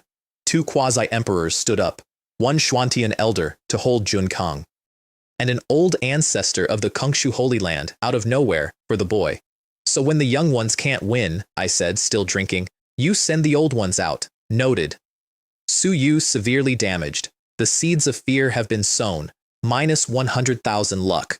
And then the Space Shenwu imprint cracked my voidlock from the inside, which should not have been possible, and he was simply gone, standing outside the arena, on his feet, holding himself together. I was not surprised, and I want to explain why, because this was the only genuinely disciplined decision I made all year. I never put him in the banner. I could have. He was pinned, he was helpless, and the flag was right there. And if I had, everybody in that square would have watched an extreme Dao Emperor weapon eat the Hidden Dragon ranking second place in front of two quasi-emperors, and every question anybody has ever had about that flag would have been answered at once. Some prizes cost more than they're worth. "You can't be killed," I said across the arena. "But you can run. I'd like to find out how many times you can do that." Then I turned to the officials. "So, I'll be accepting first place in the Hidden Dragon rankings." The two quasi-emperors were doing arithmetic, and it was bleak. Bai Wen's bloodline origin would take an enormous quantity of resources to rebuild, and worse, it would take years. And for a genius in a great era, time is the entire race. "That boy is far too ruthless," one of them said. "The great Jun dynasty has produced a genius, certainly, but a genius who dies young isn't a genius. He wants to enter the Kungshu secret realm. Let him. It will be his grave." Bai Wen got up off the ground. "This is the first time you have defeated me," he said. "It will also be the last." If a man can lose once, he can lose twice, I said. And next time, there won't be as many old things standing by to save you. And then the funniest thing at that entire tournament happened, and it happened by accident. Bai Wen, wounded and unranked, shuffled over to Arena 3 to claim third place, and Kang Ya walked past him, stepped up, and took it. He stopped. He looked at her. And then he moved to Arena 2 and took second place instead, and I watched his whole face soften, and I realized, with genuine delight, what was going on in his head. He thought she'd given it to him. He thought the Zhuanqian Taoist sect's daughter of Heavenly Dao had generously stepped down into third so that he could have second.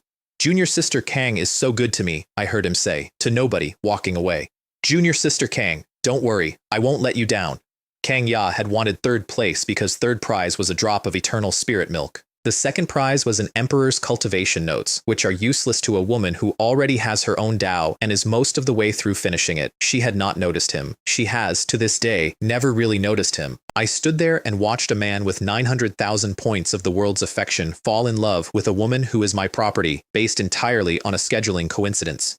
Interesting, I said. That's interesting. I found about 100 uses for it before I reached the bottom of the stairs. The final hidden dragon rankings. First, Jun Shu of the Taishu Holy Land. Second, Bai Wen of the Kungshu Holy Land. Third, Kang Ya of the Xuantian Taoist sect. Fourth, Huo Bing of the Great Qian Dynasty. Fifth, Gao Jin of the Everlasting Family. Sixth, Xie Kun of Soul Hall. Seventh, Mu Qing of the Heavenly Demon Sect. Eighth, Kang Bo of the Kanglan Sacred Ground. Ninth, Bai Han of the Giant Demon Sect. 10th, Bing Lai of the Barbarian Tribes. 5 of the top 10 were mine, and standing under that board, with the whole square cheering the future of the human race, I had a thought I have never repeated to anybody, and I'm only telling you now because it's over. Wang Ran would have been on that board. Mu Yan would have been. Kang Long, Mu Rong, Mu Qing Xuan, Wu Qing, Chu Bing, certainly. Every one of them belonged on that list. The future of that world was supposed to belong to the 10,000 mountains. I killed the generation, and then I put my own people in their seats, and everyone applauded. There was one name that was not on that board, and one absence I could not accept. Mu Long had not come. So I went to the Misty Holy Land, and I announced myself at their gate. Taishu Saint Qin Luo, come to pay his respects to the Holy Lord of the Misty Holy Land. Huasong came out onto her own wall. Where is Mu Long? And what, she said, does Mu Long have to do with you? She's my master's daughter. Mu Bai raised us both.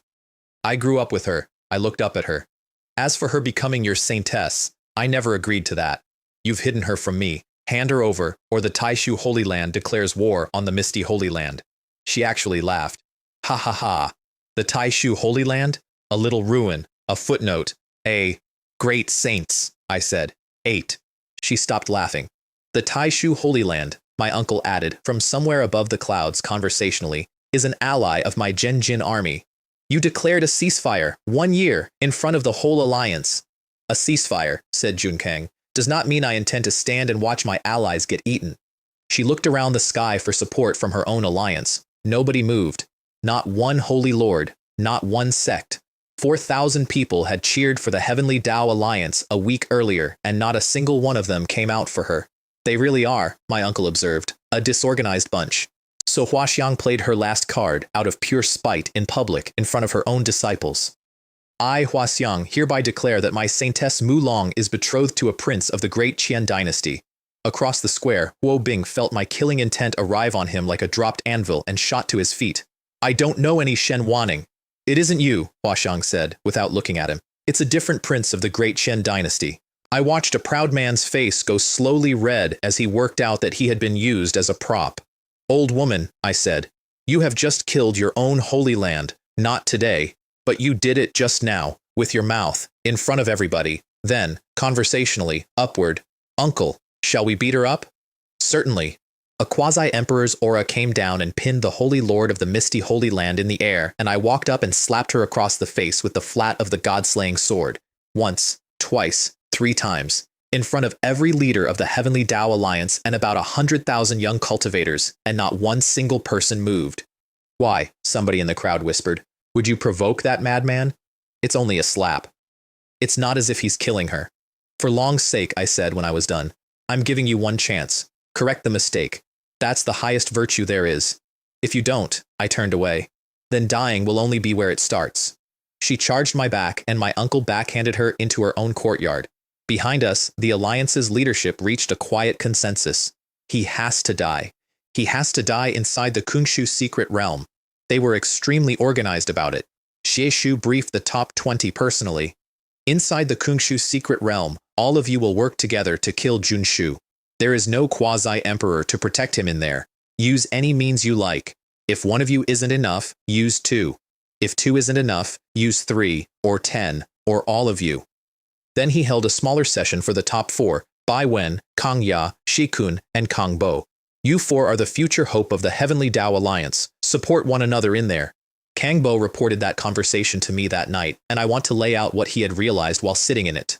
Of the Heavenly Tao Alliance's 4 designated hopes for the future, 2 belonged to me outright. A third belonged to a soul hall that was planning to devour the Alliance from the inside. Which means, Kang Bo said slowly, that out of the 4 of us, only Bai Wen is actually theirs. There was also a separate, quieter order given to Kang Ya and Bai Wen. Bai Han does not leave the Kungshu secret realm alive. All right, said Kang Ya pleasantly. The first prize was poisoned, and I knew it before I collected it. A Shenwu imprint, a mark left behind by the gods, holding a fragment of their understanding of the great Tao. My uncle turned it over for an hour and found absolutely nothing wrong with it. I still don't like it, he said. They agreed too fast. They mean to kill you inside and take it back. Not quite, because Zeshu handed Zikun the other half of that same mark.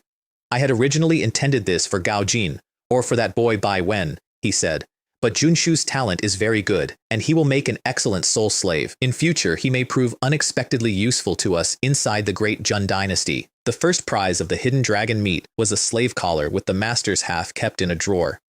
And behind another door in that same building, several more of the top-ranked competitors were on their knees in front of Zikun saying, "Greetings, master," because Soul Hall had already quietly enslaved a third of the field. So I bought the answer. 100,000 points to locate the flaw in the imprint, which the system pointed out was poor value, since finding a thing is not the same as fixing it. 400,000 to actually resolve it, and gain the law of the soul at minor achievement in the process. Let me tell you what soul law is worth. Long Shu was a quasi-emperor at her peak, half a step from great emperor, and she reached the law of the soul at major achievement in the instant of her own death, and that alone let her hide a soul from killers of her own rank for 300 years. I paid 400,000, and the imprint in my hand was quietly recut from a slave's half into a master's half, which meant that if Zikun refined his piece in order to enslave me, he would find himself enslaved instead, and nobody, including him, would ever know it had happened. He would simply assume I'd never bothered to refine mine.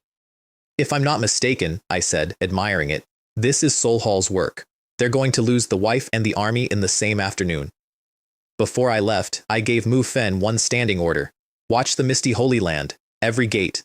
Because that woman had put her hands on my junior sister, and when I came out of the secret realm with Bai Wen's luck and Huo Bing's on top of what I already had, I would be over 1,000,000 points, and 1,000,000 points is enough to erase a Holy Land off a map. There was one more thing before the gate opened, and it is the most ridiculous conversation of my life. There was an island outside the entrance where the competitors gathered, and on it a beautiful stranger was glaring at me as though I had personally murdered her parents. Her admirer, a northern Hmong marquis called Long Kong, challenged me on her behalf. I put him face down in the dirt with a mouthful of soil in about a second and a half. Would somebody, I said, looking around, please explain what is happening? A young man from the Northern Plains Wang family explained. The great Jun court had proposed a marriage alliance with the Northern Mang, a century of peace, sealed by a wedding. The crown prince had proposed it, the 3 dukes had approved it, the 9 ministers had signed it, and the Northern Mang emperor had accepted it, and the person being married off was me. I want to be clear that I had to have this explained twice. Aren't marriage alliances, I said, traditionally for daughters? I disagree, said Princess Mu Ru from about 10 paces away. You expect me to marry him? Dream on. She had read my file. Arrogant, domineering, exterminates families as a first resort. Not, in fairness, a promising husband. You? Marry me? I said. Madam, I would have to think very carefully before offering someone like you a position as a concubine. 2 of her bodyguards stepped forward. Wang Lei stepped between us and gave his own name, and she backed down. She left without glancing once at Long Kong, who was still under my boot and had now lost everything. Poor thing, I said, letting him up. You've ended with nothing at all. You're so pathetic I can't even kill you. Go on. Get out. He got up, took 3 steps, and fell over again. Then Wang Lei made me an offer, and this is the part that matters. The Northern Plains Wang family will back you for the position of imperial heir. First place in the Hidden Dragon rankings proves you are heaven's favored. I nearly laughed in his face. Heaven's favored. Me. The man whose luck reads black, who has been struck by tribulation lightning specifically as an assassination attempt, and who was at that moment planning to go into the secret realm and destroy the essence energy pillar rather than let a single one of their prodigies get blessed by it. Thank you for the suggestion, I said. But the position of imperial heir? Come on, what is a prince? Even a quasi-emperor prince is still a prince. If your family is going to invest in me, why not invest in me taking the Jun Emperor's throne? He stopped smiling. If we're going to play, I said, we should play properly. I'm a prince for life, and then the old man picks his grandson's grandson, and everything we did was for nothing. No, you invest in me, and I take responsibility for my investors' returns. I want you to see a profit as soon as possible. I put a hand on his shoulder. When we come out of here, tell the Wang family we march on the capital together. I become the Jun Emperor. The 3 highest offices in the empire are open for your family to choose from, hereditary, in perpetuity. What do you think? There was one word going around inside Wang Lei's head, and I could see it from outside. Perhaps I should go back and discuss it with the family. No, let's not put it off. I like you. Today we swear a blood oath and establish a heavenly oath between us. Oh, your highness, I've remembered something extremely urgent. Hey, friend, wait for me, and he ran after Long Kang. Useless, I said, watching him go. Wants to back me so he can use my name to do things for his own family. Dream on. Then the gate opened and I went into the hunting ground. My briefing to my own people was 4 words long. Get in, meet up, hunt. Mu Qing had spent the previous month being personally tutored by a 3,000-year-old quasi-emperor, and it showed in the way she walked. Bai Han had the Overlord blade plus an enormous axe I had bought him at ruinous expense, which he had named the Overlord axe because he had decided he wanted to be a tyrant and was building the vocabulary first. The hunt begins, he announced to the sky. You little brats from the 10,000 mountains, my blade is itching, especially that one, Kang Bo. He's a teammate. Then I won't kill him, I'll just cut him up a bit. I came out of the portal outside a ruined city whose gate arch still read, in characters 2 meters tall, Forget Calamity, Wangji City. And according to the map, it sat right on top of the Jun family's own ancestral legacy. The area suppressed talismans and most artifacts. The banner didn't notice because an emperor weapon with a live empress in it does not take instruction from local formations. Meanwhile, elsewhere on the map, the funniest ongoing situation in my life was developing without my involvement. Kong Ya asked Bai Wen a polite question about his ancestors. Then she smiled at him. Once. He handed her the complete locations of every Kungshu Holy Land legacy site inside the secret realm because she had been so good to him and he had to reciprocate.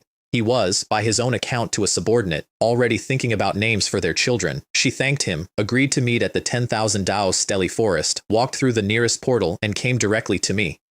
He crossed the entire map to that meeting point on foot, ignoring 4 separate legacy opportunities on the way because and he said this out loud, to himself, in a canyon. Opportunity is precious, but love is more valuable. Wangji City contained 13 lightning tribulation platforms, which is a heaven-granted baptism and one of the great prizes of the whole secret realm. I got there first, and I sat down in the gateway. I arrived here first, I explained, to the first group that showed up. Surely everyone respects the order of arrival, so if you want to go through, you'll need to leave a toll. I looked them over. That knife looks nice. A barbarian about 2 meters tall at the 9th level of Grotto Heaven swung at me. Draw. Cut, sheath, one motion.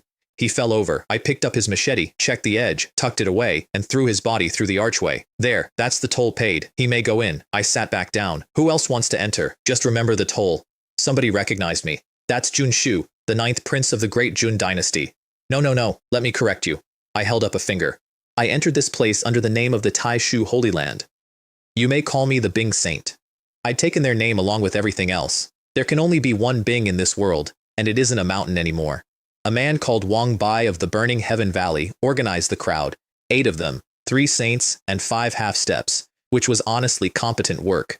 Jun Shu, you think Jun Kong is protecting you in here? You will not leave the Kungshu secret realm alive. I applauded him. Not bad at all, Wang Bai, isn't it? Burning Heaven Valley, you're organized, you're decisive, I admire that. I stood up. I've decided you can be the last one to die.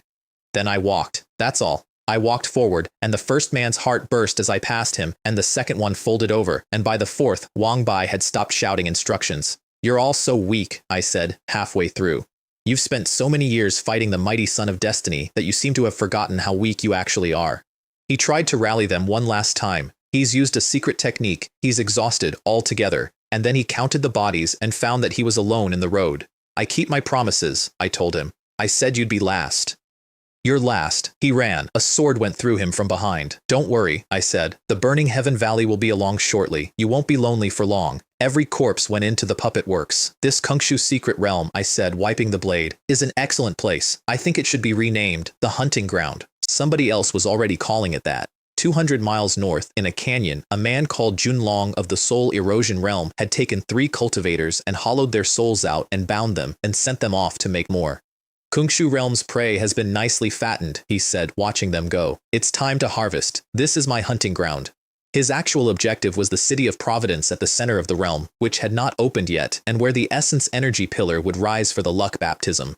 Destroying the city of Providence will effectively destroy half the geniuses of the Kungshu realm, but before that, I'll kill all of you individually. Nobody reaches the city. There is no baptism. I did not know he existed yet. Remember him. He is the reason the last third of this story happens. Hanchi turned up at my toll booth with a group. Acquaintances, he said, and then to his people, I owe this man a favor, so I'll settle a small part of it now. He turned back to me. You can go through. I won't charge you the fee. His companions attacked me anyway, which was not his fault. 3 strokes. I put the blade against the last one's throat. Why? I asked him. Don't you believe in the prestige of your own hidden dragon rankings? Do you all genuinely think it was rigged? Hanchi didn't move the whole time. It's meaningless, he said when I looked at him. The instant you drew, I knew that all of us together wouldn't be enough. You're a very smart man. I'm stating a fact. Then he paid the rest of the debt in intelligence. The Heavenly Tao Alliance is planning to kill you collectively in here. It's a comprehensive plan, and I don't know the details. Take care of yourself. You're a member of the Heavenly Tao Alliance, I pointed out, and you've just sold them without a second's hesitation. He looked at me with the flattest face I have ever seen on a young man. The Lingtian sword sect joined for self-preservation. Besides, the Heavenly Tao Alliance is a disorganized mess in which every single member is pursuing his own interest. How exactly would you like me to talk about loyalty and betrayal? I liked him immediately and enormously. Consider today's advice a favor I now owe you, he added. If you run into trouble in here, I will avenge you. Then he watched me pause and could not work out why I looked so delighted, and I did not explain that I had been saying that sentence to other people for 6 years. Kang Ya arrived an hour later and handed me the enemy's entire plan. A dagger in a place called the Blood Tomb, stained with the blood of gods, that pierces any defense, sourced specifically to kill me. The map to it was in Kang Bo's keeping, which is to say mine. Soul Hall would provide a treasure to counter my banner, plus the soul-suppressing banner out of the 10,000 Soul Ridge, which might touch Emperor weapon grade. The Well of 10,000 Poisons, whose contents can injure a quasi-emperor, a legacy site rumored to belong to an empress, and the location of every ancestral tomb of the Kungshu Holy Land courtesy of Bai Wen, who had given them to her because she smiled at him. Her map was substantially better than mine. Well then, I said, all of these things are ours, and there happens to be an ancestral tomb of the Kungshu Holy Land about 9 miles from where we're standing. I stood up. Let's go and dig it up. Bai Han arrived at a run, glowing. 3! I killed 3 of them! 3 10,000 Mountains brats! Then he spotted Han Chi. Wait. This one's also a 10,000 Mountains brat. I slapped him in the back of the head. I owe him a favor. Then I sent both of them up to the 13 lightning tribulation platforms and stayed on the ground.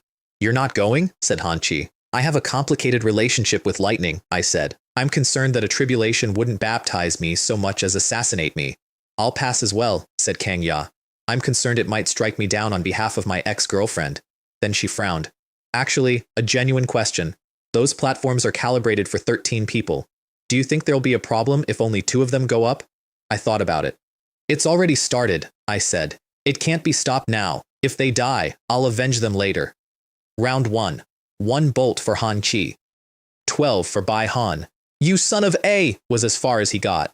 Help! Help me! Help! Han Chi came down from that platform enormously improved. Bai Han came down flat on his back, black from head to foot, smoking gently. Round 2. All 13 bolts converged on Han Chi, and one of Bai Han's eyes opened, and he stayed exactly where he was. Thank goodness, I heard him whisper, into the dirt.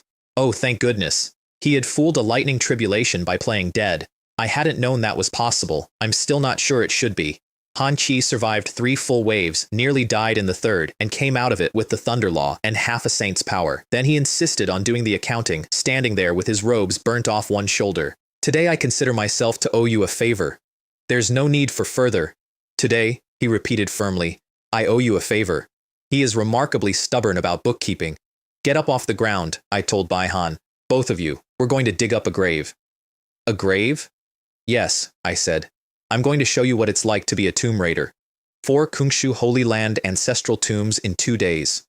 Bones, legacy techniques, sacred artifacts, whole racks of weapons. Kang Ya opened every one of them, using the locations and keys Bai Wen had given her out of pure devotion, and I provided commentary while she worked. Bai Wen is a textbook protagonist, I said, watching her crack a seal. He treats the woman he loves like a puppy, whereas I treat my goddess with my whole heart, and she kneels to somebody else and calls him master. I considered it, and eventually the goddess personally puts him in the ground. It gives his life a satisfying shape, really. This is very nearly killing a man by breaking his spirit. Meanwhile, in the 10,000 Dao Stele forest, Bai Wen sneezed. Junior sister Kang, why hasn't she come? Has something happened to her?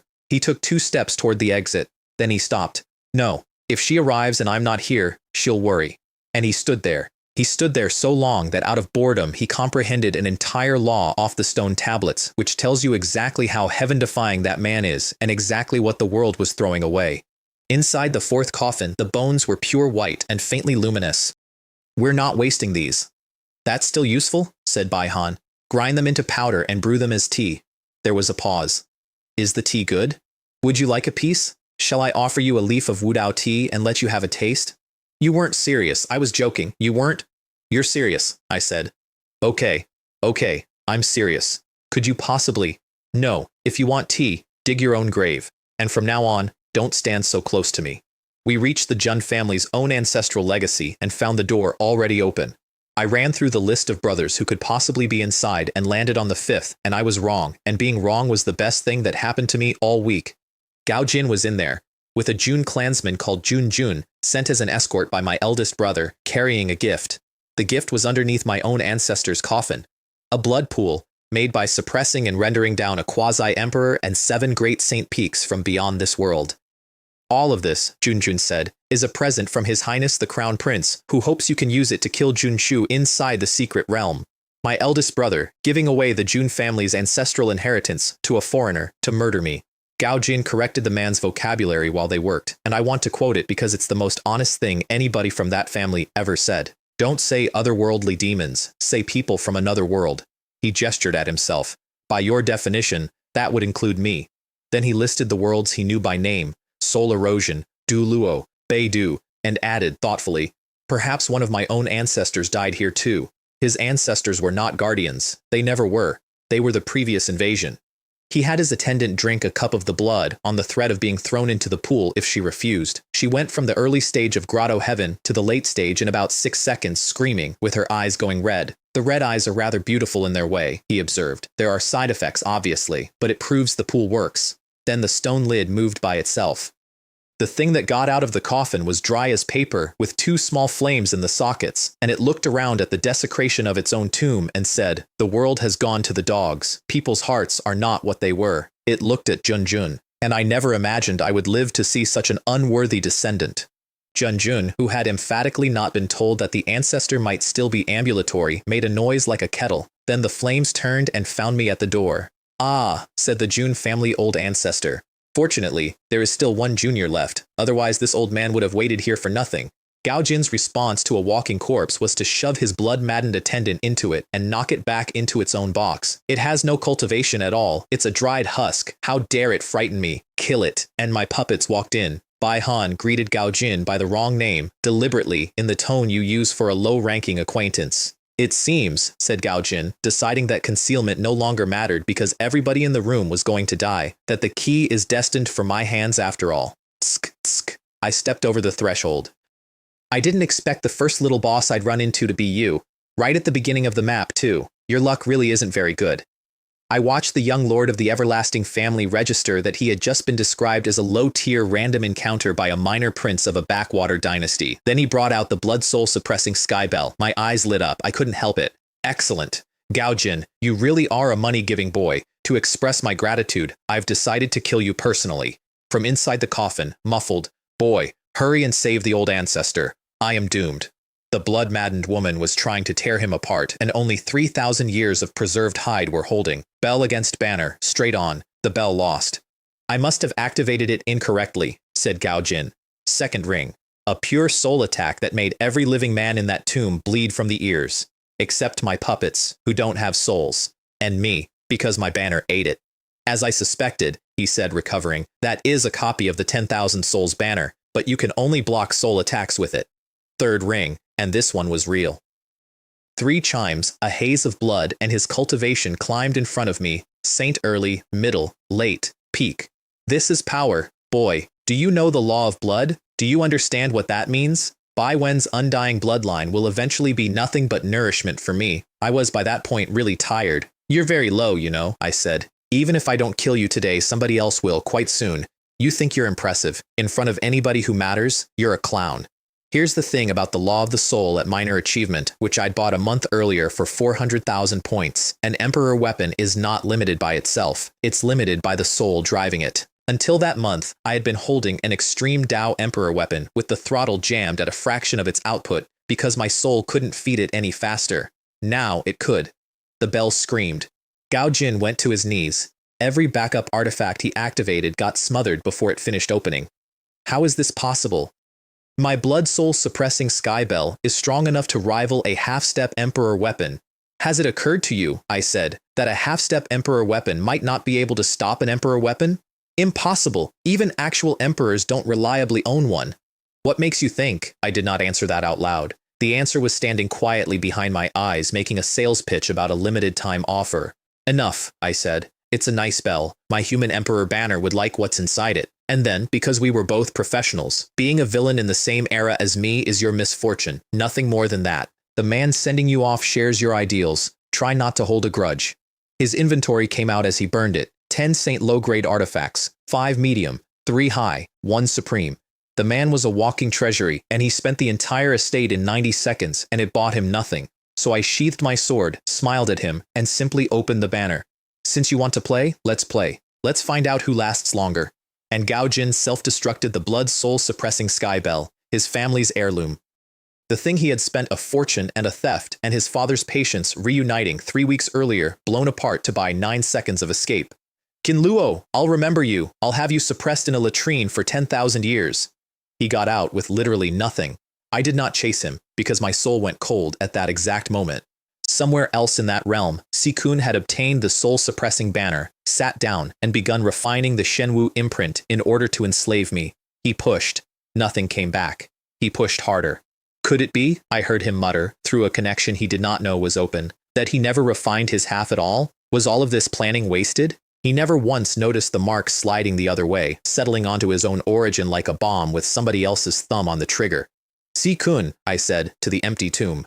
Tsk, tsk. That makes 3 of the Heavenly Tao Alliance's 4 great hopes for the future already mine. I could have flipped him right there. One thought. No, I decided. Not yet. Go on being free for a while. You don't have very much of it left.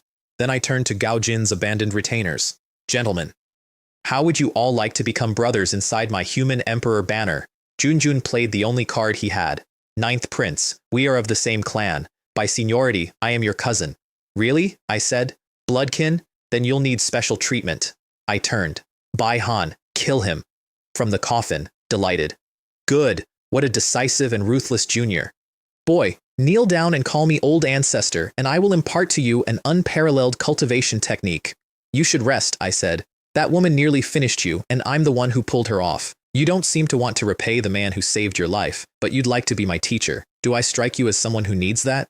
He tried to sell me the blood pool instead, a quasi-emperor, and 7 great saint peaks in solution, enough to push a man's physical body to sainthood, and I asked him the only question that mattered. Are you alive, or are you dead? Because in every story I have ever read, the friendly survivor in the ancient tomb turns out to be alive, and turns out to be waiting, and turns up again at the worst possible moment on somebody else's side. The flames in his sockets dimmed. Dead, he said. Dead a very long time. The body is only preserved by the coffin and a secret method, and in here, he tapped his own skull. There is no soul, only some memories that were left behind. A pause. I can only live once, and only for a short time. I stayed to wait for a member of my Jun family, and to hand over the inheritance. Then quietly. Fine. If you don't want to kneel, don't kneel. It's enough that you're a Jun. And he gave me the technique anyway. It was useless. The devouring heaven magic skill does everything it does, better. Keep it, I said. Take it with you. And as for becoming a saint in the physical body, I've already done that. Then I got into the pool. The old man watched me drink, and something surfaced through the memory loss. That technique of yours, I feel as though I've heard of it before. I'm missing a great deal, you understand. And then the flames flared. That's it. That is the empress's cultivation technique. He told the rest of it to Baihan and Kong Ya while I drank. She was not of this realm. She became a great emperor here, and then she killed several great emperors. She performed blood sacrifices across worlds. She slaughtered gods.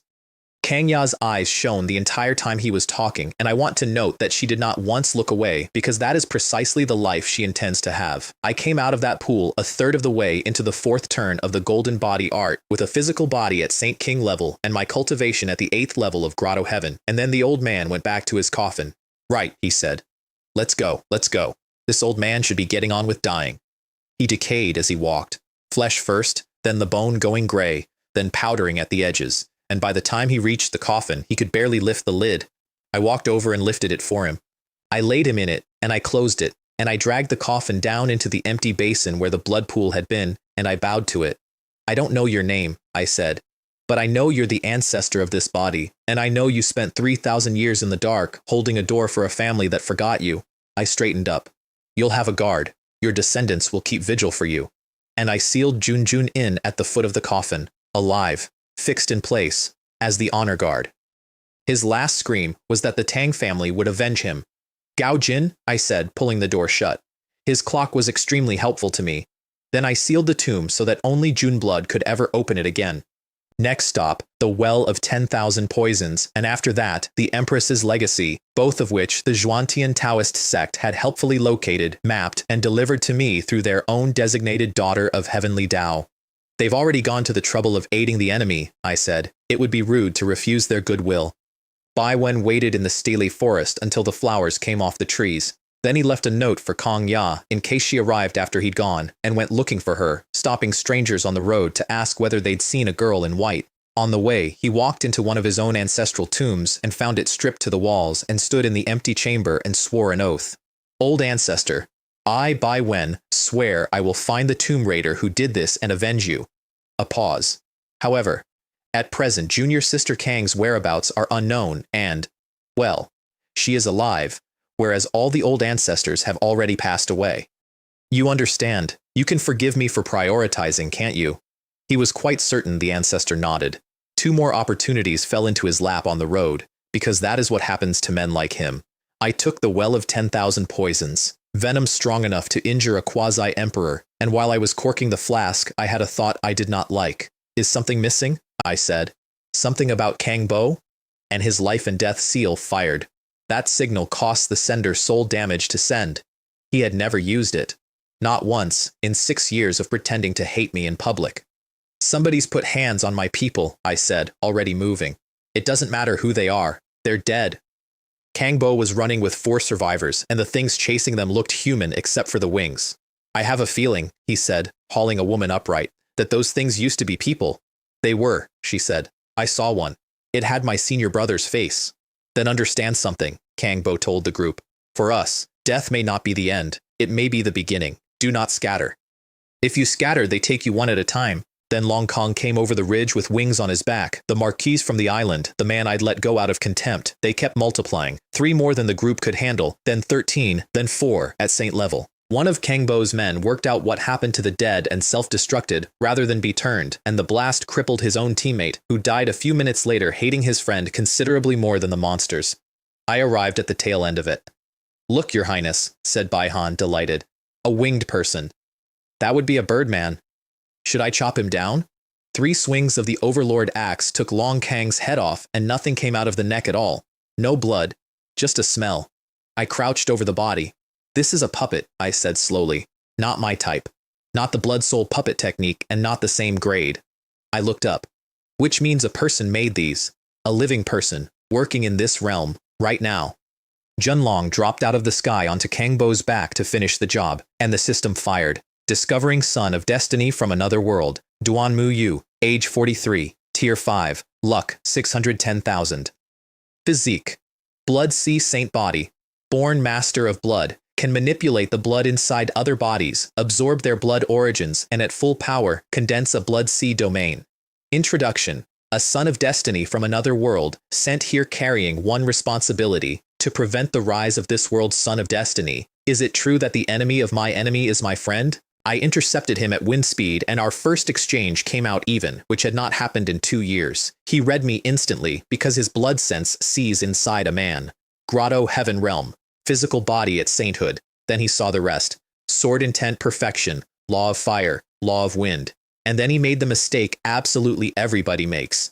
You must be the son of heavenly Tao of the Kungshu realm. You have to die or you'll ruin the entire plan of my soul erosion realm. Blood law, the wrath of the blood sea. Then the blood shadow clone technique. 1 becoming 2 becoming 4 becoming 8, coming in from every direction at once. I broke the sea with one sword, and then, conversationally, in the middle of a duel. Hey, do you happen to know a man called Duanmu Xiao? His entire rhythm stumbled. I was fishing. I caught something. Banner, soul suppression. Every clone in the field froze at once and folded back down into one man. Come inside, I said. Let's talk. A man from the soul erosion realm. Tell me what you're actually doing here, because I don't believe you came all this way to hunt local teenagers. Give me the plan, and perhaps I'll grant your last wish. And Junlong went completely calm, which frightened me more than the fight had. I don't know how you learned my identity, he said, but it will do you no good at all. You are going to die badly. One doomed strike. Then, that's it. That's the answer. You win. And he self-destructed. I'll be back, he said, going. Remember, you are my prey. Blood Sea. Clone destroyed. The Blood Sea saint body may hold 3 clones. A clone may become the main body if the main body dies. Minus 100,000 luck. Locked. To spend it, the host must reach the soul erosion realm or the upper realm. And then a second line that I read 4 times. By fighting a son of destiny from another world, this world's heavenly Tao has reduced its hostility toward you. Perhaps the heavenly Tao has misunderstood something. I sat down on a rock and laughed until my ribs hurt. 6 years. 6 years of that sky trying to kill me, of tribulations that were assassinations, of a luck value that reads black. And I punch one foreigner in the face and heaven starts to wonder whether it's been unfair to me. Junlong woke up in a blood pool 100 miles away, roaring, "You're the son of heavenly Tao. You are. You must be. And you came to the Kungshu secret realm for the luck baptism at the essence energy pillar." He was already reaching out for every blood slave he owned. "I'll make sure you never get the chance." He pulled every single one of them off Kangbo and turned them at the city of Providence. Bai Han started after the retreating monsters and I hauled him back by the collar. "Don't pursue a desperate enemy, get over here." "Why not? They're right there." "The enemy of my enemy isn't necessarily my friend," I said, "but right now he is at least an ally. Why would you do something that hurts your own side and delights your enemies?" He stared at me. Every remaining competitor in that secret realm wanted me dead, every single one. And there was now a man from another world going door to door, removing them at his own expense. "Never mind," I said. "You don't need to understand it." We were about 4 days out from the city of Providence when the world's stupidest and most persistent problem finally caught up with me. Bai Wen found Kang Ya. He came over a hill at speed, having crossed most of a continent, and stopped dead because she was standing next to me. I watched a man with 900,000 points of the world's affection look at the woman he had given his ancestors' graves to, standing at the shoulder of the man who had robbed them.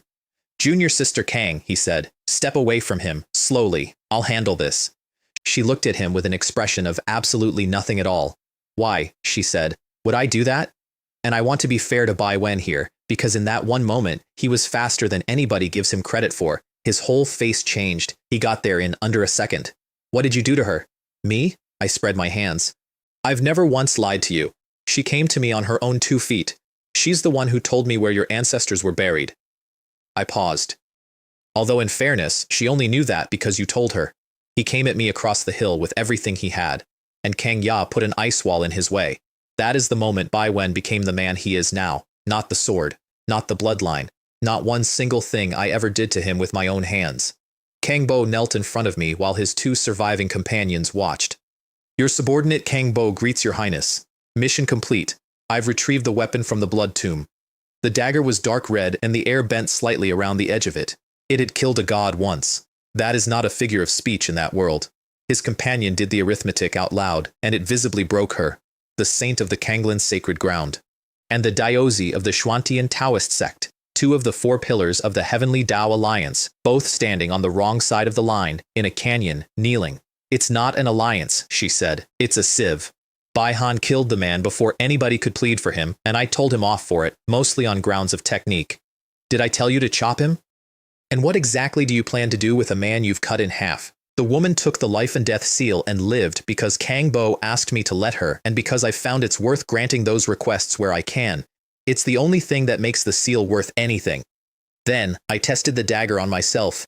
I stabbed my own arm with it, and divine blood surged up the blade into me and started eating my life force with real enthusiasm, and I devoured the divine blood and found it almost worthless as food, which is exactly what told me how dangerous the blade was. The blood is nothing. The edge is everything. Undying bloodline, I said, turning it over. That's going to have real trouble with this. Then I coated it in the venom from the well of 10,000 poisons and handed it to Kang Ya.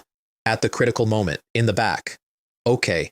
Bai Wen, meanwhile, got trapped for 7 days inside an opportunity site he had walked past and not wanted, and came out with his bloodline origin partly recovered, higher cultivation, and a fresh life-saving trump card. That is how it works for those people. You can lead that particular cow to water and it will drink whether it likes it or not. I found his note in the Steely Forest. Junior Sister Kang, I have been waiting for you for a long time. If you arrive and find I am not here, please don't worry. I will be back soon. I looked at that for a while. Reading this, I said, is like watching a dog sit at a gate. I folded it. What did you actually say to him? To make him wait like that? Kang Ya did not look up. 4 words, she said. See you there. I spent 3 days comprehending Dao in the 10,000 Dao Stele Forest, in the open, deliberately visible, while the trap filled up around me. By the end of the 3rd day, there were about 50 people in the rocks. Princess Mu Ru was among them, getting briefed by her aide. The Heavenly Dao Alliance wants him dead. The barbarian tribes want him dead, and the noble families of his own dynasty want him dead. Should the Northern Mang participate, Your Highness? What is my station? She said. If I want Junshu dead, I will kill him myself. Why would I need to gang up on one man with a crowd? Then, after a pause, quietly, and I only learned about this later, he's a prince. It's one thing for enemies to want you dead, but even his own people want him dead. She was frowning. To be honest, I find that I feel rather sorry for him. I got up, dusted off, and addressed the rocks. Gentlemen, what is the point of all this hiding? If you want to kill me, now is the time. I'm standing right here in the open, one at a time or all at once, I don't mind. Silence. What? All of you? Not one? Are you all cowards? 50 people, and not one would go first, because I was ranked first on their own list, and every one of them knew exactly what that meant. Somebody urged Kang Bo to lead the charge. No rush, said Kang Bo gravely. Wait until everyone has arrived before we start. As hunters, we must be patient. Then he glanced at the Junshu puppet standing quietly behind him, and thought about that phrase for a second, and had to look at the ground. Jun Long, watching all this from a ridge with 27 blood slaves behind him, drew exactly the wrong conclusion and was delighted by it. They're fighting among themselves. Excellent. Let the snipe and the clam exhaust each other. I only hope you don't finish too quickly. I'd like to deliver the last blow myself. Then Bai Wen arrived, shouting my name, and Huo Bing came down out of the sky in front of him. Qin Luo, I've come. Yesterday's humiliation gets repaid today. He opened with 9 flying swords. That's it, I said. More swords than anything else? 10,000 swords volley, thousands of blades at once, and Kang Bo, standing among the ambushers, chose that exact moment to give the signal. Now, attack together. Kill Qin Luo. 50 people broke cover into a sword storm that was already in the air. Dozens died in the first second. Some of them had only come to watch. Mu Ru from her ridge. Are they actually this weak? The Heavenly Dao Alliance, the barbarians, the so-called geniuses of the great Jun dynasty, all of them. My Northern Mang dynasty is destined to rise. Her aide did not say the obvious thing, which was that they were not weak, and instead said something better. Your Highness, the man who called for that attack timed it perfectly with Jun Shu's own strike. I believe there is a traitor inside the Heavenly Dao Alliance. Huo Bing opened a sword domain, and I want to give him full credit because he had comprehended it that week, off a beating. Inside that domain, every sword, every scrap of sword chi, and every sword intent answers to him, including the god-slaying sword in my hand. His strike reached Saint King Peak. In this world, he said, and he had earned the line, I am invincible. I broke his domain in about a second with raw physical strength and my own inner world. Kid, you're not good enough. A grotto heaven can beat a saint. You've watched me do it twice. I stepped through the wreckage of it. And besides, who told you I'm only a grotto heaven? Bai Wen moved to save him, and Kang Ya stopped him with one sentence. A woman's hero, she said, is a man who would be ashamed of a sneak attack. He wouldn't gang up on one opponent. He kills his enemies with his own strength and writes his own legend. Bai Wen put his foot back down. Then he straightened up and saluted the man he was abandoning. Brother Huo, go in peace. I'll kill Junshu and avenge you. I had the banner open and ready for Bai Wen. I had spent the whole exchange positioning for it. Not coming? I said, to nobody. One sentence from a woman, and the protagonist of this world stood down in the middle of a battlefield. Fine, then Huo Bing dies. Soul suppression, sword into the chest. Practice makes perfect, I said, and took the second innate sword bone of my life out of a man's body. Son of Destiny. Jiang Taishu. Sword bone removed. Minus 200,000 luck. Once you're inside my human emperor banner Bing, you'll be etherealized completely. I got a grip on his collar. Try to be more careful in your next life. And a hand came out of nowhere and tore him back out of my grasp. How dare you hurt my son? Then, a beat later, in an entirely different register, it's you again, you little beast. Today I, the emperor, grant you death.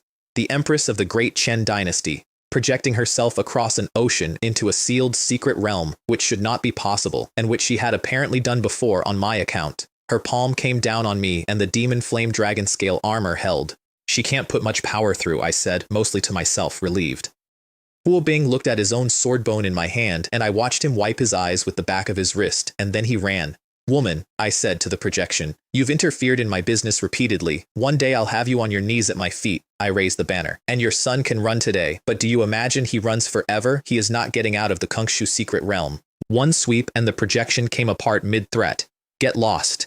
Then I turned around to the entire field. Who else? Bai Wen stepped up and promised Kang Ya in front of everybody that he would bring me to her alive so that she could avenge the Kang family herself. Oh, she added, deadpan. And Mu Yan too. His face did something complicated, and I had to look at the sky.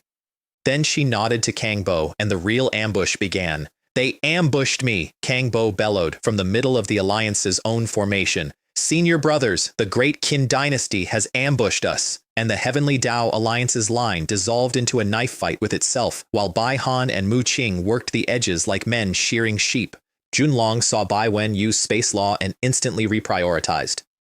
He controls a higher-level law. If that one is allowed to grow, it will be a catastrophe for the soul erosion realm. He dies first. Which was, I have to admit, correct threat assessment. He was the son of destiny from another world doing his job properly, and everybody in that canyon was too busy to notice. 27 blood slaves went into the melee. And then Gao Jin arrived, with a blank-eyed Ji Kun walking behind him like luggage. It seems, he said grandly, that I, Gao Jin, have arrived at exactly the right moment. Perhaps I'll be the one to catch the cicada. I glanced over, paused, and smiled at him. Young Lord Tang, that's an advanced move you're playing. Then I turned my back on him completely and went back to work, and Ji Kun, wearing Gao Jin's face, felt his blood go cold, because I had just told him I knew, and then demonstrated that I didn't consider it worth interrupting my afternoon. Bai Wen's Saint high-grade golden armor ate my killing blow, so I simply hacked at the light barrier until it dimmed and went out. Not elegant, effective. He burned his own blood and soul fire and broke my soul suppression by force, which nobody had done, and then his raw physical power turned out to match mine, which nobody had done either. You want to kill me? He was still saying it when the god-slaying sword went into his chest, carrying every drop of the well of 10,000 poisons. Son of Destiny's bloodline origin contaminated, minus 100,000 luck. It's genuinely difficult, I said, to earn a living.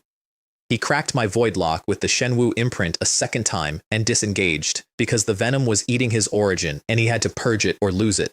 There won't be a next time, he said, going. And his only actual thought, the whole way out, was whether Kang Ya was all right. Then he saw her under attack. Jun Long, the real body this time, not a clone, had decided to take his frustration out on the woman I'd been standing next to. She saw Bai Wen coming, she glanced at me, and I watched her have an idea. Then she dropped her guard on purpose. One hit, blood, she went down. No! Bai Wen turned his own escape into a rescue, put himself between her and a Blood Sea Saint body, with his back to the danger and a smile on his face he clearly thought looked heroic, and took the full combination on a body that was already poisoned and coming apart, and then more blood, and then more. I stood 40 meters away and watched it. Oh dear, I said. I can't watch this. I can't. I feel that I'm being too evil. I turned to the banner. Long Shu. Long Shu. I did not expect you to be worse than me. I'm fine, Bai Wen was saying, coughing. I'm fine. Don't worry. Jun Long could not process any part of it. 10 minutes earlier, this man had been trying to kill me. Now he was bleeding out to protect my woman. All of this, he said, honestly baffled. Over a woman? Kunshu realm's geniuses are nothing. With no woman in his heart, a man's sword is divine when he draws it. Then he attacked the wounded Bai Wen and got beaten around the sky for 4 minutes because Bai Wen with space law is simply better than him. I watched my enemy fight my other enemy and did the useful thing. They're both hopeless, I said.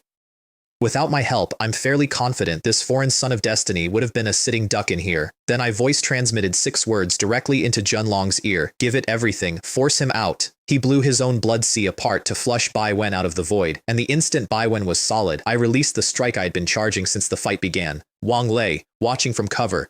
That sword. I have never felt so close to death without being the target. Mu-Ru, on her ridge. His arrogance wasn't madness at all. He was simply correct. A pause. If he doesn't die young, perhaps the great Jun dynasty might actually be revived. And then privately, and I only found this out much later, which is probably for the best, marrying Jun Shu might not be an entirely unacceptable outcome. The strike landed, Bai Wen came apart, Gao Jin backed quietly out of the canyon. This man is terrifying, thank goodness I didn't move. And the city of Providence was born ahead of schedule, a phantom city rising over the whole realm, visible from everywhere at once. Son of Destiny, Su Yu, origin severely damaged, minus 200,000 luck. Really, I said.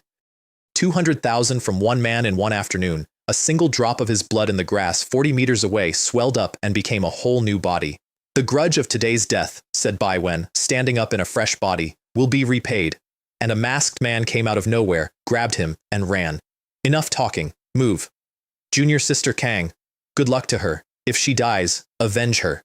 2 beams of golden light blinded every sense I had, and they were gone. I winked at Kang Ya, who peeled off after them without a word, and turned to Jun Long, who took one look at me and ran, throwing blood slaves behind him as obstacles. I killed all of them without slowing down. You used me, he said when I caught him. You used me, and now you're kicking me while I'm down. Don't be ridiculous. I raised the banner and it went gold, the way it does. You are from the Soul Erosion realm, and I am from the Kungshu realm. We are natural enemies. Today, I act on behalf of heaven itself to destroy you, the otherworldly demon. I said that with total, radiant, righteous indignation, standing in the light of an emperor weapon that glows like a temple, and he believed every word of it. To Junlong, right up until the end, I was this world's chosen one. Second blood C. Clone destroyed, minus 200,000 luck, still locked. Heavenly Dao's hostility toward you has decreased further. Another clone, I noted. 3 at most, plus the body. Good. Meanwhile, the masked man who had saved Bai Wen got him about 9 miles clear and then turned on him. No need to wait for tomorrow. You can repay me today. How about lending me your luck? The blade he used did not cut flesh. It cut a man's connection to heaven and earth, and Bai Wen felt something leave him and go hollow behind it. Kang Ya arrived. The thief left, unhurried. Next time, he said, I'll take all of it. And Kang Ya, without missing a beat, coughed blood into her hand and said, It's Jun Shu. Bai Wen burned an enormous piece of his own origin healing her, weakening himself further, because if he hadn't, he'd have carried a heart demon for the rest of his life. Then she said they needed to reach the city of Providence immediately, and he went. Ho Bing elsewhere was lying on his back in a crater with nothing left. His mother's projection found him there and gave him the family creed in her own voice. Remember this, you can only have things if you are alive. Victory always belongs to whoever lives the longest. Avoid that man. Whatever else you do not entangle yourself with Jun Shu again. He answered without sitting up. That's only because I didn't kill him with my own strength. Jiang Taishu's heart demon deepens. Minus 100,000 luck.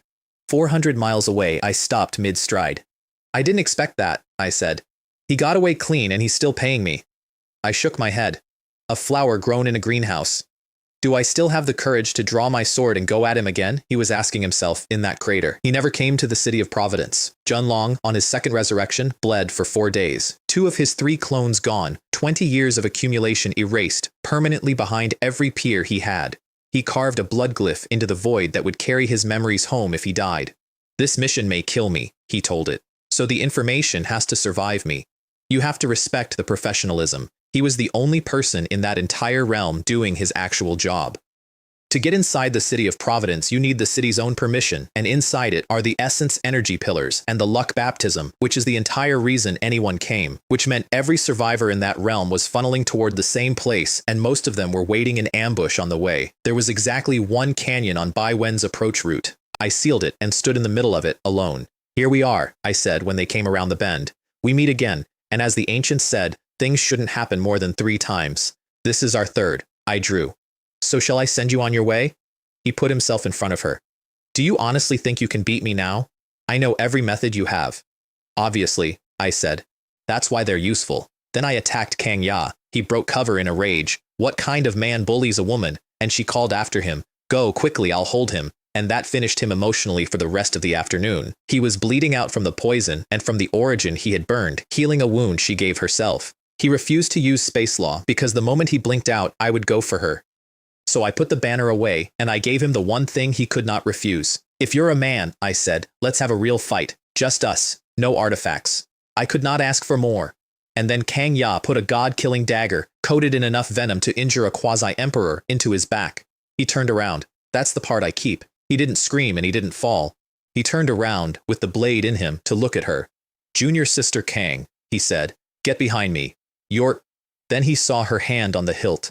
I have killed a great many people, and I have taken a great many things off them, and I can honestly say I have never seen anything come out of a human being the way whatever it was came out of Bai Wen in that canyon.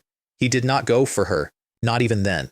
He went for me, and the dagger's divine blood was already in his bloodline, and the poison was already in the wound, and the strike he threw at me was still enough to break my collarbone. Then his knees went. Why? He said. Because she's mine, I said. She's been mine since before you met her. Every map you gave her, every grave you opened for her, every hour you stood in that forest, that was all mine too. Son of destiny. Su Yu. Bloodline origin crippled. The undying bloodline can no longer restore the body. Minus 300,000 luck. He should have died there. He very nearly did. What he actually did was take the last thing he had, the space Shenwu imprint, the piece of a god's understanding that had cracked my void lock twice, and burn all of it at once and tear a hole out of the world with it. He went through the hole with a dagger still in his back, and no bloodline left worth the name. Now that, I said, to the empty canyon, is a protagonist. I did not chase him. I could not have caught him. And I stood there for a while with my collarbone in pieces and a considerable amount of money in the bank, and thought, honestly, that I might have made a mistake. Because I have read this story. I have read it about 400 times. You take everything from the chosen one, and you leave him alive, and one day he comes back with nothing to lose and a face you don't recognize. Next time, I said, I finish it. I have said that before. I keep saying it. It has not yet been true. Out of everyone who entered the Kunshu secret realm, roughly 1 in 9 was still alive when the city of Providence opened. Jun Long went home and reported a complete success, and he was not lying. That's what makes it beautiful. Every objective on his mission sheet had been achieved. The Kunshu realm's luck baptism was destroyed. Its rising generation was gutted. His superiors were delighted. They just never worked out whose plan it had been. That is the soul erosion realm, by the way, the power sitting above everything I had been fighting. The one that intends to eat the Kunshu realm whole. Everything up to that point had been the Heavenly Tao Alliance, and the Heavenly Tao Alliance turned out to be the small problem. The Northern Mang Emperor and Mu Ru weighed joining the war and decided to wait and let the Alliance and Great Jun bleed each other white first, and the Alliance Council passed a resolution in one line, and it was the line that started the invasion. Jun Shu must die, and Jun Kong must die with him. They stopped treating me as a prince-shaped nuisance and started treating me as a strategic problem, which is a promotion nobody wants. Then the Kanglin's sacred ground invited me to a banquet. It was a trap. They had borrowed great saints for it. They had chosen the ground, and they had planned it for 2 months. I had been there first. Before a single guest arrived, I had already turned Kang Bo's Saint Lord, Kang Tian, and the Kanglin old ancestor himself, and the trap closed on the trappers with me standing at the wrong end of it. Net Hall, 12 great saints. One of them, a man called Wang Hong, gave up in the middle of the fight, just stopped, put his weapon down, and said out loud, I'm tired, let's destroy it, and surrendered. Their assassination attempt was my recruitment drive. Kang Tian went back to the Alliance afterwards and performed the shattered survivor of the Kanglin massacre in front of the full council. Weeping, for a sect I had taken with his help, they comforted him for an hour. My people crying at the enemy's table has never stopped being funny to me. Then the Alliance went all in, and this is the part where I lost. They breached 3 fortresses, they took 73 cities, they razed the great general's mansion, and Jun Kang was missing. The Great Jun dynasty was losing an actual war on actual maps while I was several hundred miles away shopping for great saints. 4 of my brothers died in 1 week, the 7th killed outright, the 6th assassinated by his own favorite concubine, who then killed herself, the 4th almost certainly Junbo, the 3rd by the Northern Mang on my instruction. 9 princes, 5 left, the 1st, the 2nd, the 5th, the 8th.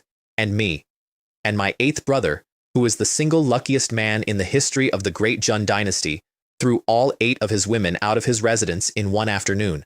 Send them away, every one of them. This prince is going to abstain. One of them tried to put a knife in his back on her way out and was caught by the imperial clan head. Your strength, the old man told him, is the worst of any prince I've ever tested, he considered. Your luck, however, is quite good. Junbing's strategy for the throne, which he explained to nobody and executed perfectly, was to lock himself in a room and outlive everybody. I will not leave this place, he announced to his own door, until I have broken through to Holy King, and I went to rob the misty Holy Land. I had 8 great saints and a tiger. I arrived at their gate shouting, and their mist formation, 1,000 years of accumulated defense, the pride of the sect, simply dissolved rather than test itself. They invited me in. Mulong was in the Forbidden Land, Great Saint Realm, 879,000 points of luck, up 400,000 since I'd last seen her. She lit up like a lamp. Senior brother, you came. Of course I came. I looked around at the cell they'd kept her in. I've come to take you home. There's a saintess seat at the Taishu Holy Land with your name on it and nobody in it. No, she said. Not yet. At least, not for now. I stepped forward to argue with her about it, and my hand went through her shoulder. She wasn't there. She had not been there for a long time. What I was talking to was a phantom she had left behind against the day I came, standing patiently in an empty room, waiting to deliver a message. Mulong was in the upper realm. The Misty Palace, the thing above the Misty Holy Land, the real one, the one in the higher world, had come and collected her, and she had gone willingly. That's the part I had to sit down for. She had gone because she had made a bargain up there. Her whole future in exchange for changing my talent so that a man with an ordinary mortal's bloodline could live longer and go further than he had any right to. She had traded herself for my ceiling without asking me 6 years ago, and then she had spent every day since standing in a garden tagging plants. Her decree rang out through the whole Holy Land while I was still processing it, loud enough that every disciple in every hall heard it. From this day forward, the Misty Holy Land obeys my senior brother. Then she looked at me with her chin up, waiting, absolutely radiating expectation, the way she used to when she was 9 and had done something clever. I said something. I don't remember what. She kissed my cheek and vanished. Her gift was in a box by the door, Saint high-grade armor, a Saint high-grade sword, and a divine rank medicine, black-shelled, shaped like a tortoise, the Zhuanwu divine medicine. I spent every villain point I had refining it, and the results were absurd. The 9 revolutions golden body art to the 4th turn, which is the combat power of a late-stage great saint in the bare body, the great saint realm proper, law of water to major achievement, law of earth to major, and then the 2 of them fused, which produced a divine ability the system called Xuanwu protects the body, and a domain of water and soil, and 10,000 years of lifespan. That last one is not a cultivation resource. That is a woman making sure she is not the only one still alive when she gets back. That was the first time in my life anybody ever fed me like a protagonist. And it wasn't heaven, and it wasn't the system, and it certainly wasn't my family. I gave the old woman running the Misty Holy Land in Huaxiang's absence a message to pass along. Tell Huaxiang to withdraw from the Heavenly Tao Alliance and to bring me the head of Vice Leader Xieshu, personally. If she won't, then she shouldn't be a Holy Lord. Whichever she chose, she was going to die. She was the one who had put my junior sister in that room. Then the old woman, carefully, explained the Misty Palace to me. Women only, no men, at any level, ever, and a saintess groomed for the palace master's seat, and palace masters do not marry. You appear to be under a misapprehension, I said, about the nature of my relationship with Mulong. Then I walked out into their courtyard and set it to the sky because I wanted it on the record with the party concerned. If gods stand in my way, I will kill gods. If Buddhas stand in my way, I will kill Buddhas. And if the heavens try to stop me, I will destroy the heavens. Tribulation lightning gathered overhead. It hung there. It thought about it. Then it dissipated. I looked up at the empty sky. My whole position, I told it, depends entirely on you. The system, in my head, sounding almost fond. Host, you are the villain. You want the protagonist's script? No chance. Very far away, in a mist-wrapped garden, in a world above this one, a girl was moving between planters with a brush and a pot of ink, marking every single thing she grew so that nobody else could harvest it. An enlightenment tea tree, 5,000 years from maturity. Senior brother enjoys tea. A dragonheart 9-leaf Ganoderma, 1,000 years out. That one might push him to quasi-emperor, sword essence grass, for his sword heart, and one she went read about and refused to explain to anybody. Keep them, she told the gardener. Keep all of them. Don't throw any of it away. Her senior sister teased her that Misty Palace disciples aren't permitted to marry. Then I'll become the palace master, said Mulong, not looking up, and abolish the rule. 10,000 years is plenty of time. Hua Xiang ran straight to Xie Shu with my ultimatum, and Xie Shu, who is not stupid, smelled the ambush at Shangyang City and sent somebody else to die in it, which is how I ended up at Tianbing City instead, and how I met the best man in this entire story, King Shu Tong of Pingchuan, Great Saint Peak, holding 1,000,000 men against a larger alliance army with dozens of great saints in it and not one quasi-emperor on his side. He had lost 13 consecutive battles. The court's order arrived while I was watching. Withdraw, preserve your strength, abandon the city. And an alliance envoy arrived an hour later, offering him his rank, his army, and his life if he'd change sides. Shu Tong took the envoy's head off in front of his own officers. They say that in war, one does not kill the messenger. He wiped the blade. Today I, Shu Tong, will do so anyway. Then he climbed onto the wall and gave the speech, and I have heard a great many speeches from a great many people who were about to die, and this is the only one I've ever wanted to write down. Yunxi City. He held up a finger. I left. Heluo City. I left. Jiayuan City. I left again. 13 defeats, brothers. 13 times I have walked away and let them have it. He looked down at 1,000,000 exhausted men. Tianbing City is my grave. We fight to the death. And the whole army answered him at once, and I felt it in my chest from 400 meters away, and I am not a sentimental person. I did not intervene. Let's let the main character have his moment, I said. We'll turn the tide when it matters most. Then I teleported into the middle of that battlefield and quietly planted the human emperor banner in the ground, because every soul and every drop of blood spilled in a 1,000,000-man war is food. Long Shu was delighted with me in a way that I found unsettling. War, she said. More wars are needed. Shu Tong broke through in the middle of the siege.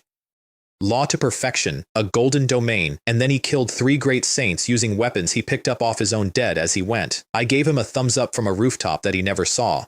That, I said, is the kind of great sage who should be working for me. The dead have limited career prospects. Only the living have possibilities. Then Xie Shu arrived with 7 more, which made 13 great saints around one man, and Hua Xiang spotted me in the crowd. You! She started laughing, high and wrong. You actually came here. Today you're finished. So I dropped the disguise and announced myself to 1,000,000 people. 9th Prince of the Great Qin Dynasty. I've come to reinforce Tianyuan City. Today, I live and die with you. Then my great saints walked out of the ranks behind me. 1, 2, 3, 5, 8, 10, 12, 15, 20. The Alliance's own intelligence had said 8.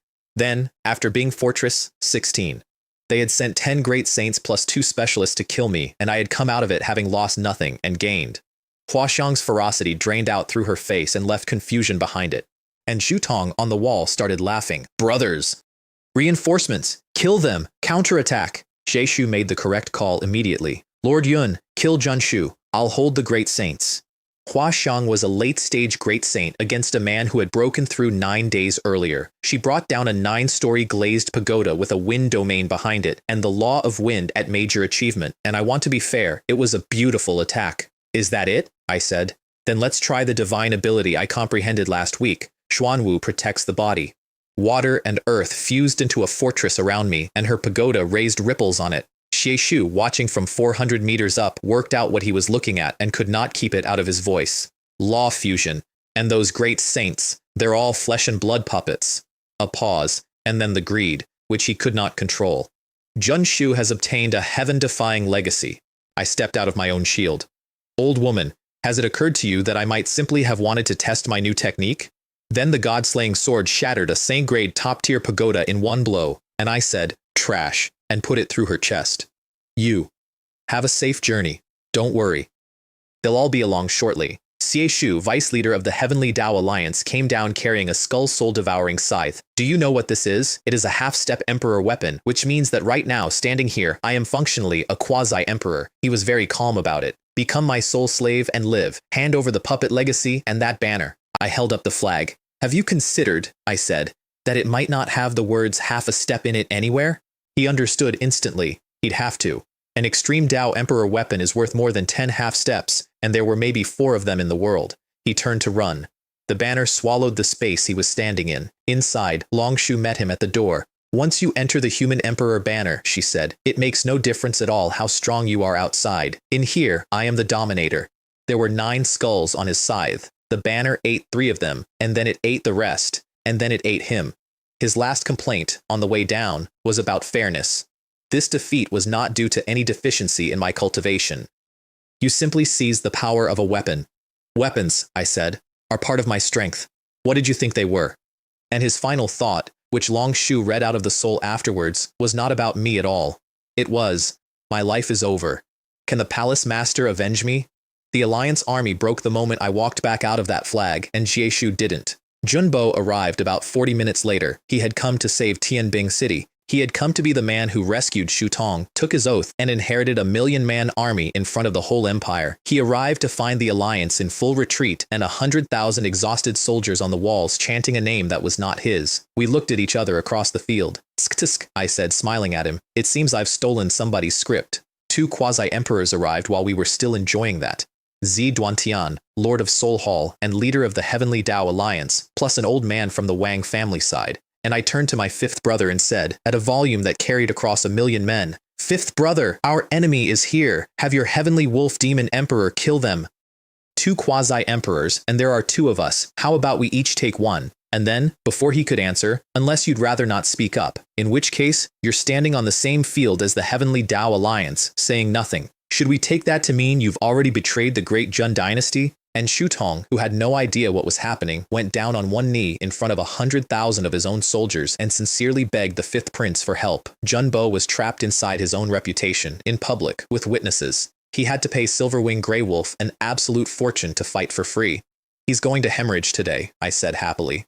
The wolf took the old man, who bought himself time with a heavenly soul crystal bribe, which tells you everything about that alliance. Xie Duantian came for me. The tiger got in the way and was swatted aside, but bought a second. Long Shu's assessment, urgent. This one is not an ordinary quasi-emperor. He is not far below what I was at my peak. Then he tried to blackmail me, which was the mistake. I know that banner is the lost 10,000 souls banner. I know it is an extreme Tao emperor weapon. Imagine what happens if the world learns that a prince of the great Jun dynasty is carrying it. He held out a hand. Give me back the scythe. Then, when I didn't move fast enough, he threatened to massacre the Jun army instead. All right, I said. It's only a sickle. If you want it that badly, have it back. And I threw it to him. It was the skull soul devouring scythe. Everything inside it had been eaten. What he caught was the material and the shape and nothing else, and his realm dropped the instant it touched his hand. Qin Luo, you little brat! You've cheated me. Nonsense, I said. If you're so certain, swear a heavenly oath, right now, in front of everybody, that this is not the skull soul devouring scythe. Go on. Do you dare? He did not dare, because it was. Then 2 quasi-emperor auras rose up behind Tianbing City, the great Jun dynasty's own, and Zi Duantian ran. The old man, abandoned mid-fight, froze Silverwing Grey Wolf with a mirror and ran the other way, shouting, "Hun Duantian, you bastard, you tricked me." And the wolf came back and looked at Junbo for a long moment and did not eat him. That one, it said, meaning me, can't die yet. He still has too many secrets. Everything I have told you up to this point happened before I went into the Kungshu secret realm. I have been telling it out of order because that is how I remember it, and because what happened in that realm at the end deserves to be told last. Bai Wen died in a valley with the woman he loved standing over him. He had been beaten down to nothing, and he had 1 card left, and he told her about it because she was the only person in the world he trusted. He could spend the origin of the undying bloodline itself to heal instantly. It would cost him his entire foundation, and more than that whole secret realm was worth, and he was going to do it because he had finally worked out how I fight. Kang Ya tilted her head. Is that so? And put the god-blooded poison dagger through his back and into his heart. Why? He said. Junior sister Kang, why? Do you want to know why? She said. I'm not going to tell you.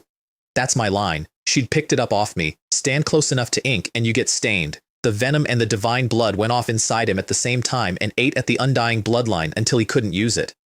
Frozen, suppressed, run through. And then, in front of him, I put my arm around her waist. That is the part I did on purpose, and I want it in the record. We took him into the banner, and Long Shu stepped out with her own face on for the first time in 300 years, and Bai Wen, who had never met her, felt a familiar aura come off a stranger and could not work out why. Stop struggling, she said. This is my territory. I make the rules. Xiao Ya. Why? Have you forgotten that he killed your entire clan? Have you forgotten Mu Yan? It must be pleasant being a fool, she said. But I'm in a good mood, so I'll answer you. And she walked into Kang Ya's body, and Kang Ya's face became hers, and the change went through the features like weather. Bai Wen's first reaction was joy, actual, uncomplicated joy. I see, he said. It isn't her. It was never her. Then it arrived, and he stopped talking, and the tears came instead. So junior sister Kang, she's already gone. And then, after a while, very quietly, and this is the last thing that man ever said to me that mattered. It's good that it wasn't her. He died less lonely for it. That's the only decent thing in the entire episode, and it belongs to him. Even if I become a ghost, he said, I will not let you go. You won't get the chance, said Longshu. Soul strangulation. And outside the whole island, a hole opened in the sky and a hand came down. Everyone who saw it said the same thing. That's a quasi-emperor. No, that can't be a quasi-emperor. That's an emperor. A great saint who couldn't dodge the shockwave simply died where he stood. The island's outer shield held. And a phantom of that handprint slipped through anyway, found me inside my own emperor weapon, and knocked blood out of my mouth. Bai Wen's insurance policy. Somebody very large, somewhere very far away, who had promised him that if he ever died, they would know. Thank goodness, I said, wiping my chin, for the human emperor banner. Son of Destiny. Su Yu, killed, all luck acquired. 300,000 villain points, reward, space law, minor achievement, divine ability, spatial rift. And then I complained, because I had been doing arithmetic on that man for 2 years. Tongzi, where's the rest? He should have had over 400,000. Su Yu only had 300,000 remaining. Perhaps someone stole his heavenly Dao luck. Somebody stole my villain points? I want you to understand the scale of the offense. I had spent a fortune, 2 years, and an entire secret realm engineering that kill, and somebody had reached in ahead of me and skimmed the top off it. Whoever you are, I said to a valley, don't let me find out. Then I paid 200,000 more to unlock the Shenwu imprint's real secret technique, Void Escape, which walks a man into the space between things and improves as his space law does. And I worked out the rest of it on the way to the city, because whoever stole that luck is now walking around carrying a mountain of it, and a man carrying that much luck has no reason on earth to skip the luck baptism. If you're a son of destiny, I said, then there's no possible reason for you to miss the city of Providence. So the city of Providence is where I'll bury you. 16 essence energy pillars, visible from outside the walls, and the thickest of them wider than a man's waist. Muru took one look and said something openly treasonous in front of her own attendants. I want that pillar. They say the Emperor Qian of the Great Qian dynasty was a woman. If she could become an empress, then I, Muru, can become one too. Her attendants lit up, looked at each other, saw the same ambition looking back, and stopped being rivals on the spot. That's how quickly a succession crisis starts. Gao Jin, Xie Kun, wearing Gao Jin, had gathered 20 people and intended to own the gate. Jun Shu hasn't come, Huo Bing hasn't come, Bai Wen has disappeared, Kang Ya hasn't shown up. He was almost purring. Then the city of Providence belongs to us. And privately, walking in, it seems that I, Si Kun, am destined to be the protagonist of this world. And Jun Long was already in position with his blood slaves and a satchel of blood demon crystals, each one forged out of the blood of this world's own strong, each one capable of poisoning the city and stripping the pillars of everything that makes them work. The first attempt failed and it cost me everything I had, he said, laying them. This one cannot fail, not even if it destroys my body. And then, to himself, and I want this on the record because it is the mirror of my whole life. To this world, I am the villain. But to the soul erosion realm, I will be a hero. Then the gates began to open, and I appeared out of thin air in front of them, having let nobody see me arrive. You've all gathered here because you want to enter this city. I looked around at 300 or 400 survivors. But I'm standing here now, so I decide who goes in. Uproar, and it was a fair point they were making. The city of Providence is an opportunity for everyone. Who enters is decided by the city, not by you. Don't get excited, don't get excited. Listen to me for a moment. The shouting died down. You're absolutely right, which is why I'll simply be your enemy instead. You want in? Come and fight, one at a time, or all together. I'll take it either way.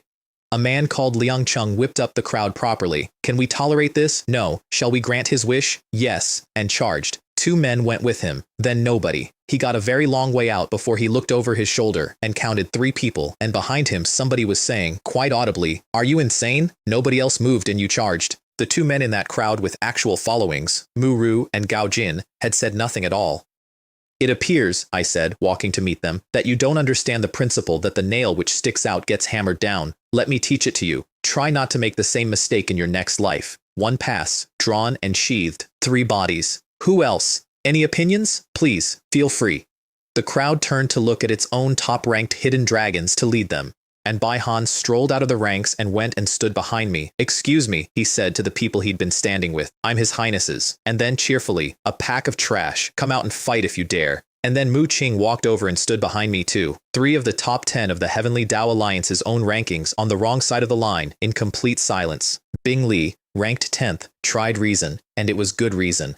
"There are 16 pillars. Why are you fighting us out here? Go in, take one, and it's not too late for us to fight inside." "Bing Li," I said, "you're ranked 10th. Who gave you the confidence to speak to the number 1 like that?" I turned to the gate. "Today, only if I can enter can any of you enter. And if I can't, then nobody does." And behind me, the gate finished opening, and Junlong said, "Go." The blood demon crystals went off around the walls, and the city started turning red from the outside in, the corruption crawling toward the pillars like frost across glass. I was not surprised.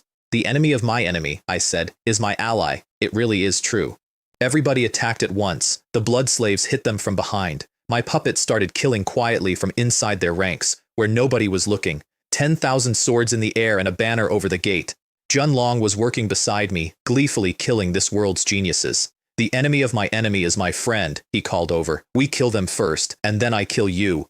And then he started laughing, and it was my laugh, note for note, because he had been listening. "What level are you?" I said, appearing at his elbow. "That you're copying me." Then I put 1 foot over the threshold of the city to test it, and the city let me in. I want to explain what happened in my head in that half second because everything after it turns on it. I had been barricading that door for exactly one reason. I assumed I would be refused. A luck baptism for a man whose luck reads black. There was nothing in that city for me, and if I couldn't have it, then nobody was going to have it, and I was going to stand in that gateway until the realm closed. The city let me in, which meant it did not matter anymore. So I turned around and killed my ally in the middle of his own sentence. "You can die now. I don't need you." Spatial rift, the ability I had taken off Bai Wen about an hour earlier. He got out one word, space, and came apart. Every blood slave he owned detonated when he died, which killed a great many more of the crowd, and I would like to state for the record that this was not my doing. "Triple kill," I said. "Next time it's a quadruple, and next time it's the last one." Third Blood Sea clone destroyed, all invading clones killed. Heavenly Tao's hostility drops sharply. Warning, if the killing continues, the Khonshu realm will lose its entire rising generation and hostility will rise again. Suggestion, open the City of Providence and wait for the chives to grow. And I stood there in a gateway with a sword in my hand and had, genuinely, a business epiphany. The baptism creates sons of destiny. I farm sons of destiny. I had spent the entire day trying to burn down my own crop out of pure spite because I couldn't eat the fertilizer. They were only ever thinking about denying the enemy an opportunity, I said out loud. If I can't have it, they shouldn't. Forget that. I put the banner away. If they get it, that's the same as me getting it. They're leaks. Let them grow. So I turned around to the survivors of a massacre I had just been at the center of and announced with total sincerity, "All right, I think we're about there. You may now enter the City of Providence." I gestured graciously at the gate. I was simply weeding out a few good-for-nothings who were hoping to take advantage of the situation. Now that all of you have proven your worth, the city is open. Then I put my palm flat on the wall and ate the blood fiend corruption out of it, because to every single person in that realm, it was a catastrophe, and to me, it was lunch. Host has resolved the City of Providence crisis. Heavenly DAO's favorability increases. I counted them in at the door out of habit. Kang Ya, mine. Kang Bo, mine. Bai Qing, mine. Han Chi, half mine, on a technicality of accounting he'd insist on. Gao Jin and Zi Kun, the same man, twice, both mine. Hold on, I said. My people are the majority. 16 pillars, and I went down the remaining list. Wang Lei, leak. Mu Ru, leak. Bing, Li, leak. Chives, I said. All chives, not one son of destiny in the entire building. Host, said the system. Sometimes one should look for the reason within oneself. Have villain points increased in value over the years? The Khonshu realm has already been extremely productive. It was, I'm afraid, completely right. Going down the list of that world's 5th-tier Sons of Destiny, apart from Huo Bing and my 5th brother, I had killed every single one of them. Bing Lai tried one final rally at the doorway. He just slaughtered our kinsmen outside. All of you, join me and kill him now. And one by one, with immaculate manners, that room declined. Mu Ru, this princess would never take advantage of a man in distress. Kang Ya, I would not stoop so low. Kang Bo, I am a saint of the Kanglin's sacred ground. How could I? Bai Qing, I'll follow senior brother Xiao. Gao Jin, I am the young lord of the everlasting family, and I would never take advantage of a man in distress. Shi Kun's abandoned body. I'll follow Lord Tang. And Han Qi, without looking up. I owe Junshu a favor. If you move against him, I draw. Bing Li's last recorded thought, courtesy of the banner, was, "What are all of you pretending to be, you moral exemplars?" Then Bai Han and Mu Qing killed him anyway, and Mu Qing quoted me while she did it, which I found touching. It seems you don't understand the principle that the nail which sticks out gets hammered down. 16 pillars, 16 people, and a surprisingly civil distribution, until Mu Ru claimed the thickest one in the room. That one is mine. Woman, I said, walking past her, do you know how big your own mouth is? You couldn't finish it. She got 2 steps before my aura pinned her, and she had to stand there and watch me take it. Jun Shu, she said through her teeth, I am not finished with you. I did find it faintly absurd, standing under a column of pure luck in a city built by heaven, that the thing being baptized was a room full of villains. Then the baptism started, and my luck value began to climb. Host's luck value is increasing dramatically. Host may choose to become the son of destiny. Host and all affiliated villains may immediately switch sides. I stood there with my eyes shut and pictured it, a line of my people with Son of Destiny floating over their heads, Mu Fen, Jian Lei, Wen Bo, an actual otherworldly demon, glowing with the world's approval. You can do that? I said. Isn't that just lying? Isn't that calling a deer a horse? Option 1. Switch sides and become the Son of Destiny. The system will distance itself from the host. Option 2. Convert luck to villain points. Remain a villain, waste some of the luck. And then, for the first and only time in 8 years, it added nothing. No sales pitch, no limited time offer, no you deserve it host. It just waited. I thought about it for about 4 seconds. What I was weighing was not morality, amnesty, a clean name, 6 years of accusations wiped, and a world that would start handing me things instead of trying to delete me. Everything I had bled for, free, retroactively. 2, I said. 2.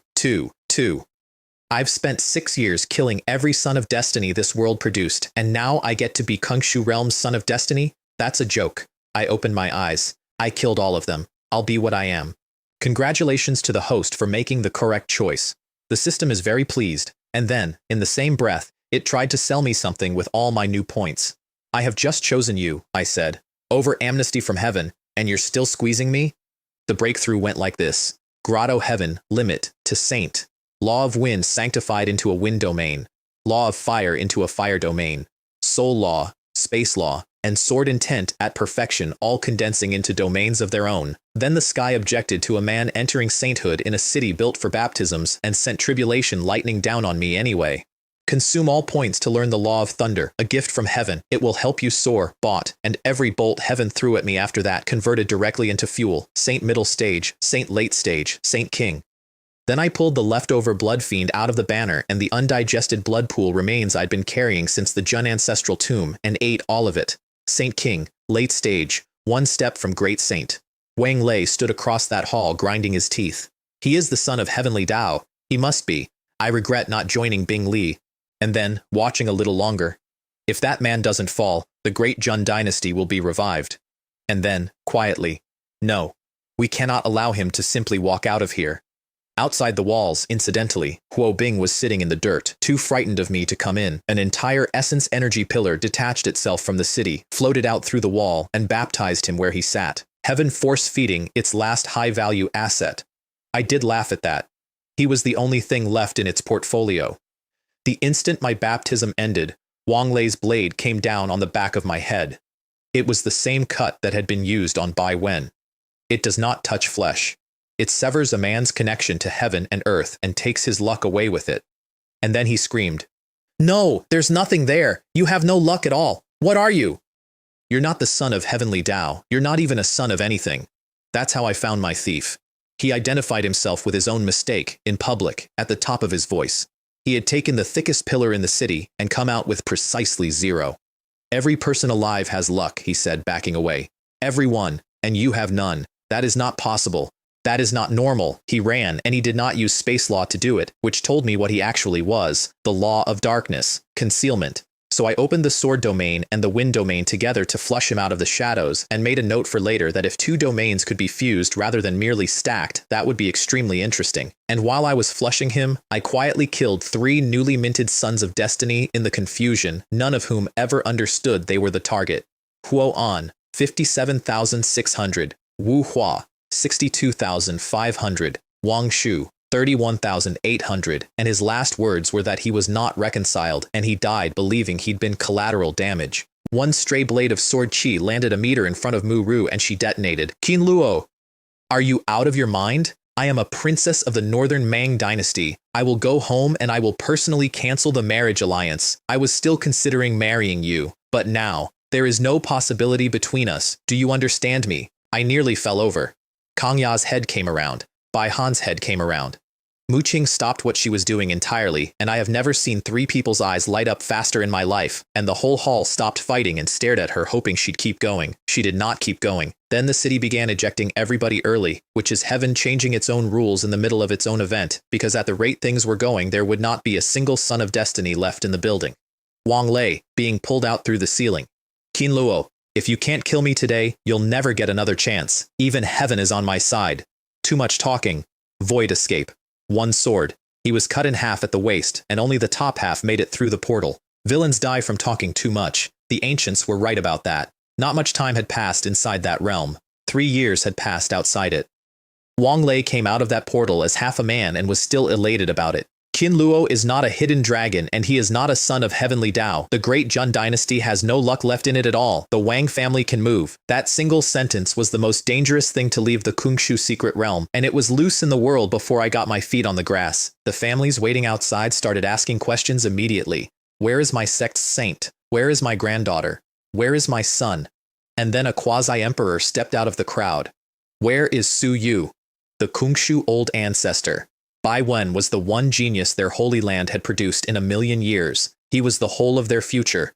Nobody answered him, which is an answer. You killed Bai Wen. If I said no, I asked, would you believe me? I want to search your soul. Mu Fen stepped in front of me, and then the portal flared and Jun Kang walked out of it. Soul-searching a prince of the great Jun dynasty on a whim, he said. Do you have any respect for us at all? Then generously to the crowd, since Junshu says there was no killing, then there was no killing. A prince of the great Jun dynasty would never stoop to lying. At which point, a projection of Bai Wen's father formed in the sky, looked directly at me, and said, You are the one who killed my son. My uncle's face froze. He turned around and gave me a very long, very tired look. Then he swatted the projection out of the air, and even as it came apart, its eyes never left me. I believe in you, it said, dissolving. You'll get out of the Kunshu realm eventually. I'll be waiting. Then Jun Kong went up into the sky and addressed everybody at once. Today, I, Jun Kong, will tell you cowards something. Don't imagine I'm unaware of your quiet arrangements against my great Jun dynasty. Anyone who provokes us should be prepared to die and to have his clan die with him. He pointed down at the Kungshu old ancestor. What happens to this old thing today is what happens to all of you tomorrow. The old man expected to survive it comfortably. Water against fire, quasi-emperor against quasi-emperor, and he had 200 years on my uncle. He discovered he was losing about 90 seconds in and tried to leave. What? You can't win, so you'd like to go home? Jun Kang did not raise his voice. I said it already. Today, you die. And then the Purgatory Fire Lotus came out, and it had changed since the last time I'd seen it. The Kungshu old ancestor worked out what he was looking at 1 second too late. That's the law of wind, fusion. You've actually fused wind and fire. They found pieces of him for a week. That was the cost of the Kungshu secret realm, incidentally, and I want to give the honest number because everybody prefers the version where I merely won. Of everyone who went in, roughly 1 in 9 came out. The 10,000 mountains lost the greater part of a generation. So did the barbarians. So did the Northern Mang. Bai Wen, dead. Wang Lei, halved. Guo Bing, ruined and baptized into a man who is frightened of his own sword, and Soul Hall threw a celebration. They had lost Xie Shu, their vice leader, but their designated protagonist, Xie Kun, had come out of the realm alive, ranked, and, as far as they knew, wearing the Tang family's young lord as a disguise. With Gao Jin dead, they toasted him for 3 days. The man they were toasting had my mark on his origin, and I could have flipped him in the middle of the banquet with a thought, and I let him have the party. I liked him at his happiest. It made the eventual conversation better. And on the far side of that celebration, all of it, the alliance, the invasion, the 73 cities, the whole war I had been fighting since I was 19, turned out to be the small problem, because the silver-winged gray wolf came for me. It came in at the end of the Tianbing battle with my 5th brother's money still in its teeth, and offered to kill me as a favor, and charged. My hand went numb from the first exchange. Goodness, I said, shaking it out. You sacrificed my 5th brother and you want to kill me? Then today I'll kill you to avenge my 5th brother. Junbo, who is the fifth brother, and who was standing right there, coughed blood. He had by then developed a habit of it. Then I ran into my own banner, and the wolf, a quasi-emperor who had just beaten another quasi-emperor and was feeling excellent about itself, came in after me for the meat. "You idiot!" Junbo screamed after it. "Don't go in there!" Too late. "You had the road to heaven open in front of you and you wouldn't take it," I said inside, "and then you barged into hell when there was no way out. Little wolf, you are super brave." It noticed the demotion from Heavenly Wolf Demon Emperor to Little Wolf and did not care for it. So what if this is an extreme Tao Emperor weapon? I am a Demon Emperor.